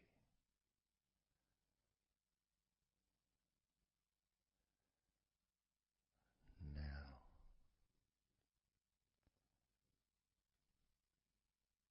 20.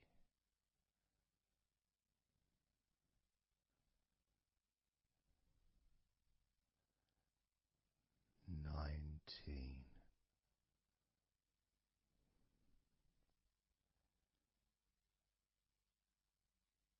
18. 17,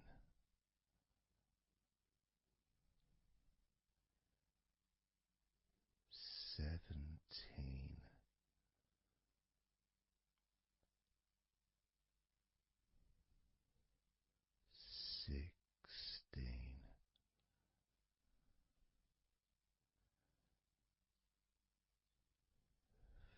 15,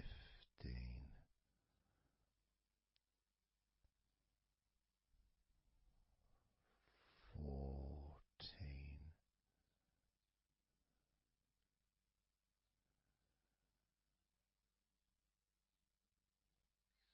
13,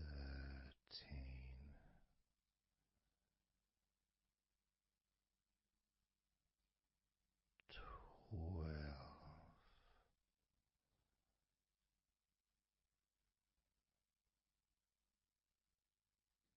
11,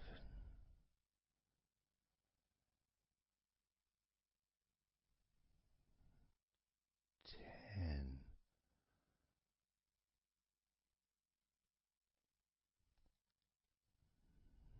9,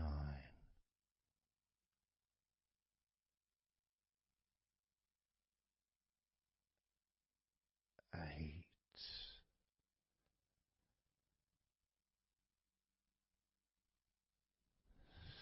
7,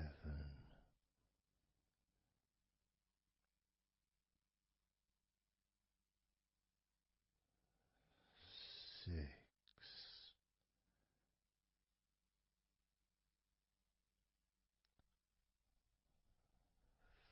5,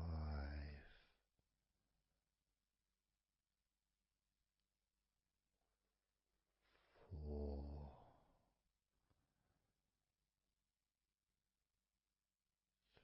3,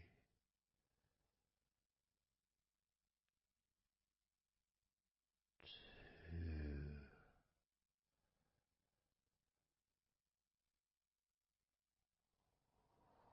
1.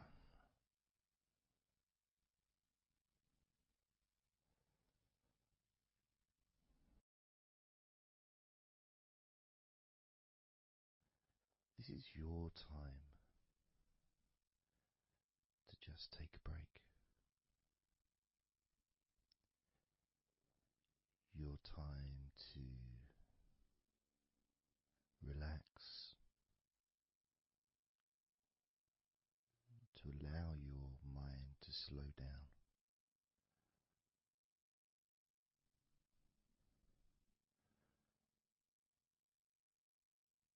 to give yourself permission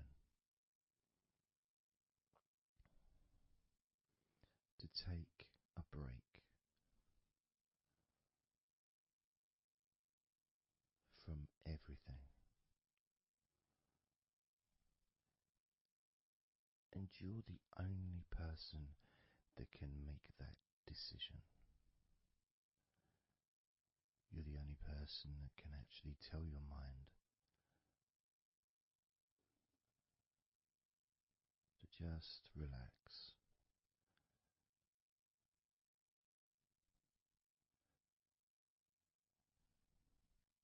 To just take some time off.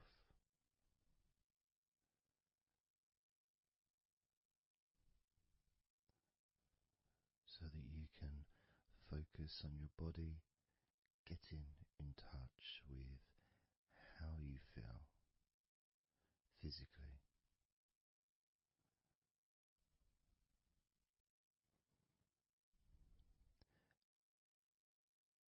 And in the process of this body scan, where you focus on different parts of your body,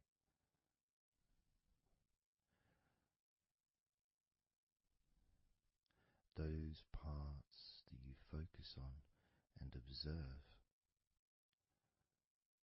even though you're not purposely requesting for those parts of your body to relax, it's kind of expected. You expect, when you listen to my voice, to feel naturally.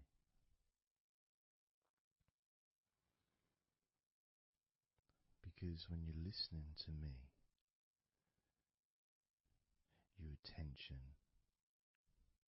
is focused on my words, and as my words guide you to focus on those parts of your body, your focus increases,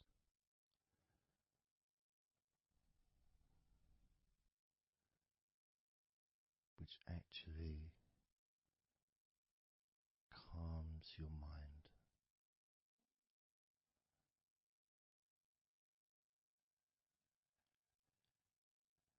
And when your mind calms down, your body relaxes.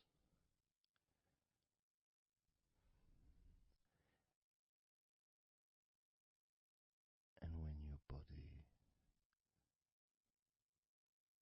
calms down,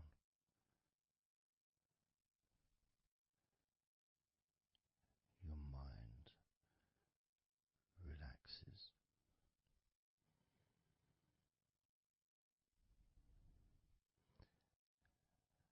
And even though we've not really started to focus on your body, you can already feel that healing energy spreading through your body, pushing out stress and tension, healing all the parts of your body, including your skin, your bones, your blood, all of your organs inside your body, all of the muscles, all of the fat, all of everything. Every hair on your body is filled with that healing energy.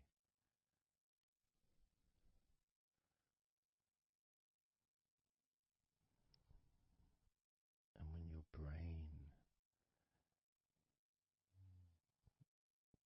fills with that healing energy,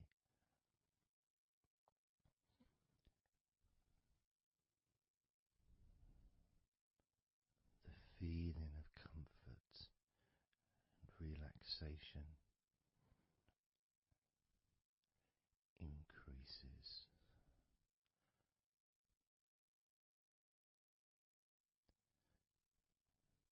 Deeply increases.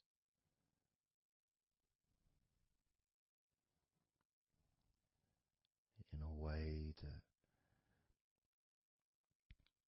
your mind starts to feel perhaps a bit drowsy,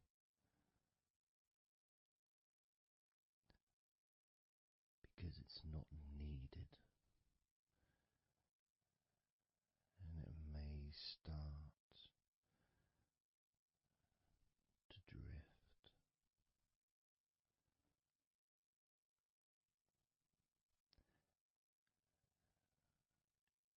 If that's what's needed.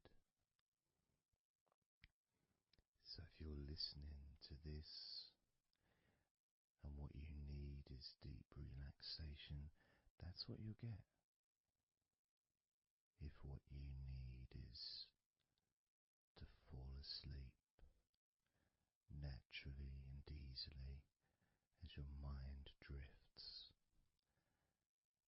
that's also what will happen.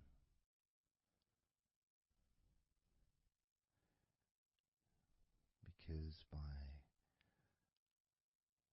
pressing that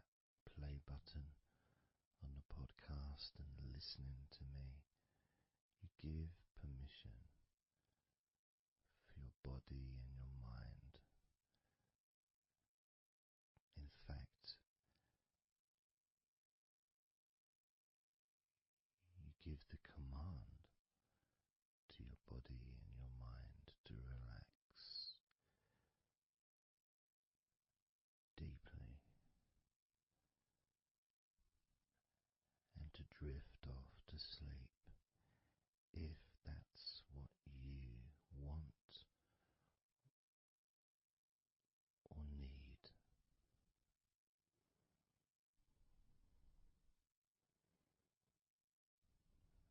And as I focus on the different parts of your body,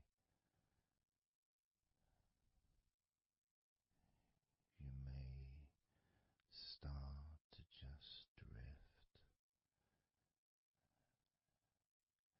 and then you come back again and you hear me talking, and I'm focusing on a different part of your body. And you may find yourself drifting, but you don't realize you're drifting until you stop drifting and you're alert again to my voice, focusing on a different part of your body starts to relax even deeper, because that drifting is basically you already in the sleep zone.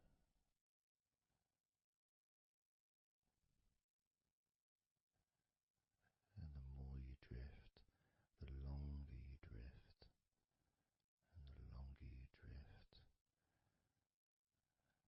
eventually that drifting continues into sleep.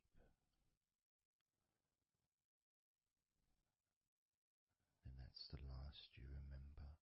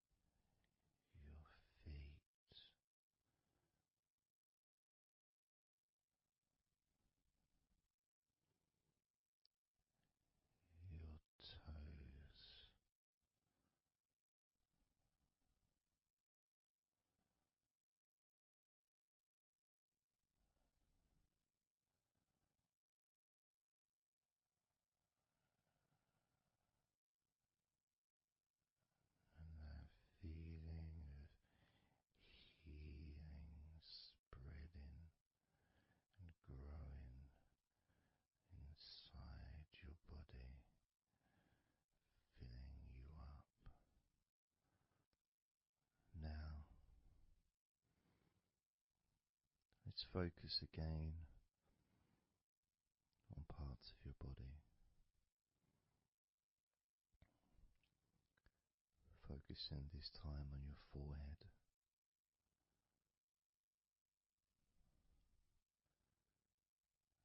Now on your mouth, your lips, your tongue,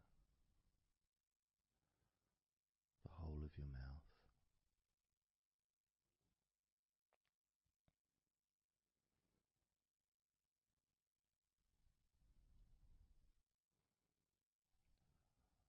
Focus in on your fingers.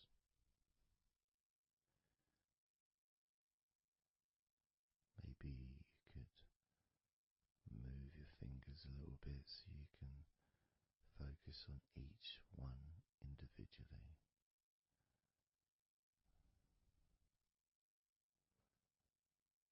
Both hands.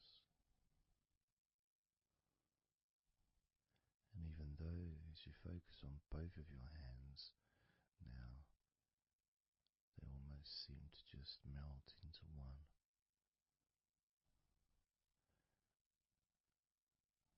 Where does your right hand start and your left hand end? It's almost as if it just mixed together.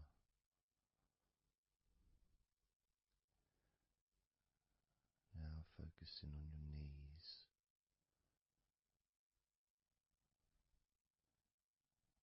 Just noticing how your knees feel.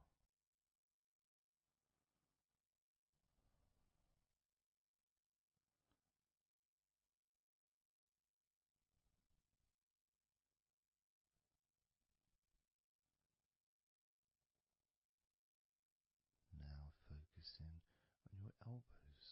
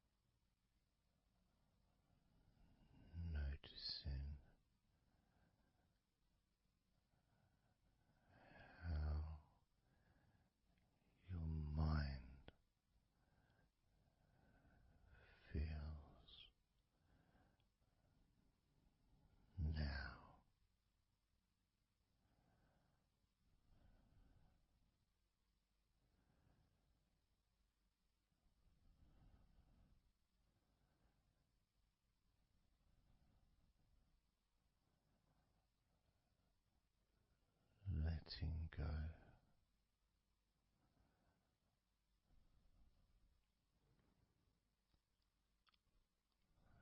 Letting go.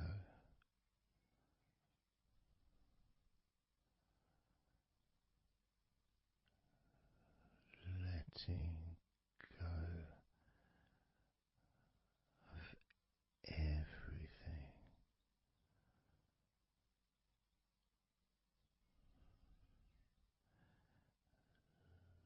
Letting go.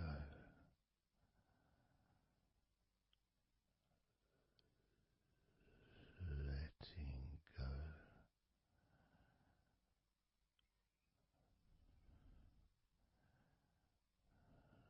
Letting go of everything.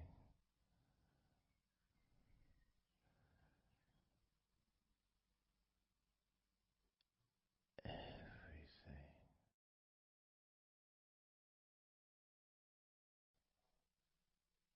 I'm going to start now, and I'd like you just first of all just to see yourself lying down on that massage table, lying on your front, your head is supported, your arms are supported, and you feel comfortable, and breathing is really easy, and you feel confident in how you look as well. So there's none of that issue of body problems or shyness, because I'm a professional, and this is a therapy session. So none of that stuff matters whatsoever. This is about you. This is about how you feel and how you can enjoy that sense of comfort and relaxation that comes from letting go and allowing my hands and my fingers to relax you by massaging your body.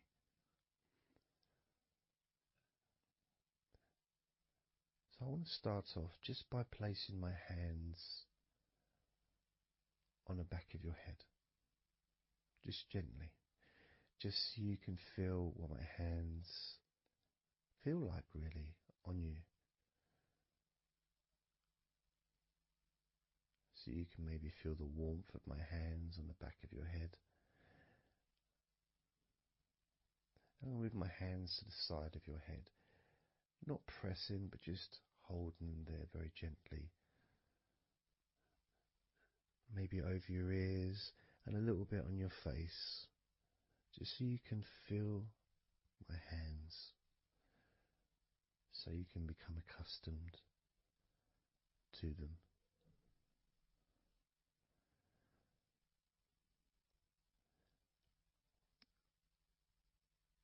And now put my hands on the back of your head again and gently let them slide down onto the back of your neck.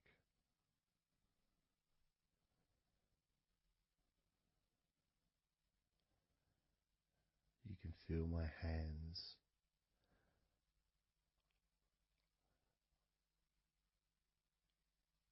gently stroking the back of your neck to start with, just so you can get used to the feeling of my hands on your skin. Get accustomed to it. Realize that you're safe and it's all good. It's all fine.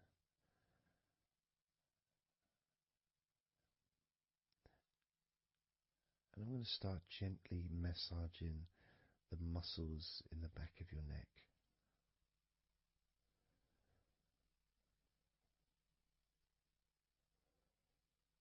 With both hands.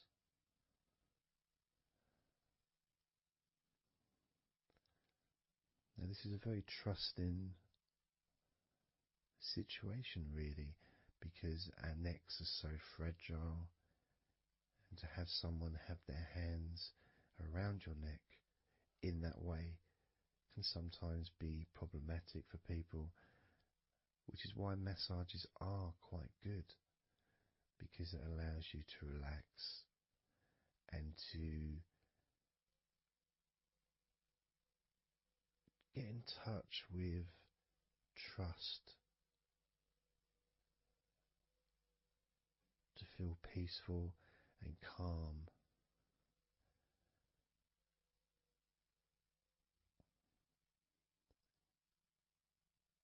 There's a massage the sides of your neck gently,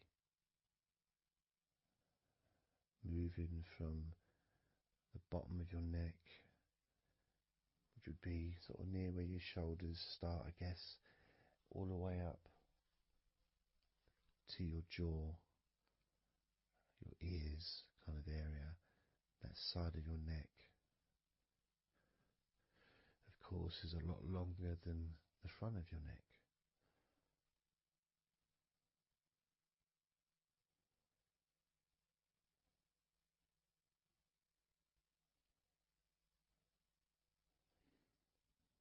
And massaging the back of your neck,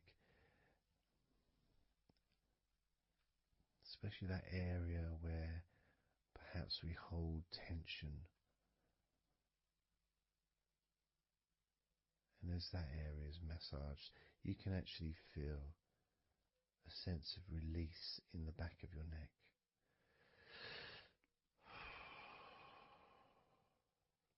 And maybe you can breathe it out as well. Notice how it feels. Notice how you feel.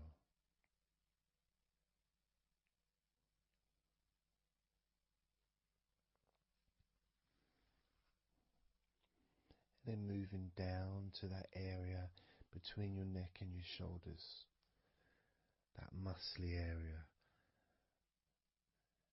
starting to massage that area on both sides.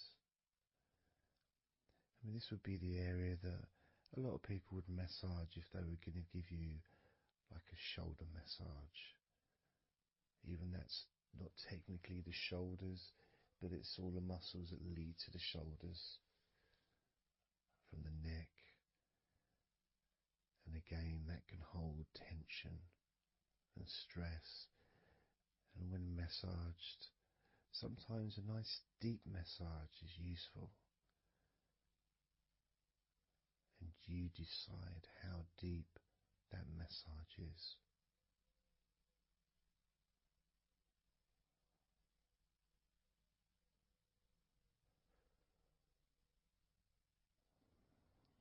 And just allow my knuckles just to dig in, to get to those muscles and to really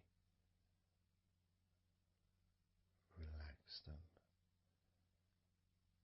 All the time being firm yet gentle with you.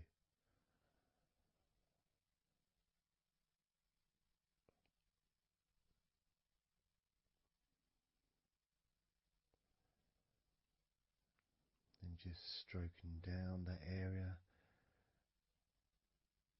to your actual shoulders, moving to the muscles of your shoulders.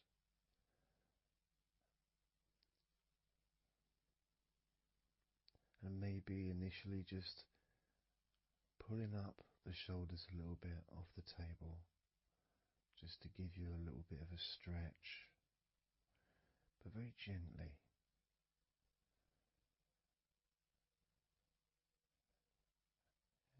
And you've got the muscles at the front of your shoulders, the sides and the back.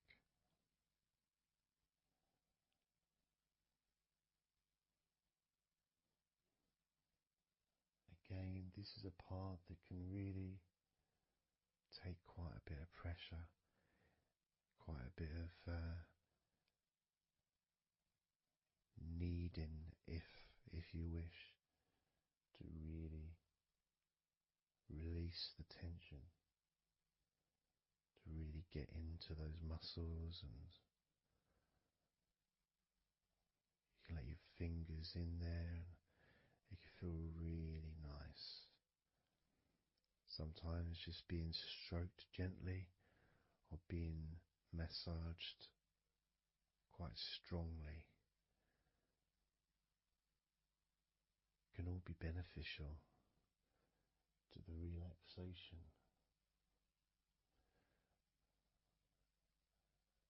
of the muscles in your shoulders.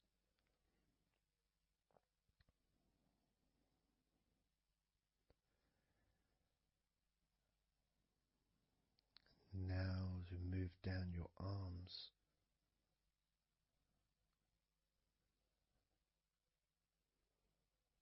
we'll do one arm at a time, starting with your right arm.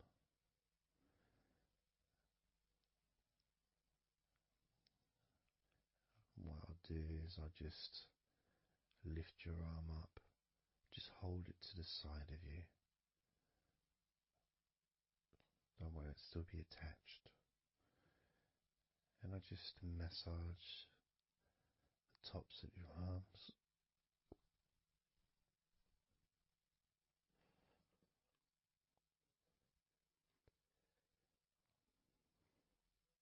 All the way down to your forearms,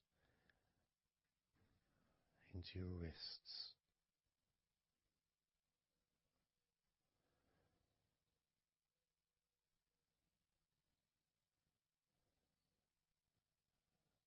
Gently massaging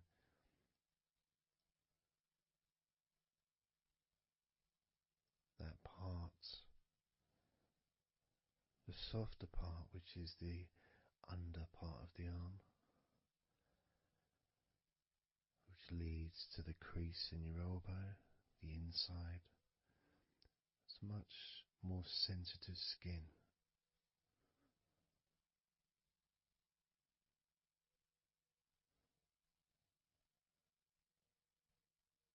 Sometimes just having that stroked can feel really nice, pleasurable and relaxing.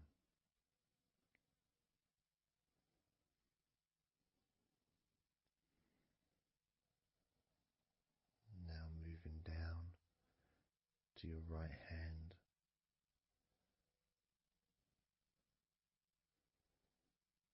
Just holding your hand in both of my hands.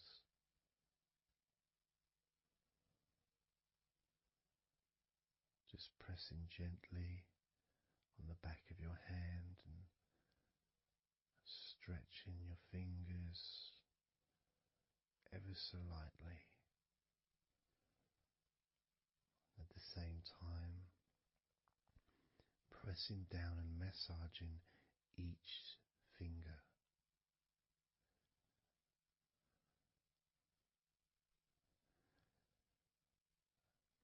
And then starting to massage the palms of your hand.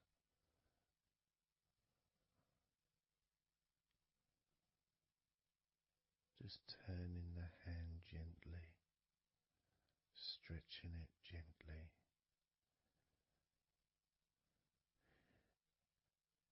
And actually having your hand held can really be an emotional experience sometimes, even if it is with a stranger, someone you don't know very well, like a massage person or a therapist maybe, because it's intimate.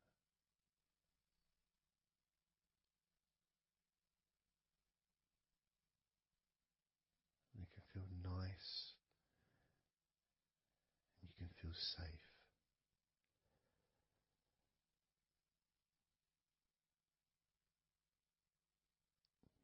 And as I put that right arm back down where it was,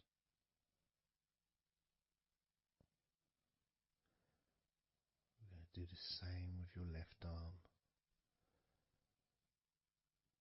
Exactly the same. Massaging the muscles in your arm all the way down to your wrist, stroking the inside of your arm.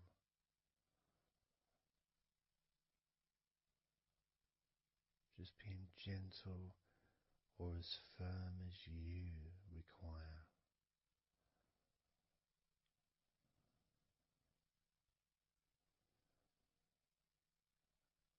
And then massaging your left hand,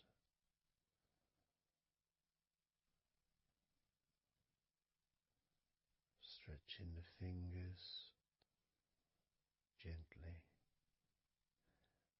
massaging the palm of your left hand.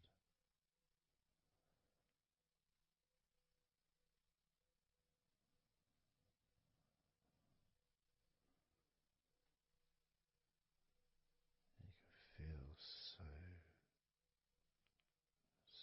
relaxing.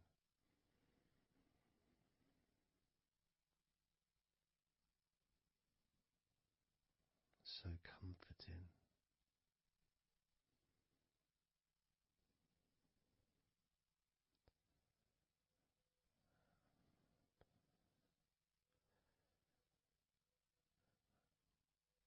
Now just rest your left arm back down.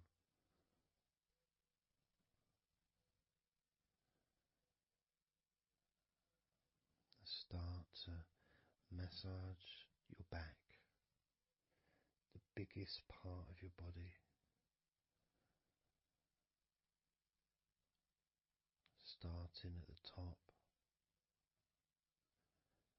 starting again where you already have been, that area at the top in between your shoulders, near your neck, going back and massaging that area again, but this time moving downwards.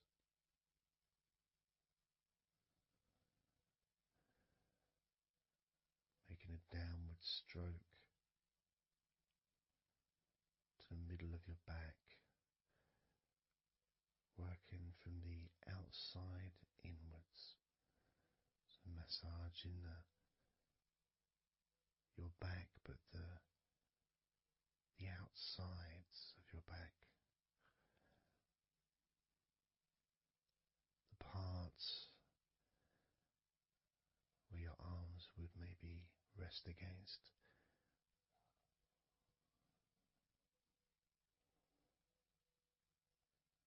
Almost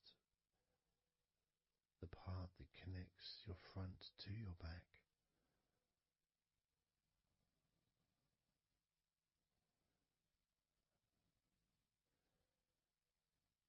And just massaging down firmly but gently, as firm as you want.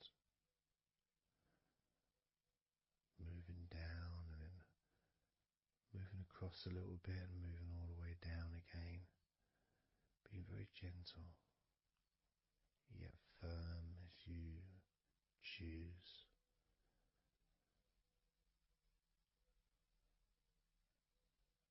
Eventually we get to the spine. We can massage the muscles on either side of your spine, from the top of your neck all the way down to your lower back.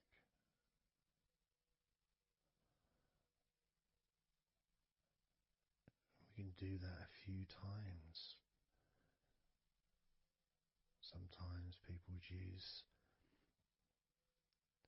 the knuckle or the, two fingers and just go either side of the spine, and almost just push down and go all the way down to the bottom of the spine.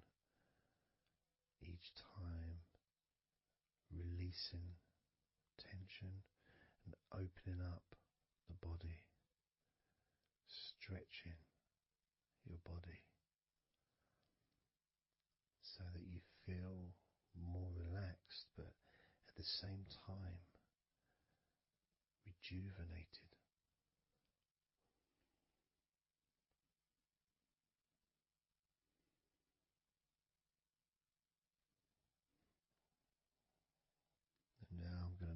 to one side, to your right side, and from the bottom of your ribs to your pelvis. I'm going to massage that area of your back. I'll stretch over the other side and I will pull the muscles gently and massage and push from one end, that side, all the way to my side. To the middle, in fact, to where your spine is. Massaging that side of your spine, the opposite side to where I'm standing. It's almost like kneading bread. There's that big area which is firm, yet lots there to massage.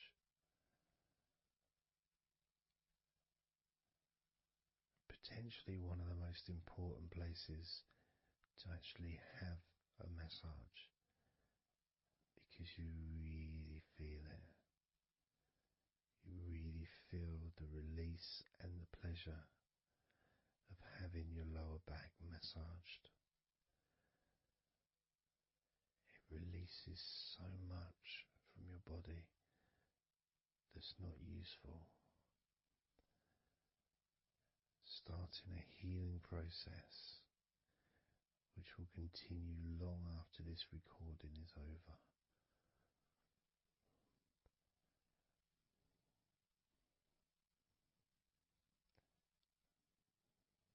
And massaging this part of your body not only feels really good for you, but it's actually fun to do, because it is, as I said, like kneading bread.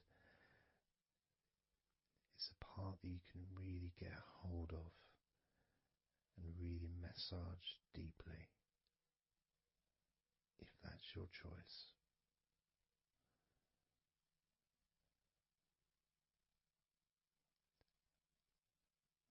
Then I'm going to move over to the other side of your body and do the same with the opposite part of your lower back, kneading and massaging from your sides all the way to the middle of your back where your spine is. Pressing and kneading,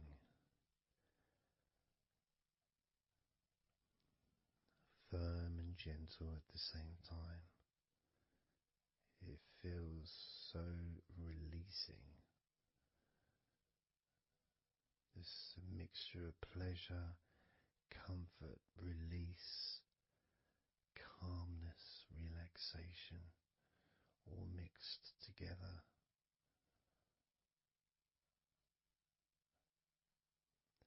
Plus there's that feeling from your stomach as it's being stretched.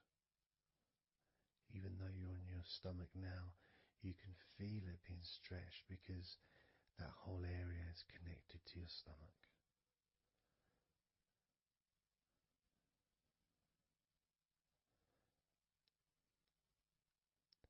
Now we're going to move further up to your top of your body, and I'm going to do the same. This time starting with your upper back, put my hands forward over and massaging that area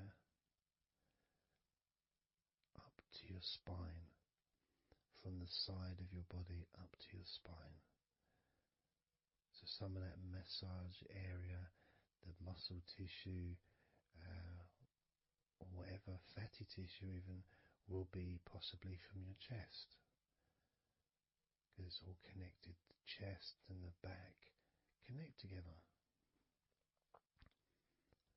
I'm going to be massaging and just pulling some of that skin from your side up and massaging that area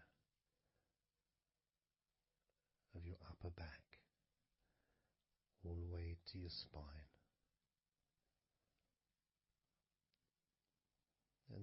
move down a bit and I'll continue with the middle of your back, doing exactly the same thing. As gentle or as deep as you choose.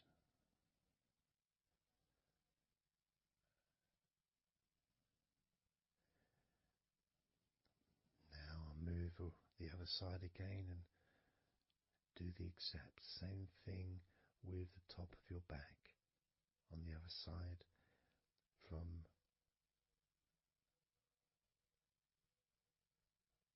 pretty much underneath your arm area, really,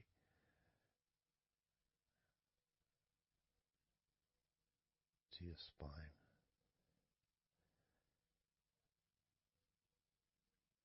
And then continuing that all the way down, including your middle of your back.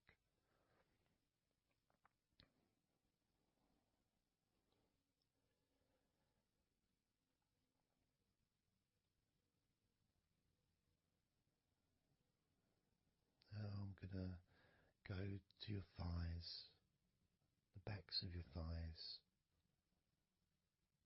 and the sides of your thighs. Starting with your right leg, massaging the back and the sides of your thighs, gently and firmly. There's a lot of muscles there. It's an area that can be very tense at times and maybe needs a little bit more pressure than the rest of the body. But that's up to you. You can gently stroke the back of your legs where, opposite your knee joint or underneath your knee joint. It's a very sensitive, gentle area.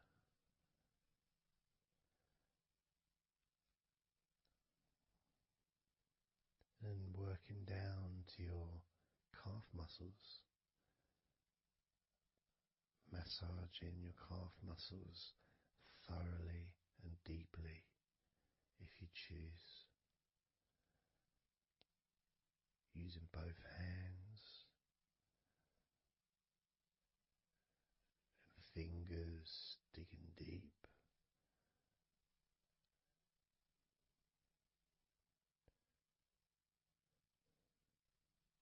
To your ankles and the back of your ankles, just gently massaging that area.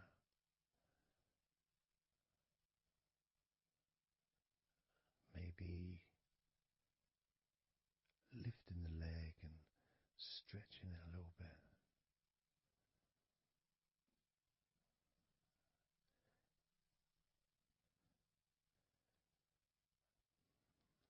Moving to the right foot.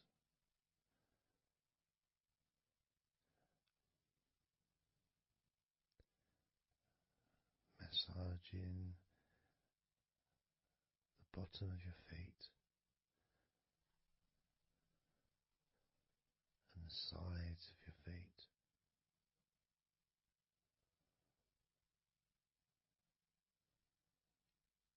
Gently but firm enough so they don't tickle.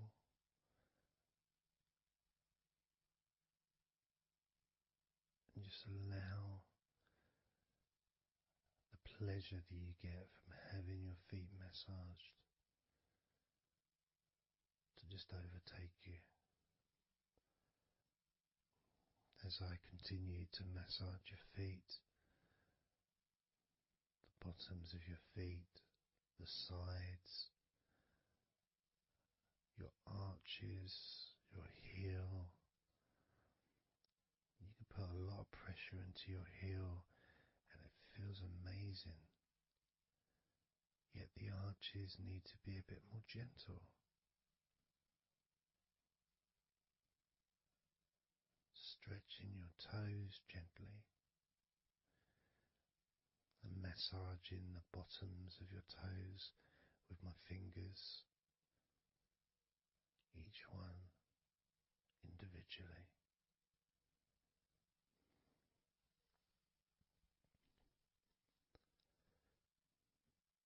Moving over to the left leg to do exactly the same thing. Starting at the top of the thighs, working the back of the thighs and the sides, massaging deeply and gently that whole area, working all the way down.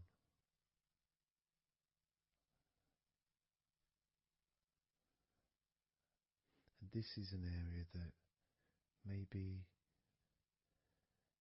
you could like to spend more time relaxing and massaging. So perhaps if you wanted, I could make a future recording where I spend more time on one particular area.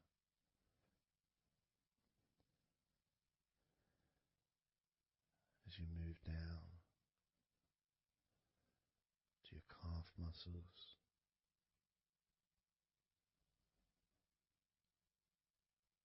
massaging your calf muscles firmly and gently.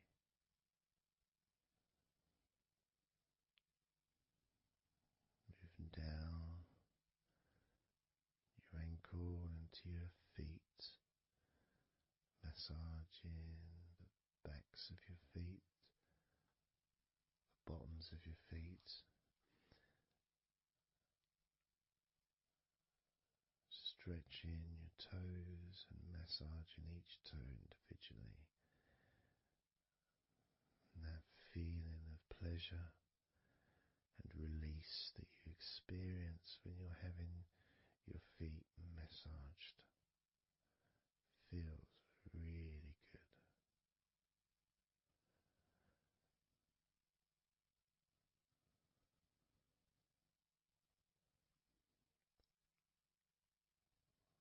Now, as you turn over in your mind, laying on your back,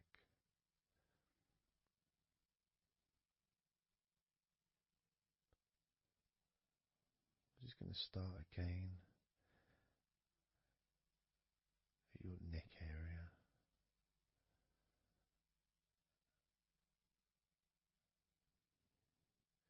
In your shoulders,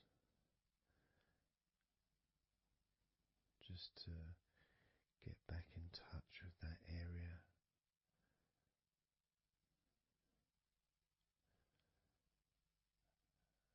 And as we move up,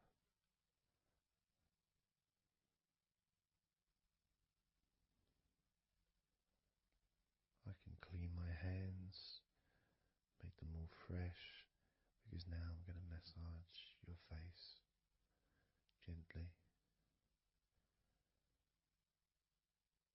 Starting off with your forehead,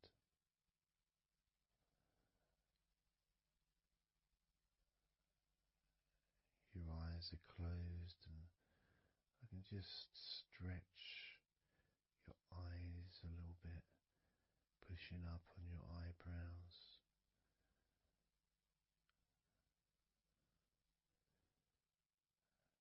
Just massaging around your scalp,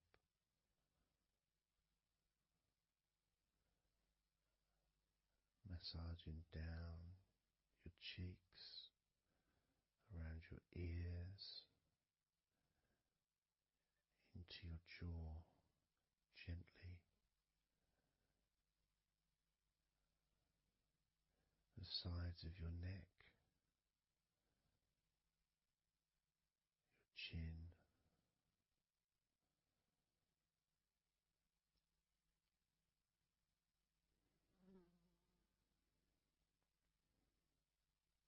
then just moving down from your neck down to your chest, starting by massaging the very top of your chest, collarbone is, either side of the collarbone.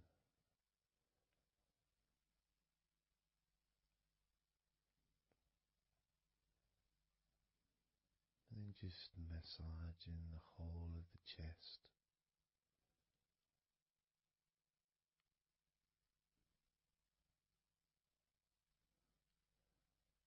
Moving the chest around.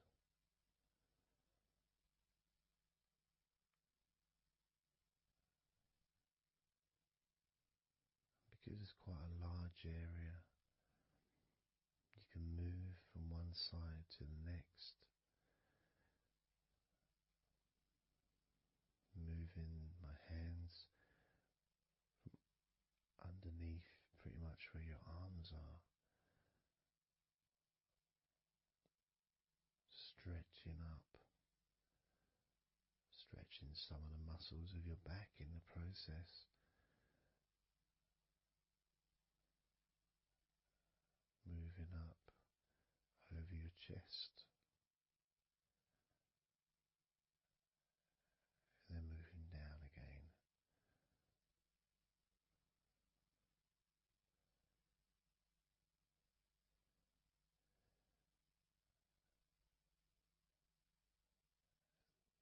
Then allowing my hands to just massage gently and slide down towards your stomach, starting in the middle of your chest. And then gradually my hands moving apart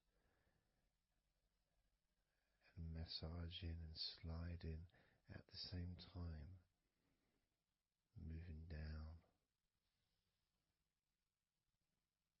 to just below your rib cage.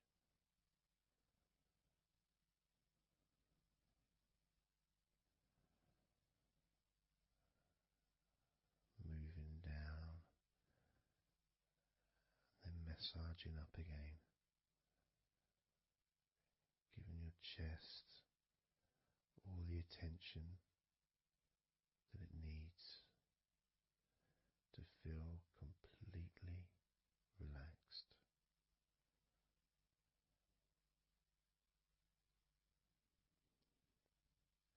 Remembering that I'm also going to be focusing on your sides as well, an area that really doesn't get much attention, but feels really good when it's massaged. Just stroking my hands down the sides of your body, from just below your arms all the way down to your hips.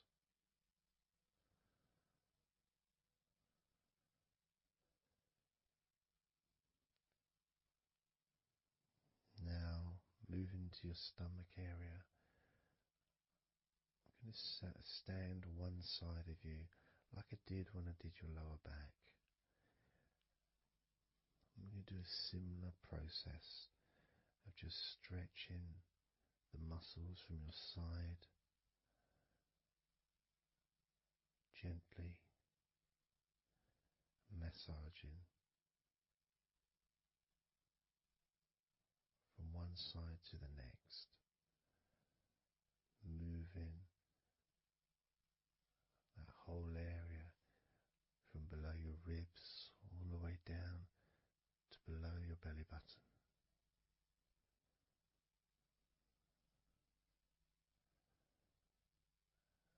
And then move round to the other side of you and repeat that.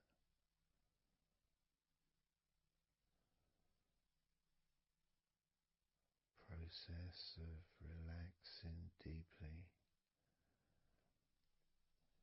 calmly. You feel loose, you feel free. And there's something about having your stomach massaged that's different from any other part, because we do have a tendency of holding a different kind of stress in our stomachs that we may not be aware of.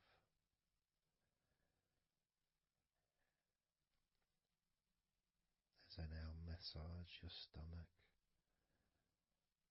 the front of your stomach, making circles around your belly button.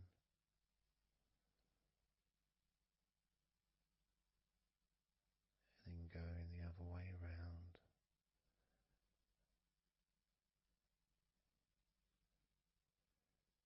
There's a gentleness and a freedom that comes from feeling how you're feeling.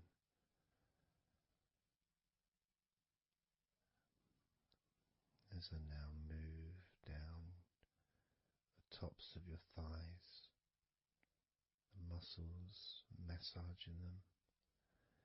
And I can do this two legs at the same time, pressing down, massaging deeply those muscles in your thighs, the front of your thighs.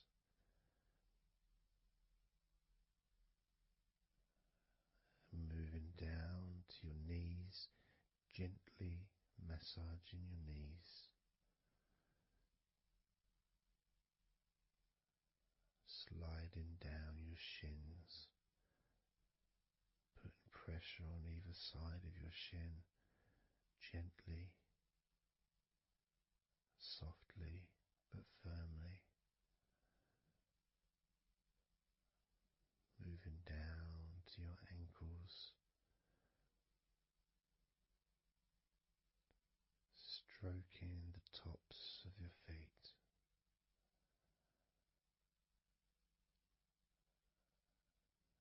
And then with each foot in each hand, just gently massaging the whole of the foot. The top, the bottom, your heel, your ankle, your toes. Massaging every part of your feet. It feels so good just to let go and enjoy the process.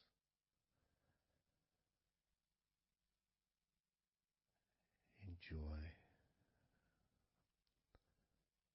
feeling so deeply relaxed.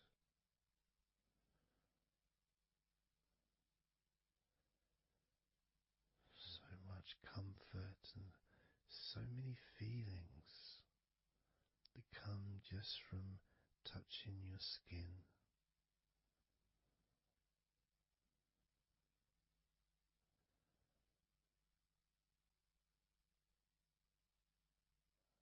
And you can just lie there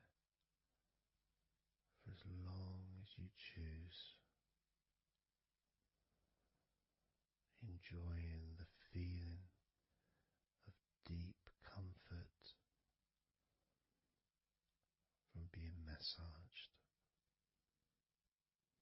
by me.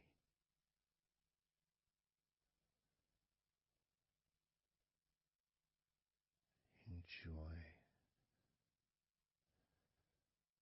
feeling deeply relaxed.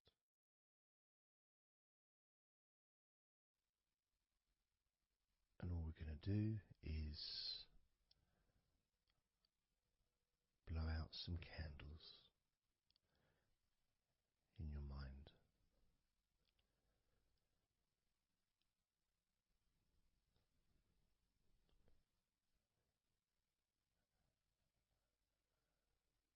There are going to be 100 candles.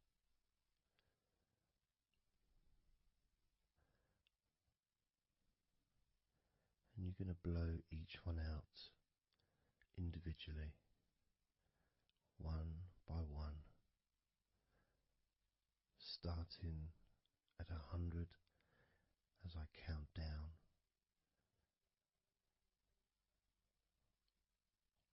all the way down to 1. And each time I say a number,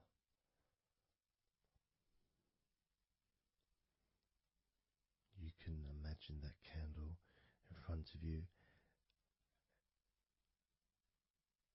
and I'd like you to actually physically gently blow that candle out.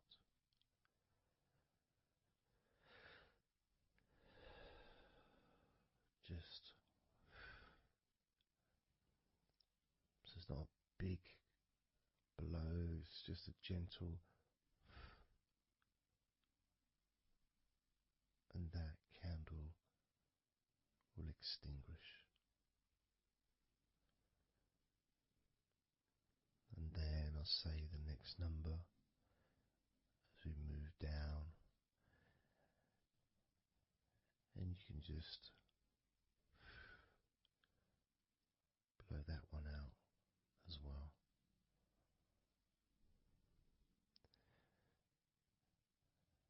And as we move down the numbers, you'll find yourself feeling more and more relaxed.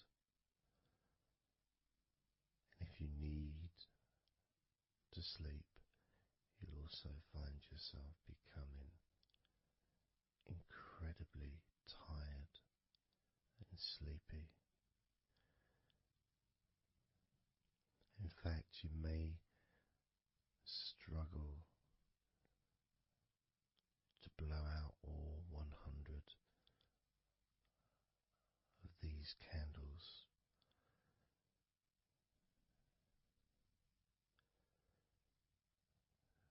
As you feel more and more deeply relaxed,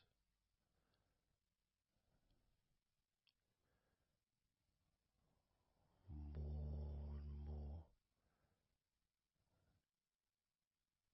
deeply tired, and the further you go down, the more your mind starts to drift.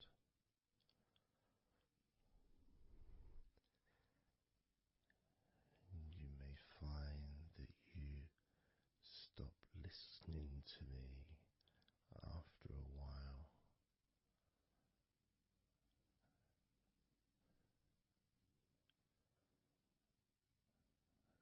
And even though there may be background sounds where you are,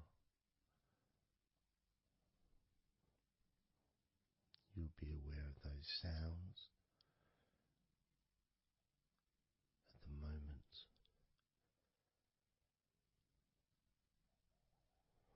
You may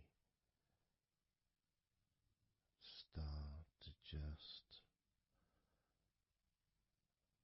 not even notice them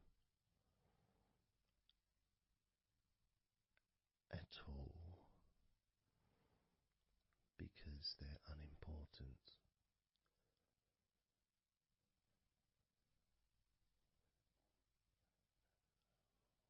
Where I am, I've got the sounds of the birds. There's Horace the pigeon, who likes to say hello sometimes. And there's the odd plane that goes by,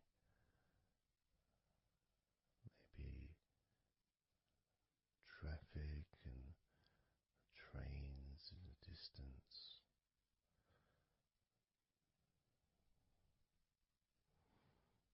But none of that seems important whatsoever. The more candles you blow out, the less important anything is. The more candles you blow out, the further you seem to move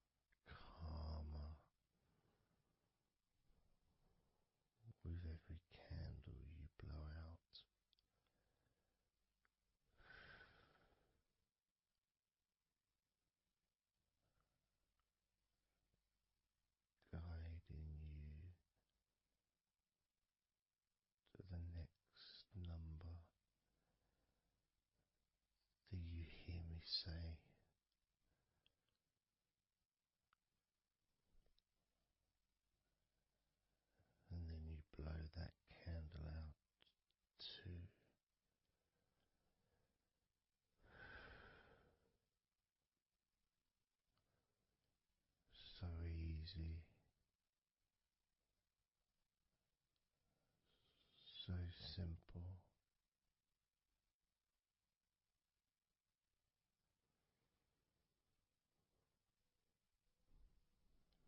I'm going to start by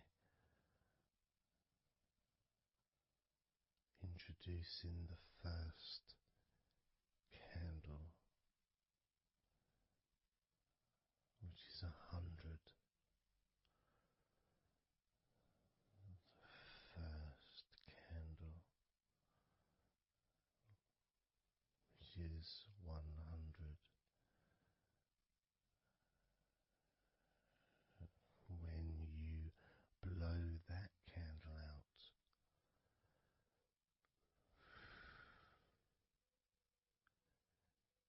you'll find immediately a slight change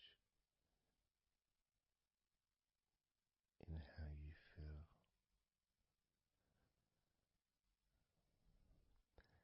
as well as a real sense of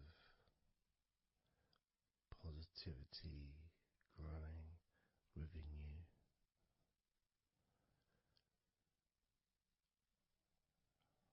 Relaxation and sleepiness expanding,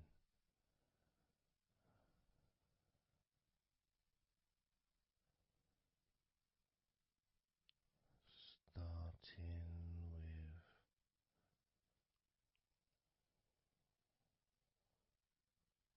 with 100. Blow out that candle now.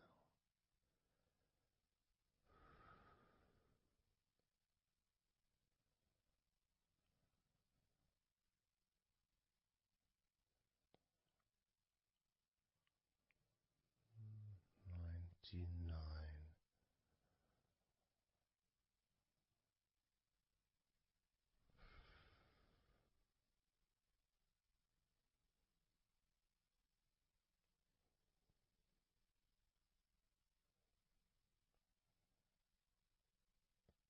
Candle 98.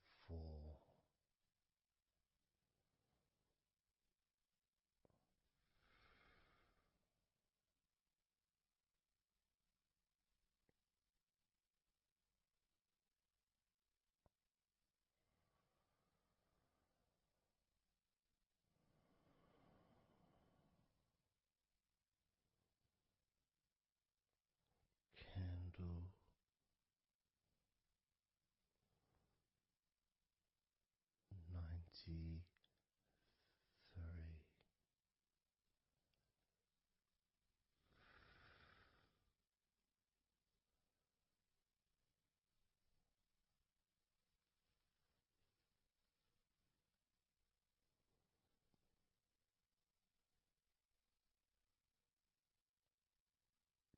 92.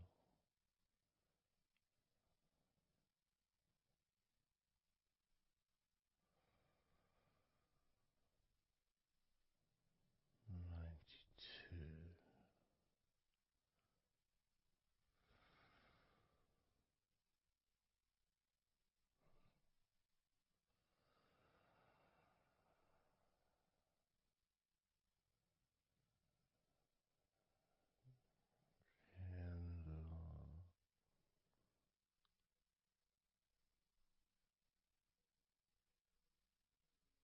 91.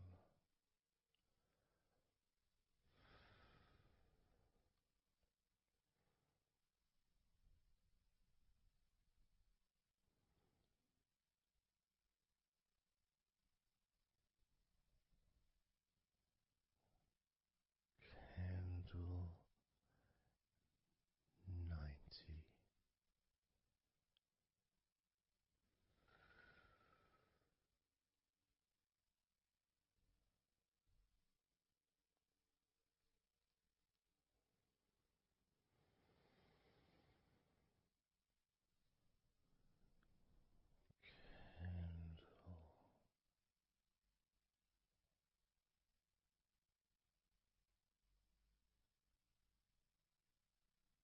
Candle 89.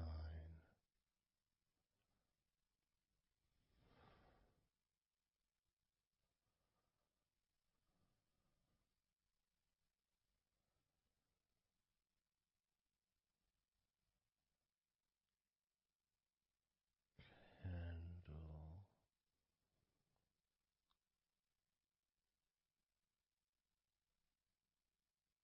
88.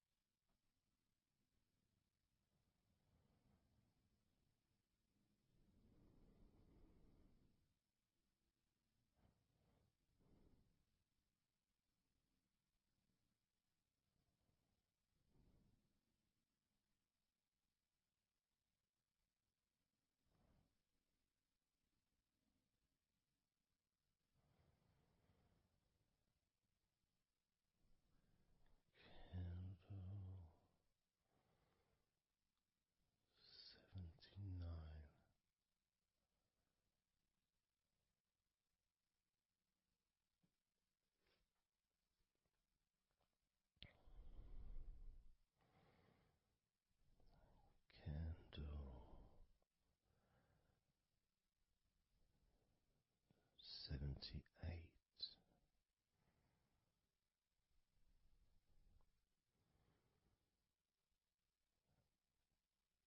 Candle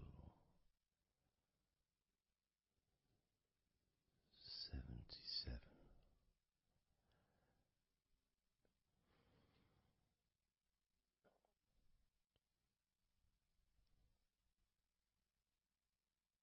Candle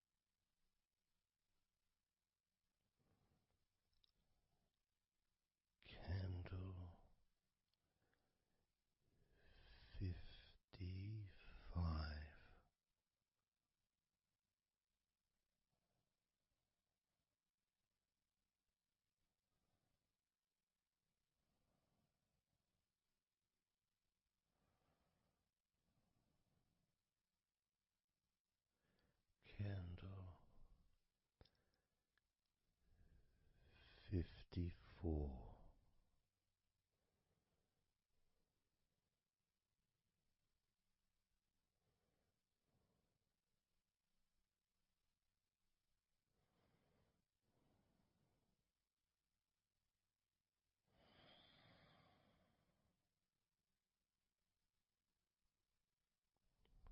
Candle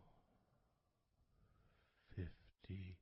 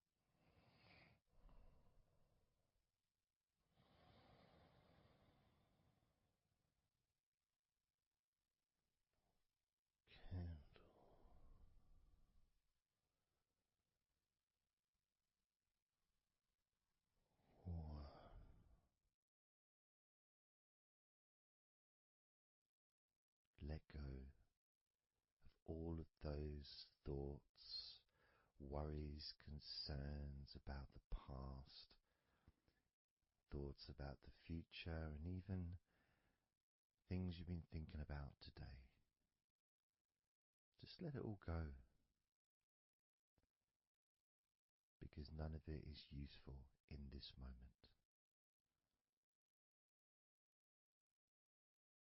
This is your opportunity to just focus on feeling relaxed, allowing yourself to get in touch with that natural sense of peace that we all have within us. It's available for everyone. It just sometimes takes a little bit of effort to set up the right time and place in order for you to just let go.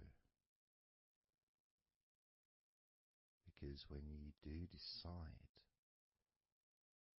to let go and relax, that's what your body starts to do. Because you've chosen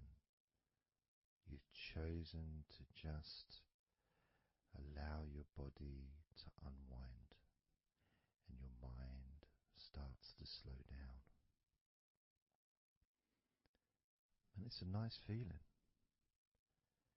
It's a nice feeling at the beginning just to know that you have chosen to decide to relax deeply. And because you've made that decision, your body will just follow suit.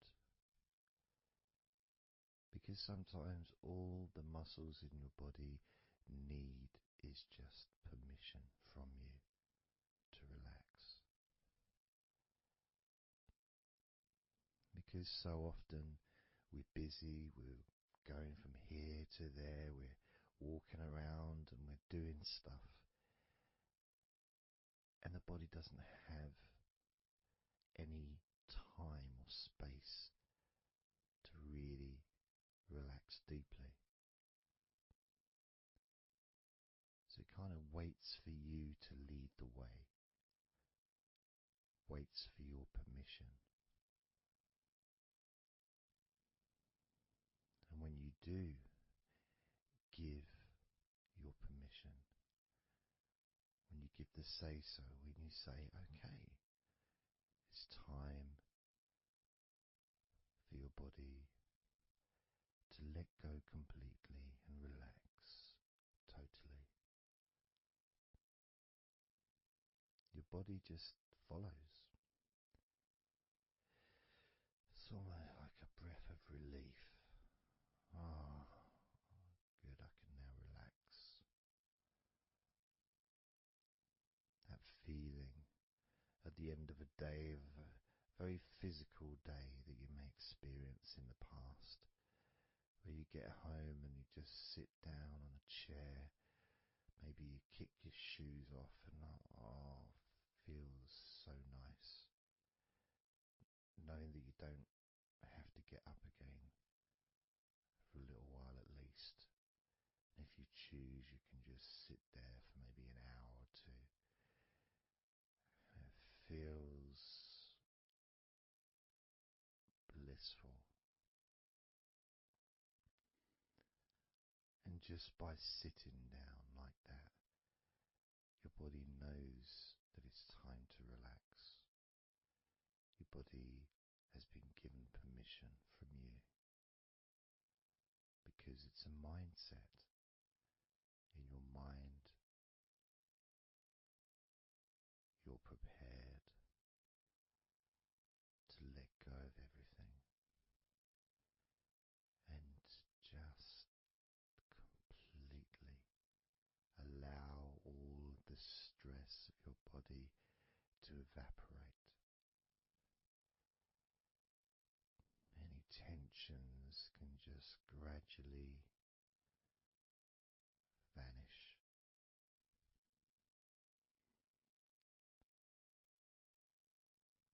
It's almost like magic, really,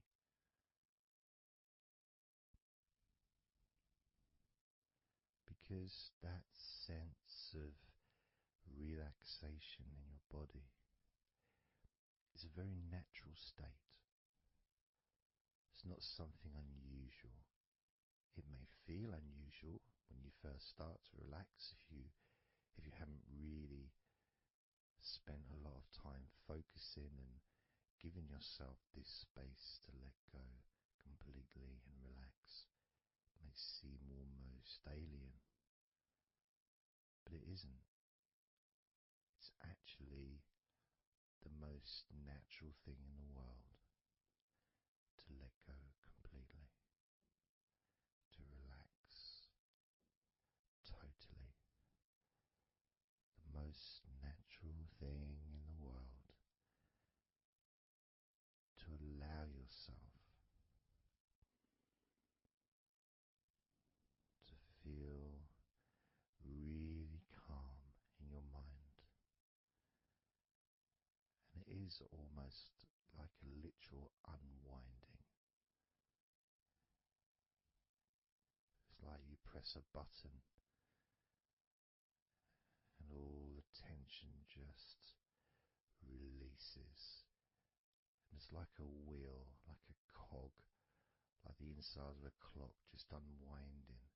And it's almost like you could see the little wind up knob that's used just going the opposite way that you would use to wind it up.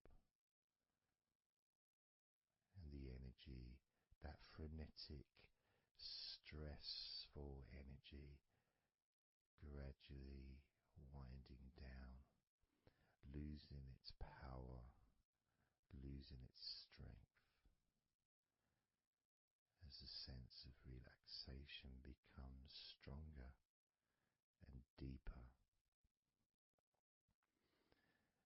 And you may find that the more relaxed you feel, that your mind starts to wander. Maybe you seem to stop listening to me for a while and your mind goes somewhere else, and then you realize you're listening to me again. And that was just your mind drifting to sleep, which is quite natural, because sometimes when we're stressed and tense, we may not actually be aware of what we need, what we physically or emotionally need in this moment. But when you allow your body and mind to relax completely, and you let go of all thoughts, concerns, worries, ideas, all letting them go, allowing them to drop onto the floor.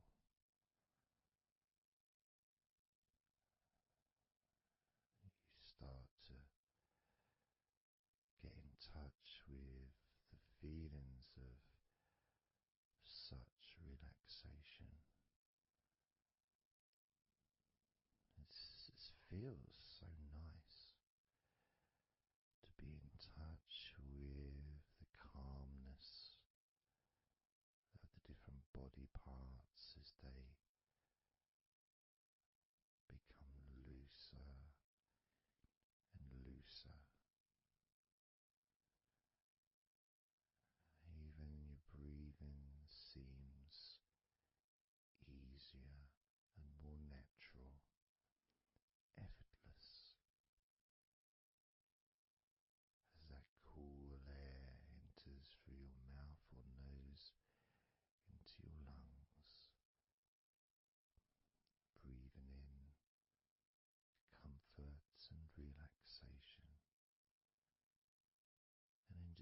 moving out any excess remaining tension or stress from every part of your body and mind. As you start to focus on your mind, maybe you notice that things have come to a standstill, or maybe just much, much slower than before, because your mind is not really needed when listening to my voice, which allows your mind to relax just as deeply as your body. And that synchronicity between the relaxation of your body and relaxation of your mind lets you know that feeling completely calm, loose and relaxed really is a great healing experience for you, and has so many positive benefits for your body, your mind, and your life, to be able to let go of everything and to relax completely in all parts of your body and mind. Even your bones are relaxed. All your muscles are relaxed.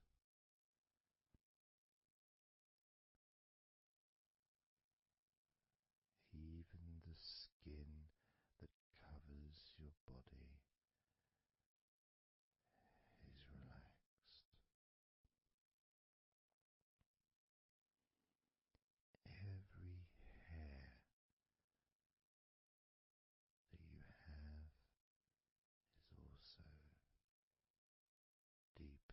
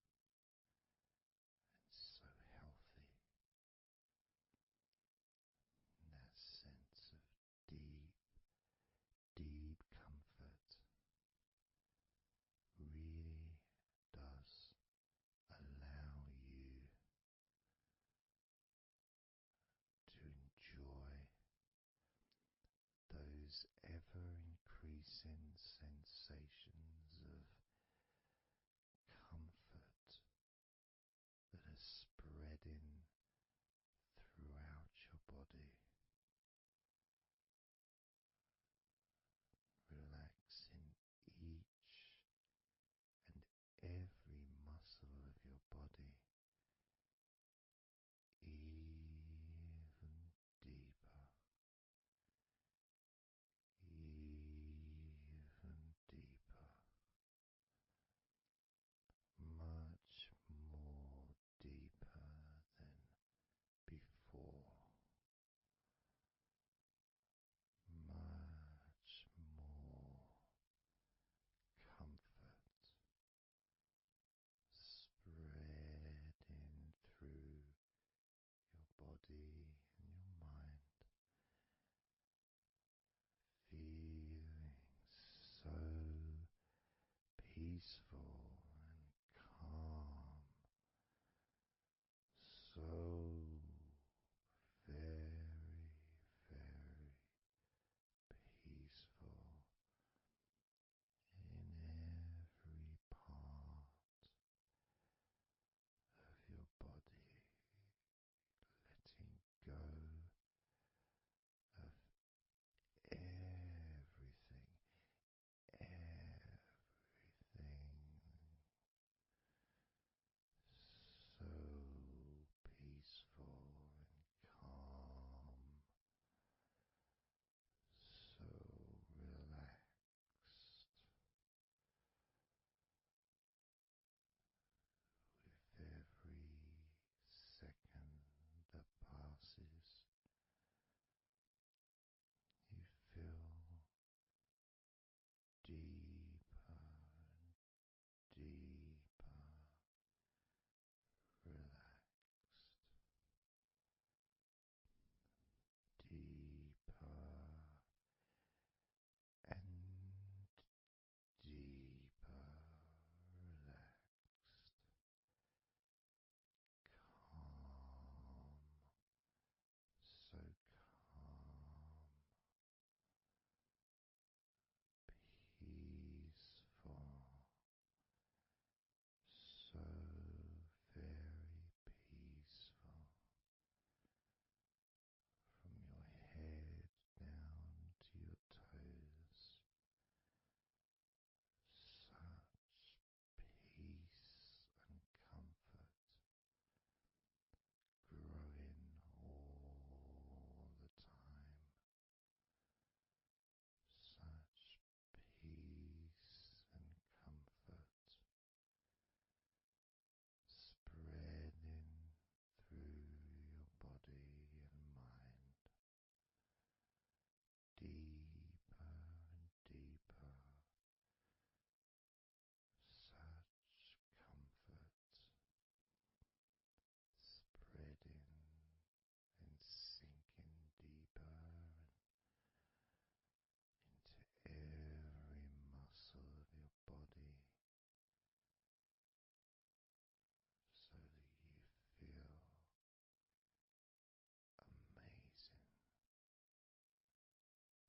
so relaxed, so peaceful, so relaxed and peaceful, letting go of everything. We're going to do a body scan, focusing on firstly how you feel in your body, not trying to change how you feel, not trying to relax, not trying to move away from any discomfort or stress or tension, but just accepting, observing and accepting how you feel in the different parts of your body. Just allowing yourself to be exactly as you are, to notice, to get in touch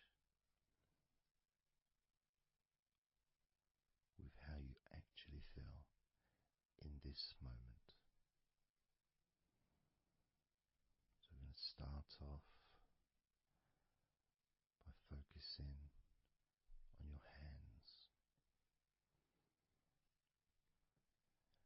Just be aware of your hands.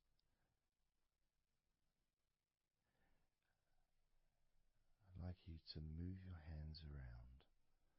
Just maybe move your fingers a little bit, open and closing your hands very gently, just so that you can get in touch with how your hands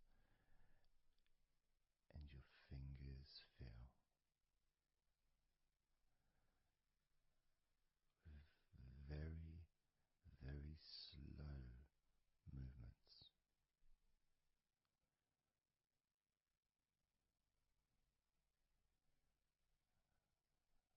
Focusing now on your feet. And if you can, just do kind of an equivalent with your feet as you've just done with your hands.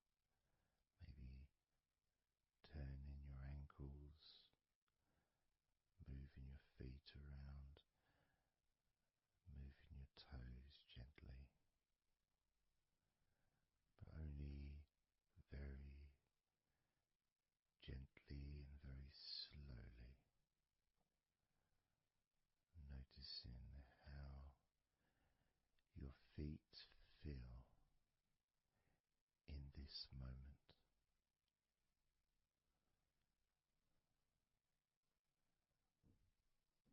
Focusing now on your eyes.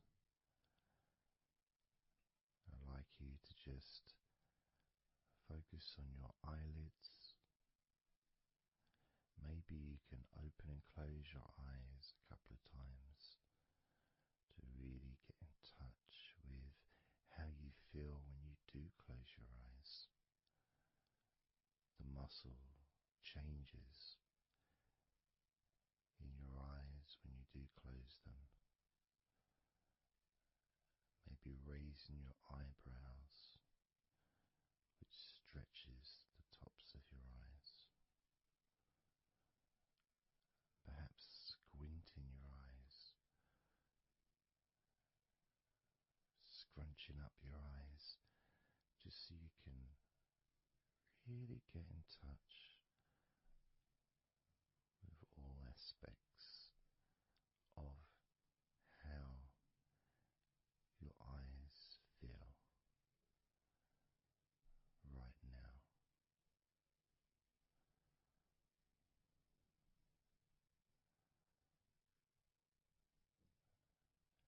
Now focusing on your thighs,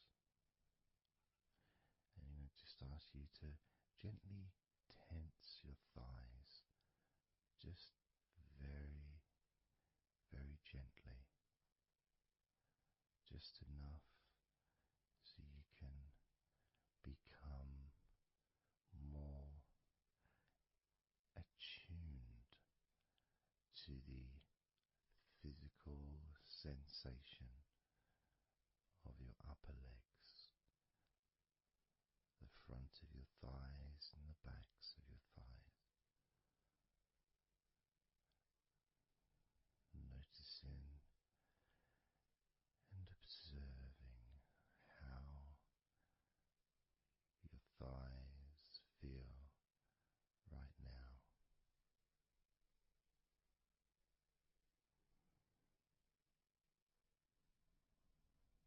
Moving your focus to the back of your neck. Just noticing the back of your neck, the muscles, of course, they lead to the side of your neck. They also lead to the top of your back, which lead to your shoulders. So as you focus on the back of your neck, maybe you can move your head gently upwards as if you were looking up. Maybe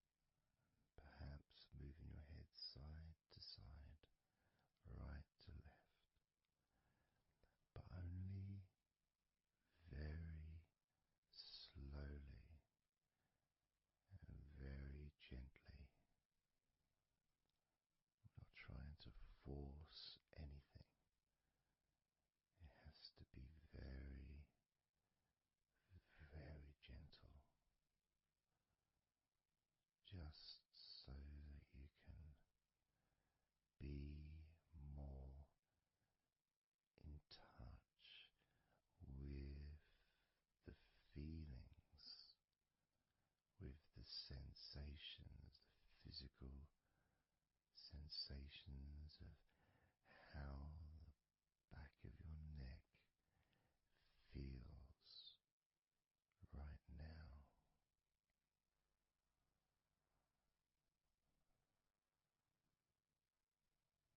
As we now focus on the tops of your arms, the parts where your biceps and your triceps are, between your elbow and your shoulders. As you focus on those parts, the tops of your arms, you may like to just tense them, but very, very gently and slowly, so you're not straining or putting any pressure whatsoever on your arms. It's just so that you can gain more of a sense of how your upper arms are feeling in this moment, and just noticing as you gently, very gently and slowly tighten the muscles and then let go.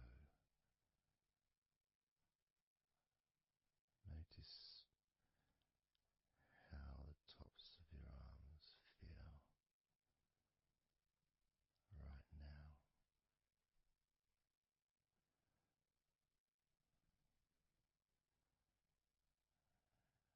As we now focus on your stomach,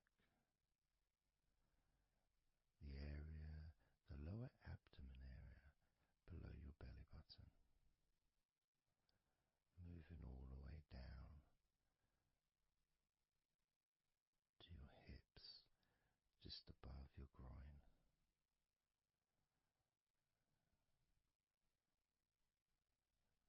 Maybe you're able to tense these muscles in that area very, very gently and slowly.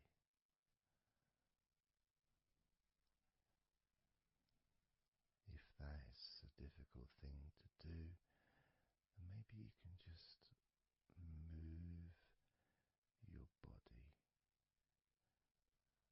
pushing your stomach up, maybe moving a little bit to the side, using your hips, just so that you can get more in tune with how your lower abdomen area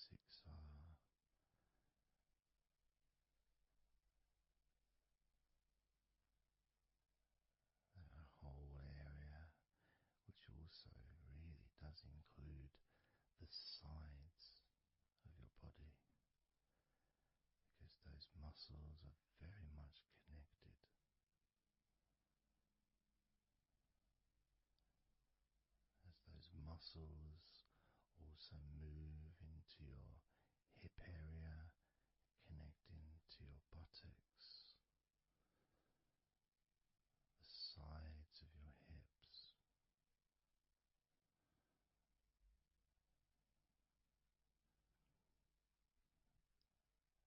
And if you're physically able to do so, maybe you can very gently just move your body ever so slightly, very slowly, from side to side, just enough for you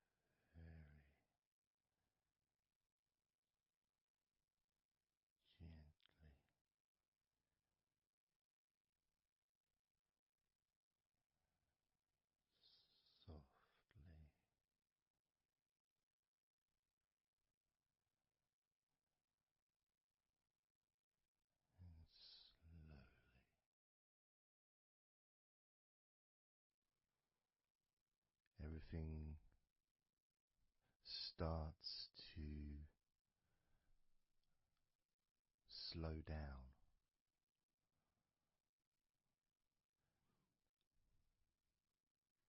including the thoughts in your mind, and your mind itself just starts to gradually, it doesn't have to be instant, but just gradually starting to, it's almost like time is stretching.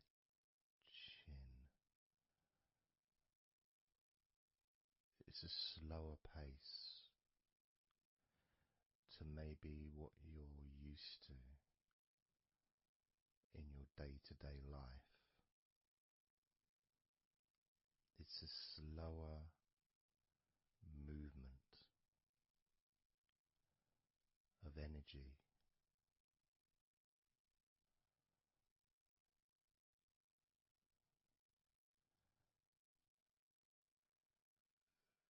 Very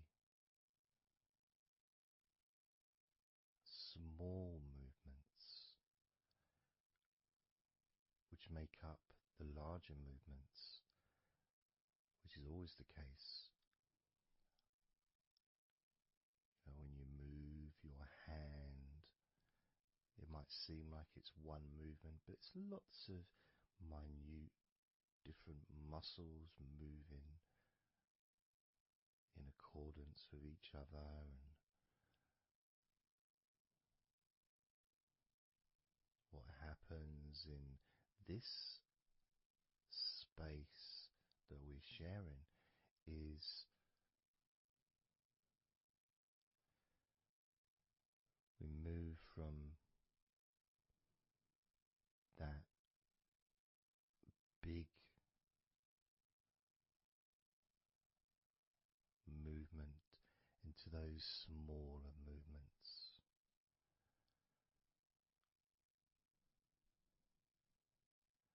Starting to focus on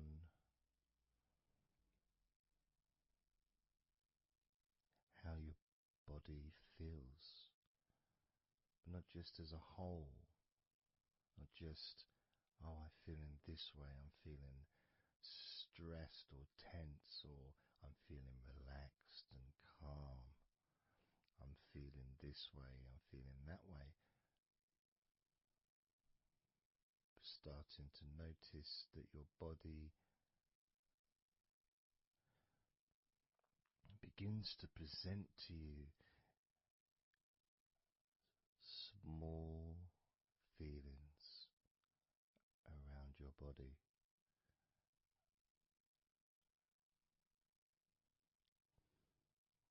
Small physical sensations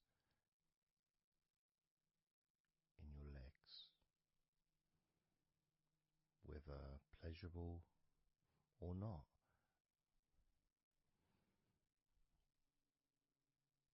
Maybe resisting the temptation to label them or to judge them, those feelings, just thinking about them as just being neutral, just feelings.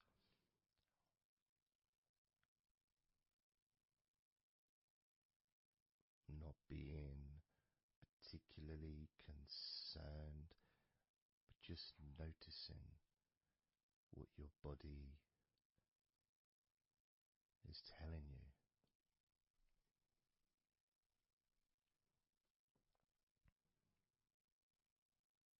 The feelings in your arms.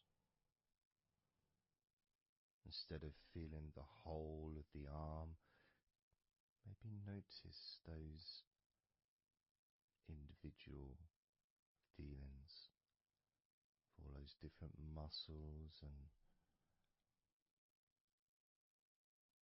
the skin, the hairs of your arms, all the internal parts of your arms, the veins,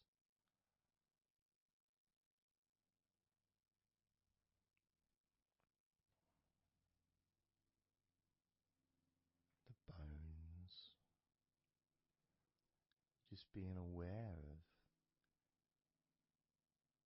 maybe your elbow on your right arm has a certain feeling. Maybe your left wrist also has its own individual physical sensation.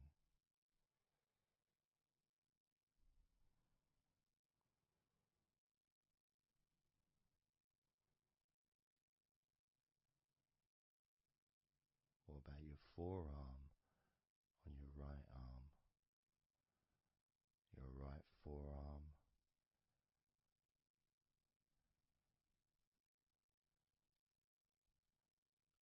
There may not be any particular feeling that you could even give a name to. May not feel like anything other than just a feeling. It's there.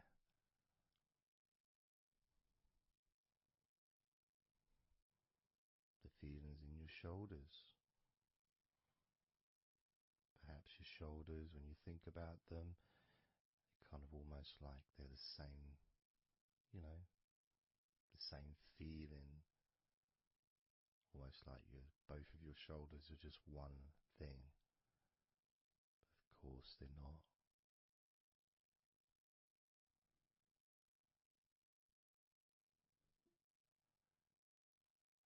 And when you focus on your left shoulder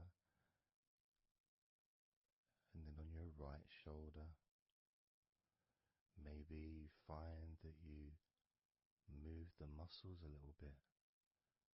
Maybe tense the muscles gently.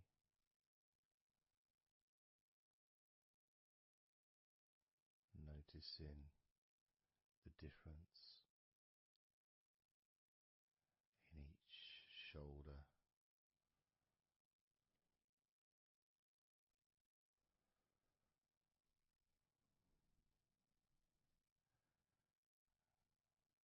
Your lower back.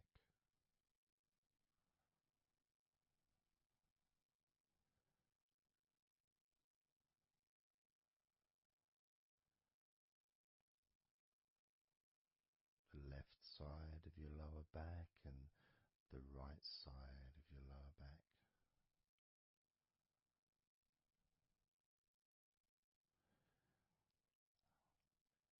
Of course, that connection to your buttocks and to your hips.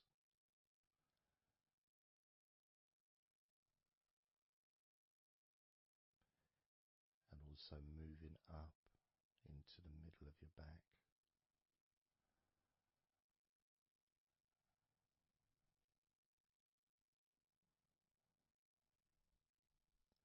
And sometimes, like right now actually, when I focus on that part, when I focused on my buttocks, and then I focused on the middle of my back, it almost felt like the muscles in my lower back were being stretched very gently,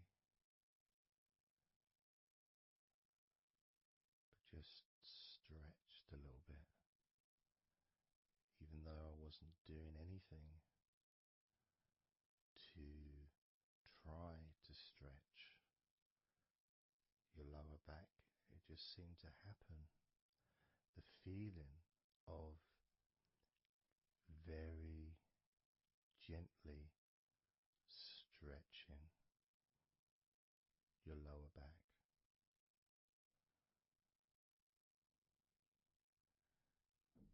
Comes along, that feeling.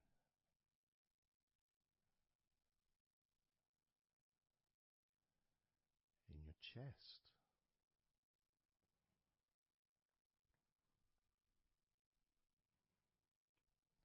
Just noticing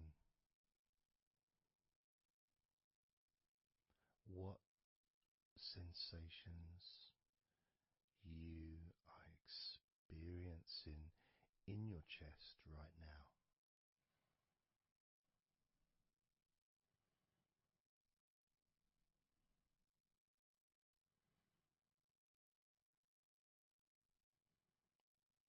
so much of the chest. Obviously, there's the collarbone leading to the chest. You've got the chest bone. You've got the muscles in your chest. And of course, if you're female, there's possibly the breasts. If you're male, you've got the different, well, mine aren't that different these days, but there may be more muscles at the top of the chest, but at the side, underneath, it's pretty much the same, whether you're a man or a woman. There's muscles there, muscles that stretch out to your back, as well as breast tissue which stretches and moves into your back. So just being aware of your chest,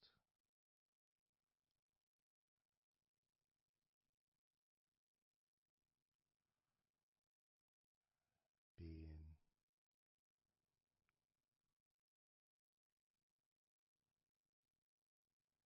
with whatever feeling there is in your chest.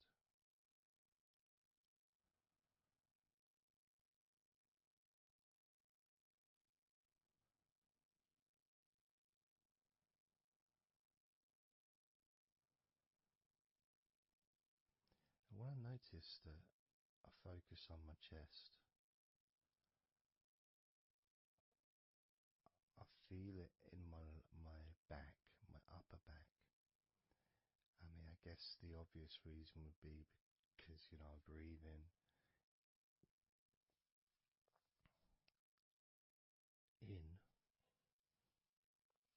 and it stretches my chest and my back at the same time.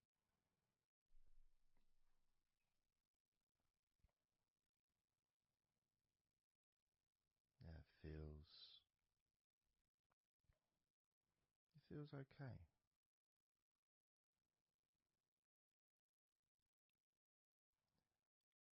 Doesn't feel. I got a little bit of pain in my right chest. A little bit, not pain, but little discomfort, maybe stiffness, possibly. I don't know.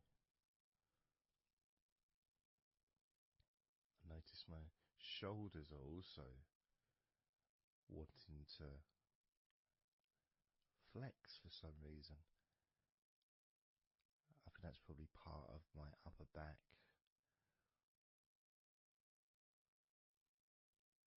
That connection between my shoulders and my upper back. Because I can move my shoulders and stretch the muscles in my back. Moving the shoulders backwards or up, which then moves I think it's the scapulars in your back.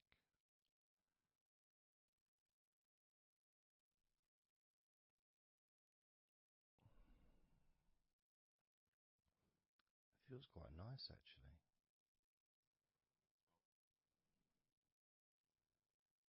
The good thing about this is you can, if you want to, you can just flex or stimulate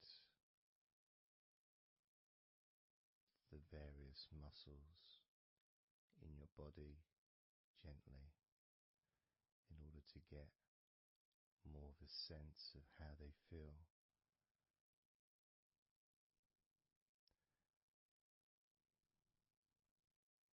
And when you're relaxing, when you do tense a muscle and you let it go and you let it relaxes way more than it would normally.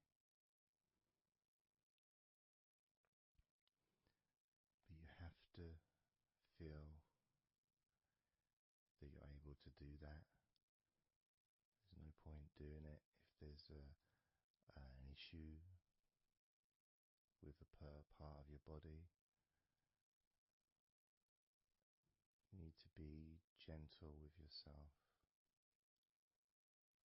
at all times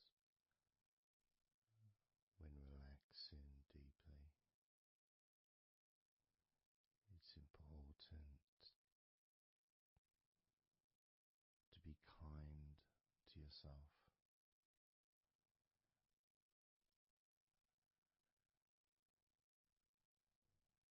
As you notice your mind,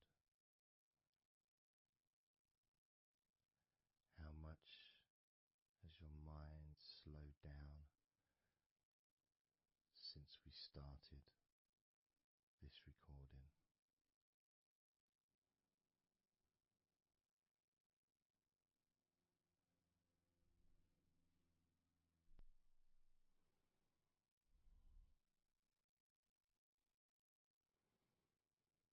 How calm and peaceful is your mind right now?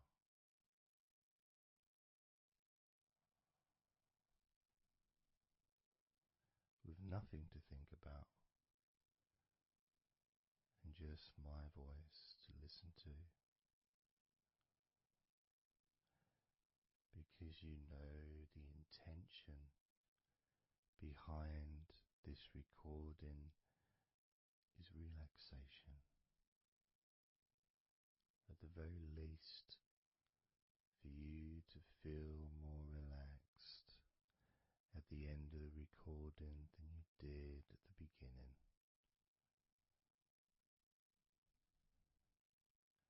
At the very least, for your mind to slow down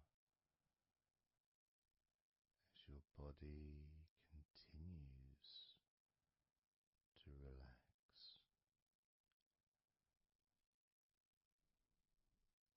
because that's what you want to happen. That's what you expect to happen.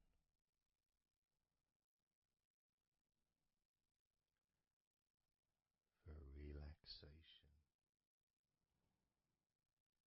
to fill your body,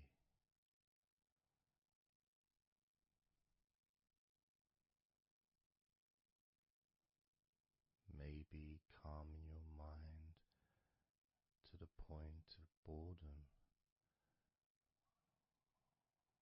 when you start maybe to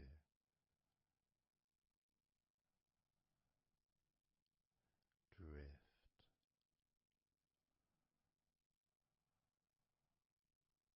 away.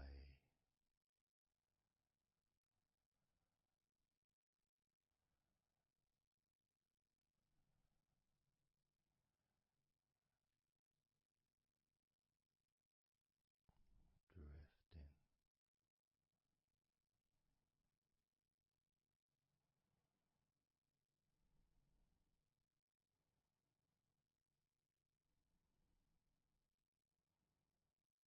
It's almost as if you're moving further away from your body and your mind, just leaving that there.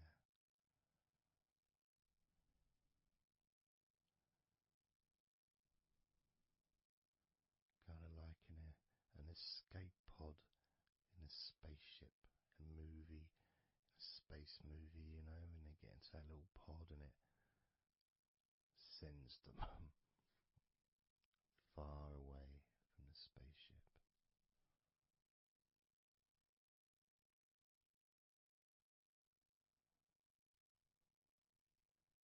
Safe to dream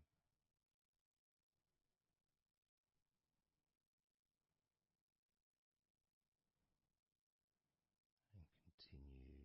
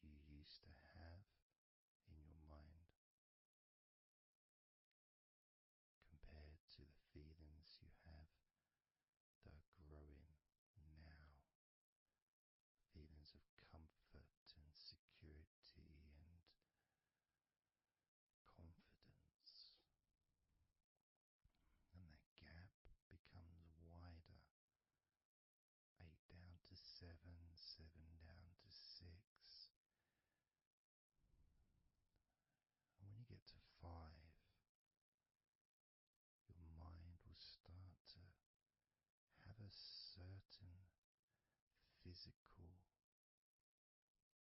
sensation, almost like there's a magnet outside of your head, sucking the tension and the stress and any remaining feelings that you don't want, sucking them out through your skull.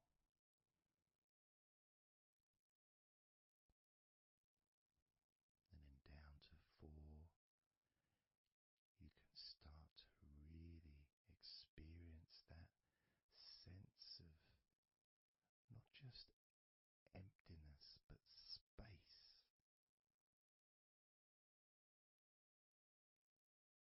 a place full of fresh air,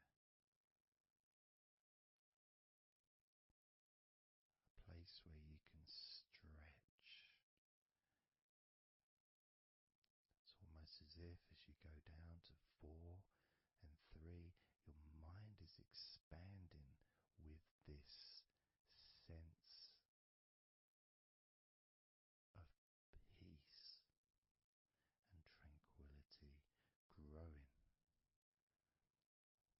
As it moves down to 2,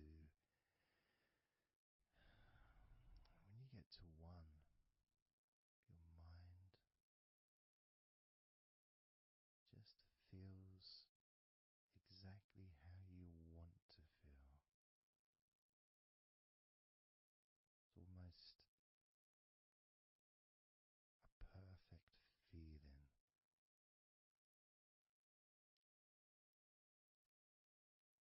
Maybe a sensation that you'd like to keep. A place that's safe where nothing can affect you at all.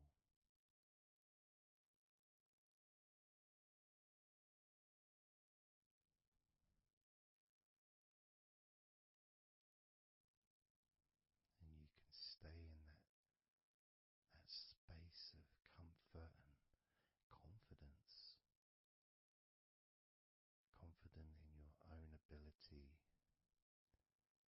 to create this space and this feeling of comfort within your own mind, just by counting from 10 down to 1. And this is something that you can do yourself when you're on your own.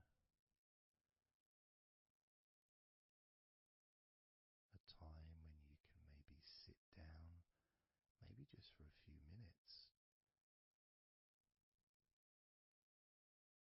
Close your eyes and just count slowly from 10 down to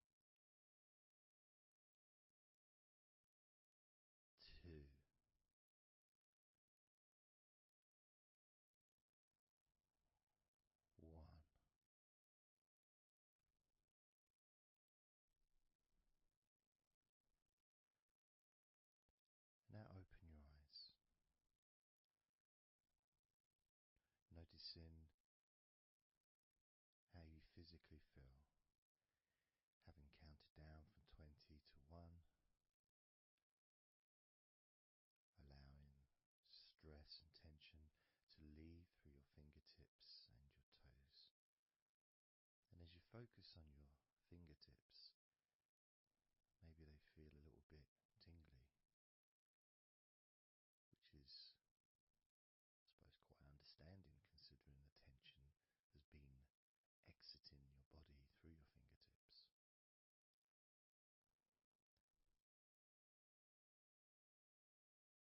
So now I'm going to count from 20 down to 1 again. This time you're going to feel relief of tension and stress, any anxiety that you may have, leaving through your stomach. Just leaving through your stomach, almost as if it's just releasing the whole of your stomach, from your navel to just above your chest, or below your chest rather.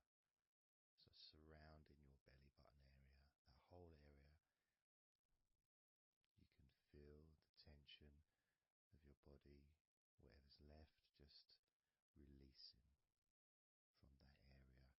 And you may notice that your stomach will become very relaxed as I count down from 20 down to 1. Now, 20, 19, 18,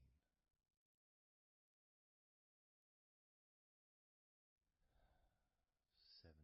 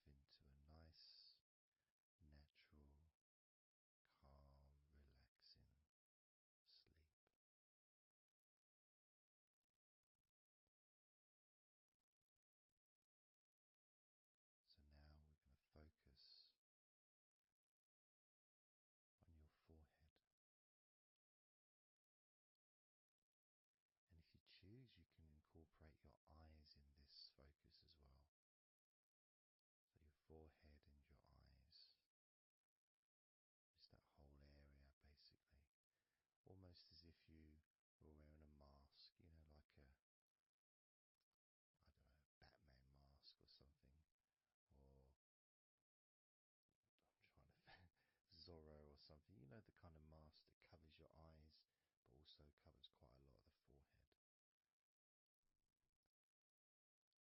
And focusing on that area, because that's the area that we're now going to release tension and stress from your mind,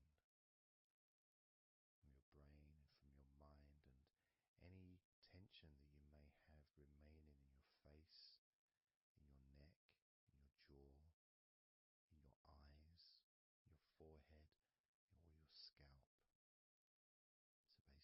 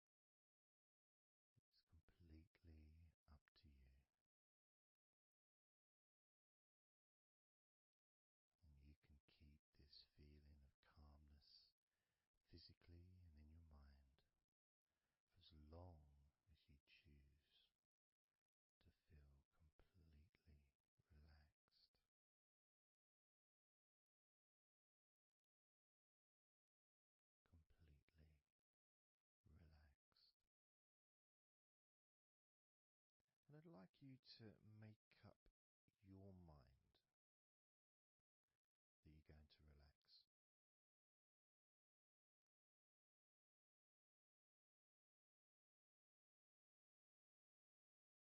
And I want to explore that with you, what it feels like when you actually decide that you're going to relax. Not forcing yourself, but giving yourself that. I guess it is a command, really, isn't it? When you're telling yourself, relax. In a gentle but firm way that only you can really tell yourself in that way. You can't really have someone else saying to you, now relax, relax, you know. It needs to be gentle, but someone else can't really have the same kind of influence or power that you have over your own physicality, over how you feel.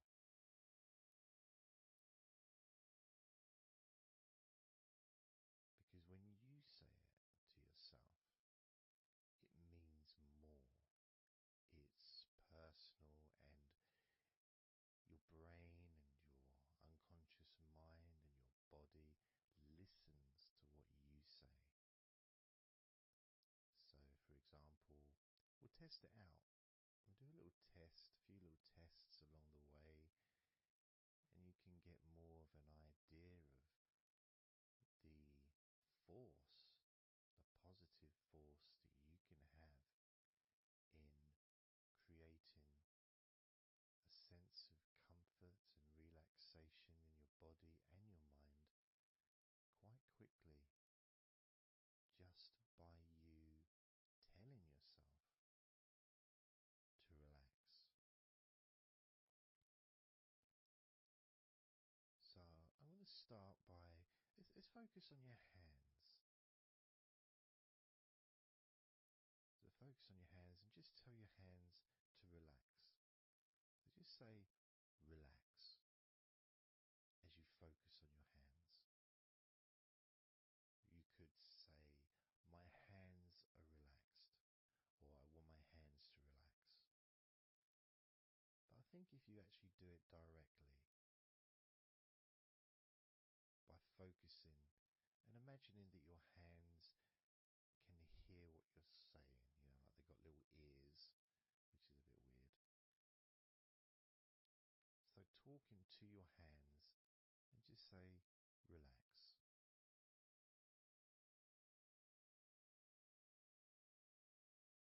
Noticing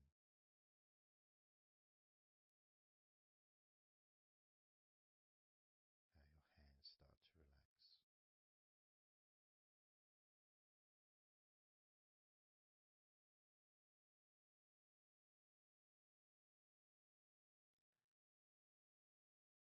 Now focus on your eyes and tell your eyes to relax.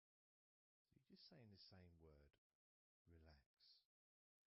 And find the right tone for you. I might say relax, but you might say relax or relax. You might say it differently to yourself, and that's important for you to gauge what feels right for you.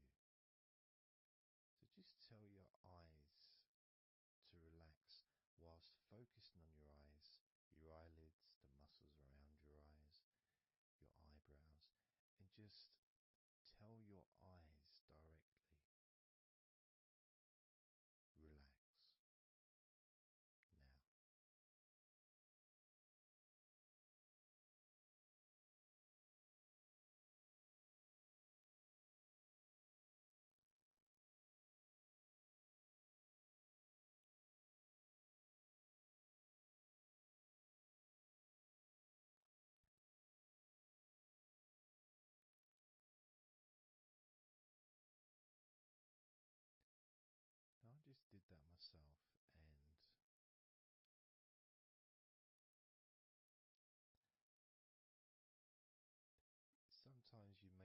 that you need a bit more time for the different parts to relax, because I start talking again and maybe that part hasn't relaxed fully. But what will happen is it will just continue to relax even though I'm talking. And that's happening with my eyes. Something else I noticed is when I started focusing on my eyes, they actually they got worse before they got better in a way. Sort of, I felt a degree of tension growing in my eyes and then disappearing. So I think what that was really